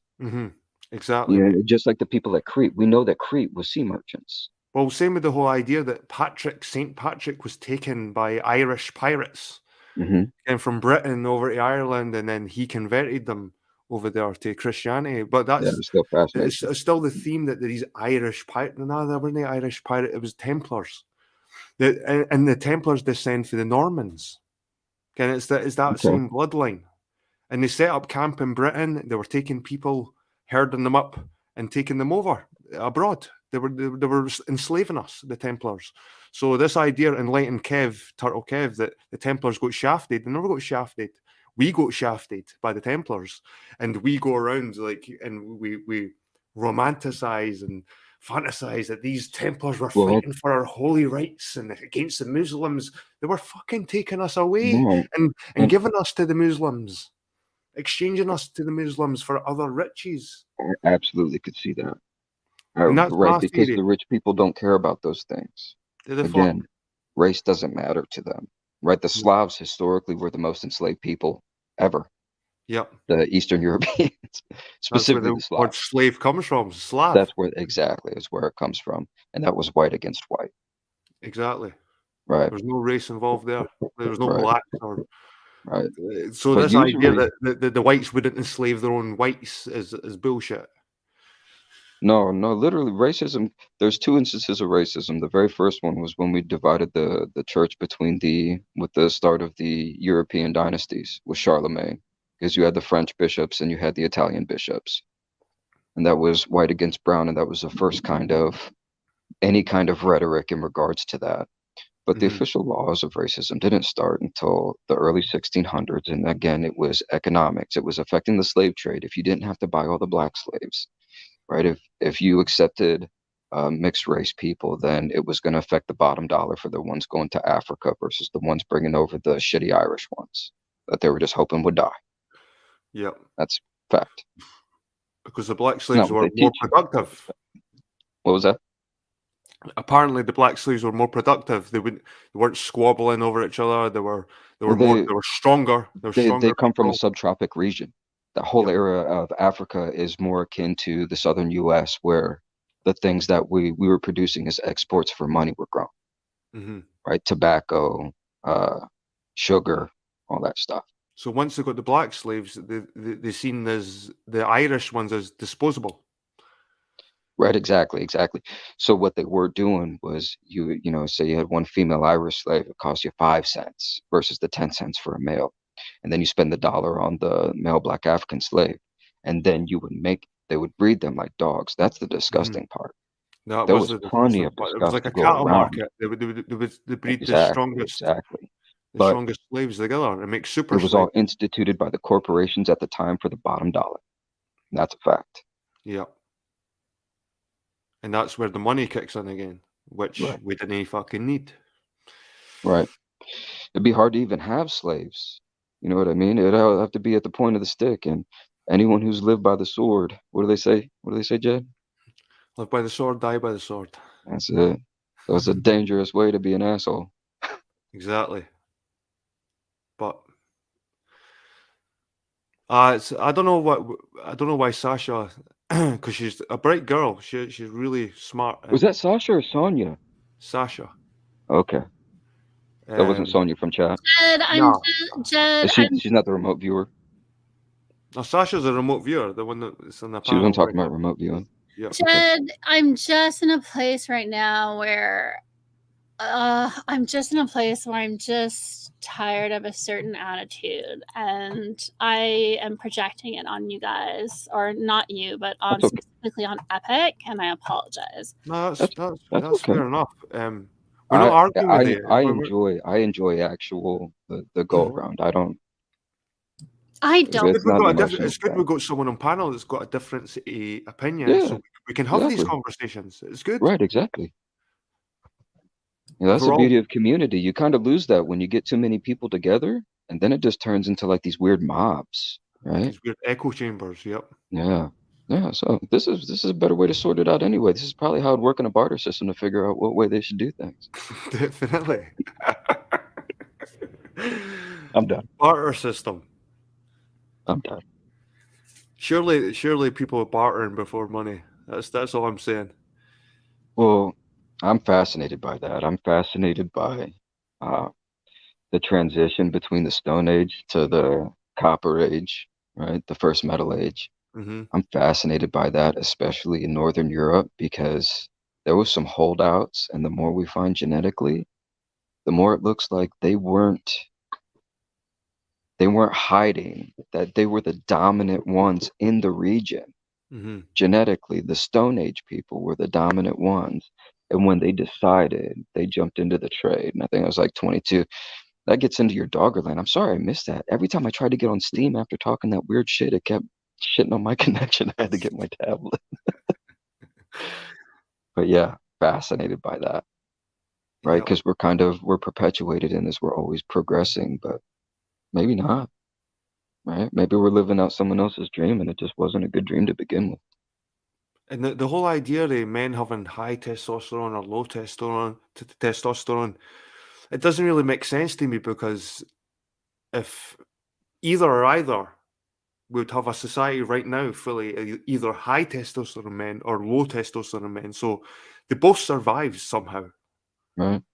So But you whether can just look at other cultures. Sometimes you get wrapped up in things, and within your culture, you can see it making sense. But if you were to apply it, like, say, the Australian Aborigines, it probably wouldn't make a lot of sense. They didn't have the same exterior influences, Mhm. right? Do you know what Cook said about the Aborigines when he showed up in Australia in the 1500s? He said they make great. They're nice people. They make great slaves or something, something like that. Was it something like that? Like, oh no, His people were enamored with the fact that they didn't have shit, that every one of them to a person seemed so happy. yeah. That's fascinating. And they make good slaves, good Yeah, probably loyal that too. slaves. Yeah, I know, but like dogs are happy, but I don't want to be a dog. I guess Well, you were that's why comparing us to chickens earlier, saying we should separate ourselves because yellow chickens and white chickens go together. I wasn't saying So we I'd should. rather be a dog than a chicken. I wasn't saying we should. I was pointing out that in nature, that's a consequence of animalistic instincts and urges. I didn't say we should or shouldn't. I was just pointing out that it's something observed in the natural world. That's all. But it's just like if all females went with men with large penises, and that was it, is that the female only chose that man with a large penis, we'd have a society just guys with large penises. Yes, You know that's what? So obviously we Have you don't. seen the most recent studies on hunter-gatherer societies that they've discovered? What was I mean, that? just within the past 6 months. No, Sasha, no. have you seen it? Sasha? Sorry, what have I seen? What? The newest studies released on hunter-gatherer societies. Which one? Any of them. Stone Age, hunter-gatherers. So before we had the agriculturalists, we had the Stone Age. The Proto-Indo-Europeans that we descend from are one of the agriculturalists, as it were, and we did take the horse and we kind of sped things up. But before then, it was all hunter-gatherers.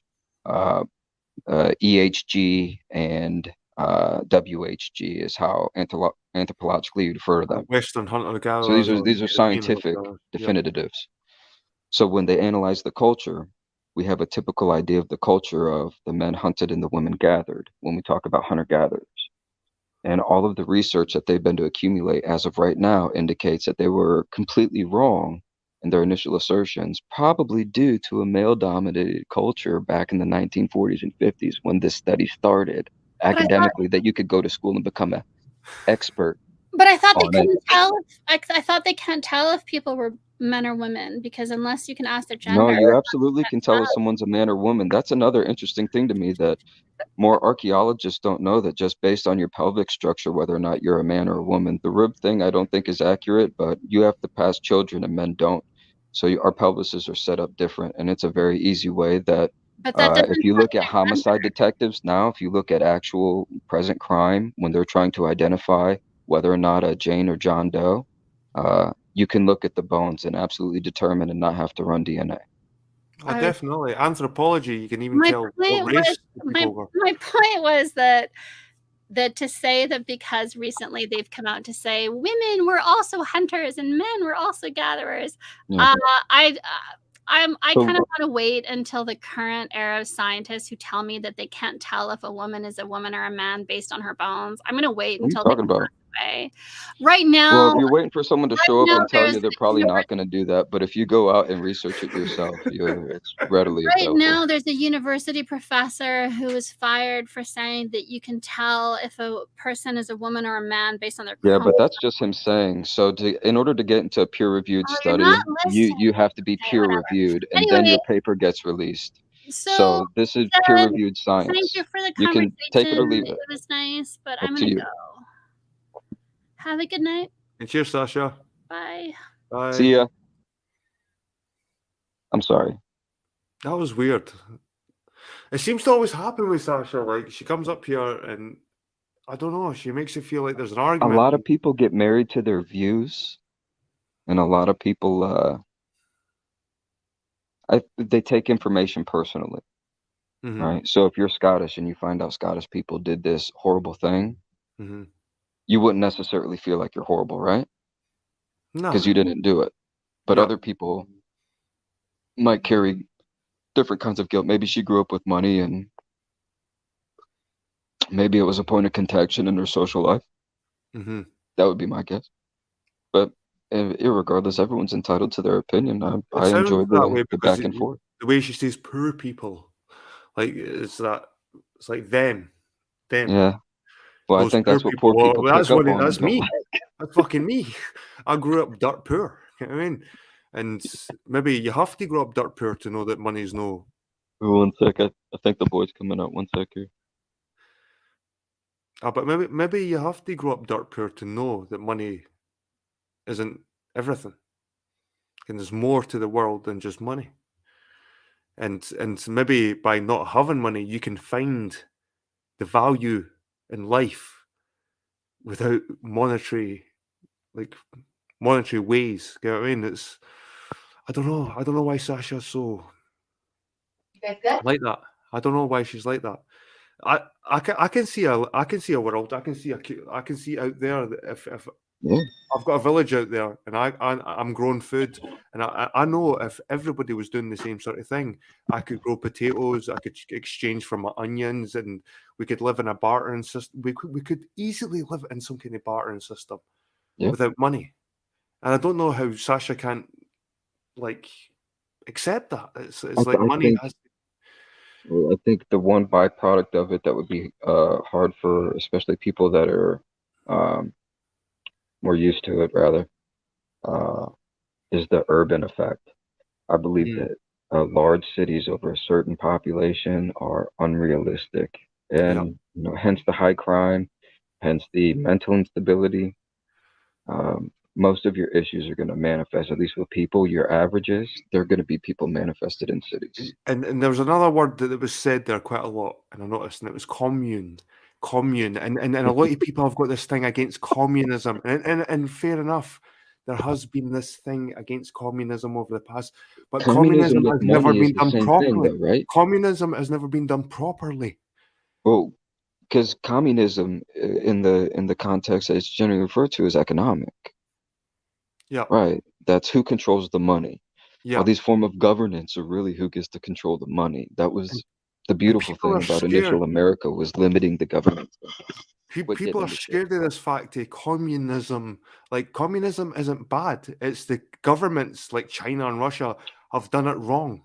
You could honestly have a hybrid republic, with if your average community was more like a commune, then that would make a whole nation. The Scythian nation, honestly. You're familiar with the Scythians? You The should, Scythians, right? They aye, always talk aye. about them with the Scottish. Yep, yep. Right. That's pretty much what they were, and they were unconquerable even by Alexander the Great. He crosses into Persia, he shoots north, runs into some Scythians, and goes, you know what? I don't need that smoke. Mm-hmm, They're like, you pay us enough, we'll come ride for you. And he's like, done, mm-hmm. right? And then they chased Darius all through India. But some of the most successful, not necessarily kingdoms, but empires throughout history were exactly that, roaming nomads, communists. Yep. They And just stole probably shit from most of the other world. people and sold it Most to of the world people. were probably communists. Just community. Commune just means community. You're working within a community. And Right. And anywhere you go, the you thing about got the the, capitalists is they hate communists. uh, again, there's a difference between societal and how we organize, and then economic, how they mean to. Exactly. And in a Exactly. capitalist society, the corporations get to write the bills that they deliver to the representatives and then pay them money to say vote yes or no. And if you Mm-hmm. want more campaign money, you better vote what's friendly for us. They will have Yep. also paid for the companies who did the independent study that they're giving to the people to tell them how to vote. And then communism is the government controlling things. Interesting point. TikTok is amazing. If you're not on it, Jed, get on it, get on it, No, get on it. I've Dude, never it's been on it because amazing. of the whole China thing. Dude, your own country watches you more than them, and what the fuck does China give about some Scotsman around fucking Edinburgh? You ain't breaking national security, but there's a lot of good information on there. And there was a guy from China. He probably wasn't in China, if I bet to guess, but there's a guy from China, clearly. And he was like, you guys are stupid for buying into this propaganda about BRICS and the Chinese yen's going to become the dominant currency and this, that, and the other. He said, no, that most of the billionaires in China, they have laws on their currency exchange and what they can hold. So all the richest people in China, the most they can ever convert to any other currency a year is 10%, which keeps, or might even have a flat cap, but I'm pretty sure he said 10%, which means that they have to keep their money inside their own country to develop their own country.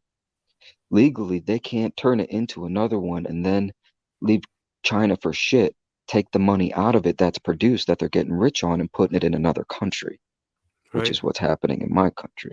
Uh-huh. So Right. it's Right. I never knew, fascinating. The I yen never really knew couldn't that. take over because Mm-hmm. that would mean that that communist government would then lose control of the billionaires who would have actual influence. Say those billionaires want to influence an exterior power to go apply military pressure on China because of something they don't like.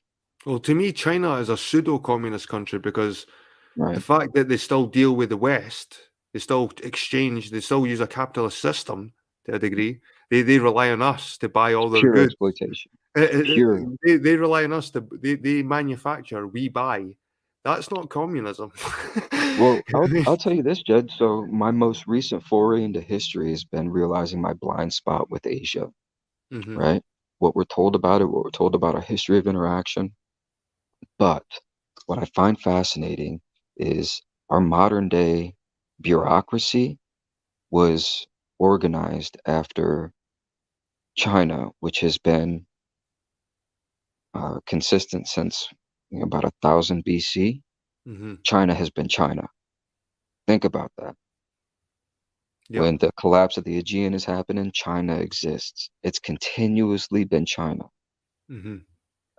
And they've fundamentally how they started about the same time that Egypt was falling from favor and before geometry and everything and Archimedes and all these people before that, China exists. Hmm. And it's the same system that they use today.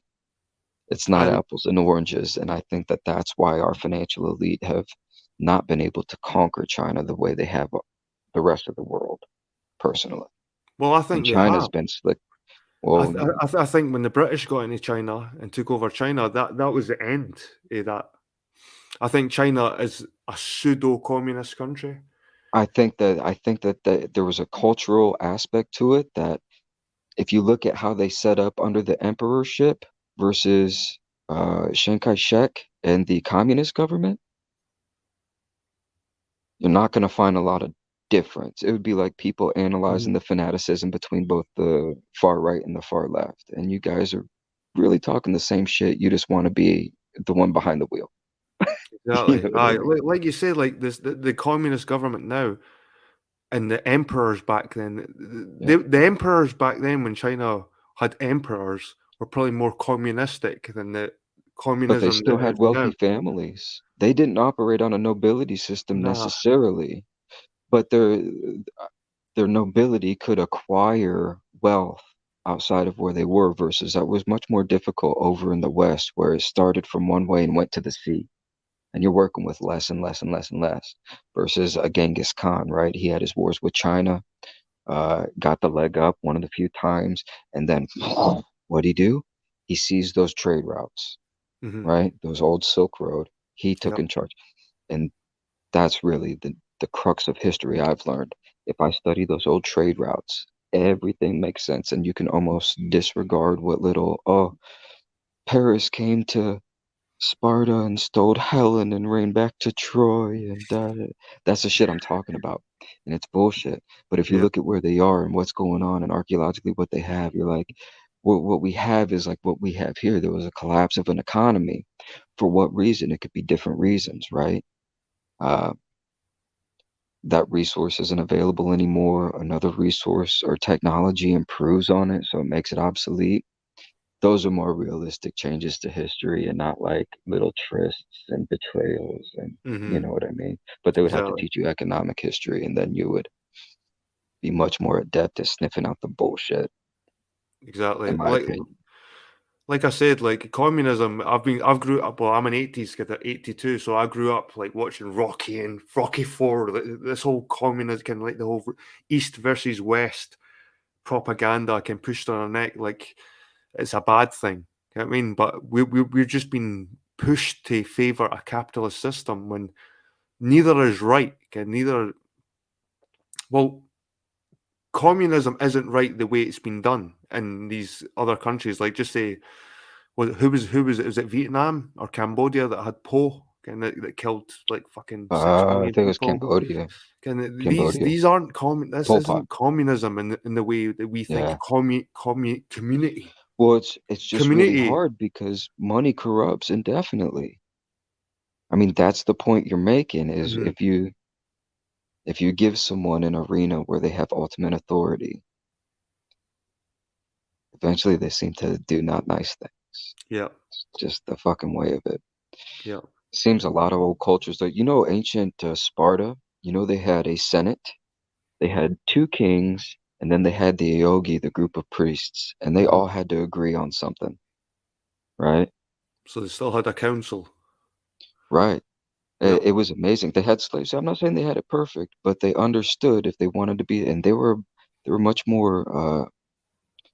They need the result of something to do the thing, Right. right?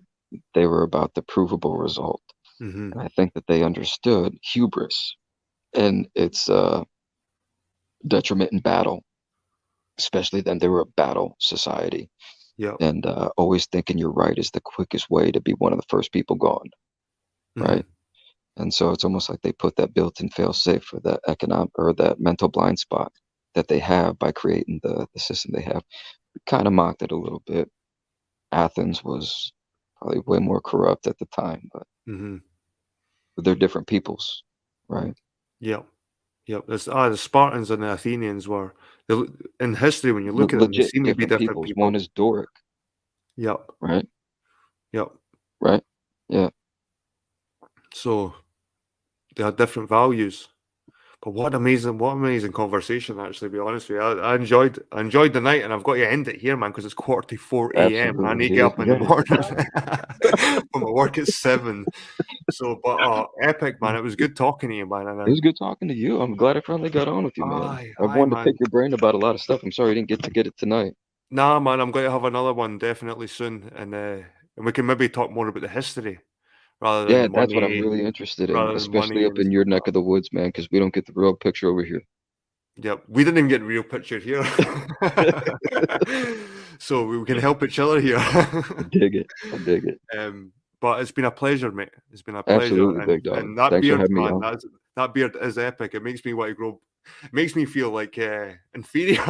Oh, do it, buddy. With a shitty stub on now, kind of. Just forget about it for a little bit. Once you start to look homeless, then go have someone trim it. It'll look perfect. But it was a pleasure, and man, you surprised me with your knowledge, and you're very well versed in your history, and I'm just really impressed with you, man. I know and just and enough it's a to be privilege to dangerous. have people like I'm you always watching me, man. I need to learn way more. Absolutely. No, man, I could learn from you, and you could hopefully you could learn from me. But hear me, I could learn tons from you because the way you speak, you're so knowledgeable, man, and I'd love to have more conversations like this. I need to set these up more often. Definitely. Absolutely. Even I'd be definitely down for that. Just a stream just about the history, and we didn't have to even talk about money or testosterone or fucking. We can just talk about the history, man. Oh, that'd be perfect. Right up my alley. Right, it was a pleasure, Epic, man. I'm going to call it a night. Well, thanks for coming up, man. And you lived by your name. You lived by your name. I appreciate it, big dog. And on the I kind of Allopatians, they were mostly Scottish and Irish. What is it? Is it Allopatian or what's that mountain range called? The Allopatians. You have to tell me. Nah, you live there. You're one of them. What is it? The Allopatians. Oh, the Appalachians. The Appalachians. Appalachians. It's 3:45. I'm fucking. But I dig it. But as far as I know, that's where most of the Scots and Irish went. Yeah, it's a fact. In the mountains. That's a fact. That's where my people are from. Yep. I'm speaking to my brethren here. Anyway, man. All right, big dog. Have a good night, man. And I'll see you soon. Cheers, mate. Yep, I'll be there. See you later, man. Cheers. Later. Man. Thanks. Right, guys. What an amazing conversation. Sorry, Sasha, if it seemed like an argument and people are picking. I don't know why you do. You feel that way sometimes, but I think it was a good discussion, and I hope you come back for another one. And Epic was epic. It was good to speak to him and everyone in chat. Kev, it was good to see you, mate. I've not had you in the chat very often, but this was a night where you were giving it big licks in the chat, and it's good. It's good that everyone spoke. Card the Lion, Scotty, Deborah Hart, you're still here. You're still here. And everyone else that joined me, One Love, and who else? Just everybody that was in chat. Thanks very much. I'm just going to call it a night of that. So have a good rest of your week. And do you know what? I'll probably set another one up at the weekend. This Saturday or Sunday. So I'll see you then, guys. Thanks very much. Cheers.